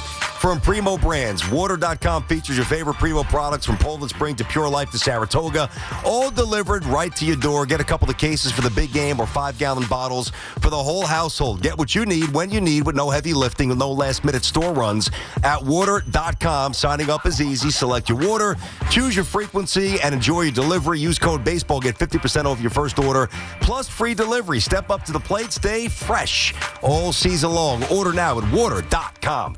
It's Chris McMonagle overnights on the Fan, 101.9 FM. We don't expect much from this team, and blah, blah, blah. We'll have this moral victory debate over the New York Jets. And you know what? I'd rather be having that debate than the debate we're going to be having over the New York Giants. Listen to CMAC on demand on Apple Podcasts, Spotify, or wherever you get your podcasts. This is Andrew Perloff with an Odyssey Sports Minute sponsored by Stable. At every fill-up or when you're at the store, start with Stable. Visit sta-bil.com for more information. When Dak Prescott was a rookie, the New York Giants beat him twice. That was 2016. Since then, it's gone in a different direction. Dak has won 13 games in a row against the G-Men. Dallas, who lost in Week 1, hasn't started 0-2 since 2010. We really don't know how good the Cowboys are, but at the very least, they have a lot of recent history working in their favor. I'm Andrew Perloff. When you hear that a small Blizzard treat is just 85 cents in the DQ app, you might just feel like you're dreaming. 85-cent Blizzard treats.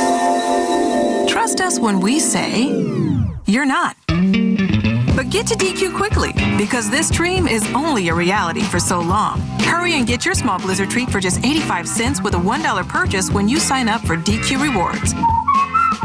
For a limited time at participating locations. Terms apply.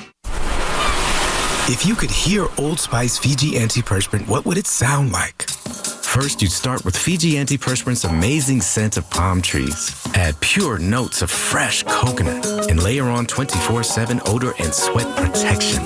You won't hear any dyes or parabens because with Fiji, you won't have any. So while your regular antiperspirant sounds like this, Old Spice Fiji sounds like this. Sounds like it smells amazing. Attention thrill seekers, your proving ground awaits at Nickelodeon Universe at American Dream, The Shredder, Krang Prime, Skyline Scream, Legends Leap, Double Dare Human Crane. Every twist, every drop, a challenge. Are you brave enough? Get tickets now at AmericanDream.com. Minutes from Manhattan. The FanDuel Sportsbook app is your home for all your favorite NFL bets, from yards to touchdowns to who will win. With FanDuel, any play can be the play of the game. FanDuel is giving all customers a 50% profit boost token tonight on either game of your choosing. For tonight's games, you can build a same-game parlay with anyone you want. Maybe an anytime touchdown, maybe Ladd McConkey over on receptions, maybe something big for Justin Herbert, like over on passing yards. Make FanDuel your go-to app for any snap. Just play FanDuel.com/Evan. Play your game with FanDuel, an official sports betting partner of the NFL. We love the app around here. It's safe and secure, and when you win, you get paid instantly. FanDuel Sportsbook is also the official partner of WFAN. 21 and over, physically present in New York. Opt-in required. Bonus issued as non-withdrawable profit boost tokens. Restrictions apply, including any token expiration and max wager amount. See terms at sportsbook.fanduel.com. For help with a gambling problem, call 877-8-HOPE-NY or text HOPE-NY 467-369. Attention NFL fans, for one day only, the Lowe's Earn Your Sunday Tour is rolling into the Lowe's of Butler, New Jersey this Saturday from 2 to 6 p.m. There's interactive games and prizes. Play Madden NFL 26 and enter for your chance to win tickets to Super Bowl 60. Plus, meet WFAN's Keith McPherson from 3 to 5 p.m. and have a chance to win Lowe's gift cards. Saturday from 2 to 6 p.m., the Earn Your Sunday Tour at Lowe's of Butler, New Jersey. Sunday hits different when you've earned it with Lowe's, an official partner of the NFL.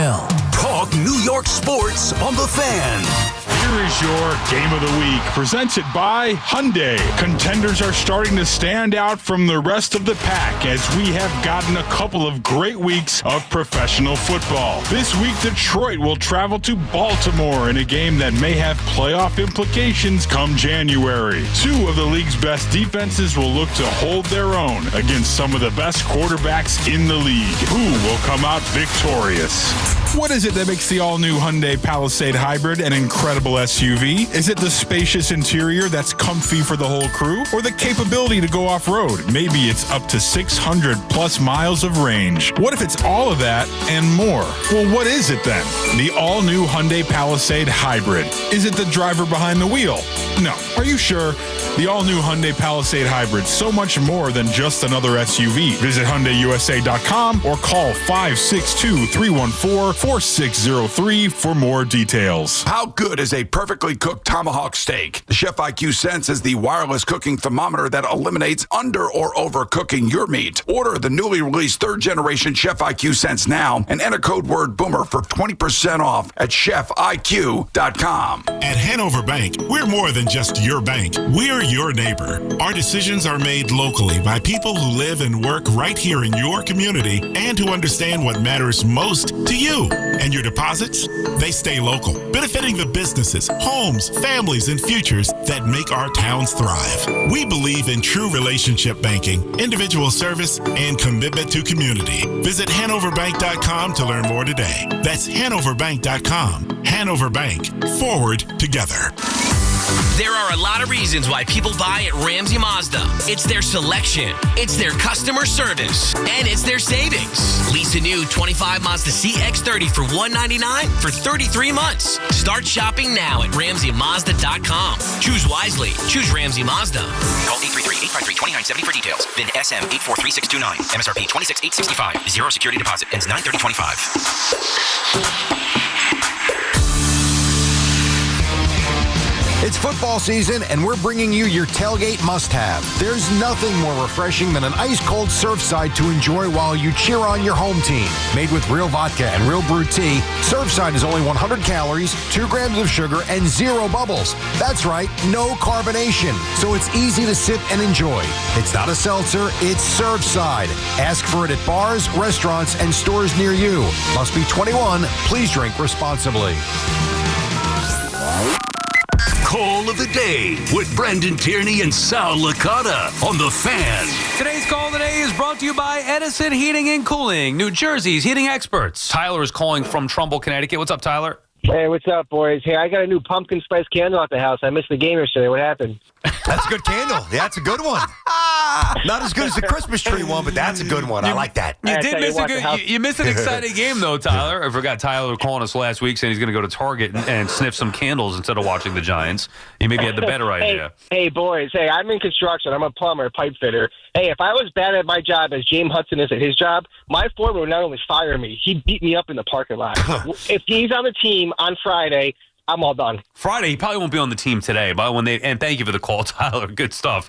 I do love a good pumpkin spice candle. I would be shocked if Hudson is still with the Giants after today. Dable meeting the media now, BT. Maybe to your point, I didn't hear Boomer say that, but maybe they would stick with Hudson here if they think he's a good guy and just give him the benefit of the doubt. To me, that was egregious to a point where I thought he was overmatched and acted out. You can't have a meltdown like that and be in the NFL for me. No, I don't disagree, but the way his teammates went around him and the way they tried to calm him down tells me that, again, I'm reading this from a distance like everybody else in real time, that he's got some respect in there, and maybe he was just wired too much for the game, and just and Boomer used the term, out of body experience. Like, I'm sure it could happen in a game like that physical.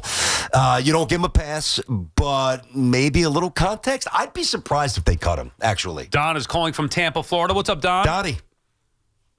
Hey, guys. Love listening to you, as always. I know you're probably a little short on time, but I just wanted to give an opinion on the Giants. And so, I've been a Giants fan since '86, like probably many other listeners. I had the pleasure of attending Super Bowl 42 in person to watch them beat the undefeated Patriots. And if you look historically at this franchise, the years that the Giants have been great, it's always been, to BT's point earlier, the identity has been a defense, right? It's been led by our defense, and ultimately it's been an aggressive defense specifically. And so bringing back to yesterday's game, I agree with what you said earlier, Sal, about in overtime, the defense made 2 stops. The Giants needed to come back, kick a field goal. They definitely had the opportunity to win that game in OT. But in my opinion, where they really lost the game was end of regulation after the big touchdown to allow the Cowboys to to get in field goal position with that ridiculous kicker they have, without any blitzing, without any aggressive attempts to try to sack Dak. You're one sack away. You draft Carter. You obviously have Burns on the team. Every Giants fan was thinking, all right, we are loading up to be that aggressive style defense. And when the game was on the line yesterday, they played passively instead of aggressive. And it's that aggressiveness that, even the first year that Daboll was here and they went to the playoffs, that was Martindale was the main reason why they even made the playoffs that year, because their defense was aggressive. And they actually won games with an aggressive defense. If you think about it, Don, and thank you for the call. Think about all that has happened here. Even that Wink Martindale thing, that's on Brian Daboll. Yeah. I was trying to defend him at the time, thinking Wink spoke out of character and out of turn. It was disrespectful to the head coach. Still, that was when they had their most success. It hasn't got that's on Daboll, not to mention Barkley or Daniel Jones or anybody else that's left and had success elsewhere. Daboll and Wink couldn't work together because Daboll didn't want to listen to his nonsense. Well, it's crazy because if Wink was never here, then Daboll would have been gone by now. Because Probably, the only real success that Daboll's enjoyed was with Wink. Right. And it's like the Giants were winning games 34 to 30. They were very conservative, ball control, play within a score, try to clip you late, get some wins, and backdoor a playoff spot, which they did. So it's just, it's been a couple of different resets here. All right, I get it. There's personality clashes. It didn't work out. But now the people that you bring in after that, they've got to prove they can do the job. And the calling card should for the Giants be going to crush your quarterback. And instead, they're dropping back 15 yards, weak, soft, very passive approach. That's on the coordinator. But also on Daboll, as we said, step up. It's your team. Go let them know. Get out of that coverage. Also on the players, too, because you don't necessarily have to call aggressive plays when you have the amount of pass rushers that the Giants have. Yeah. Carter, Thibodeau, Burns.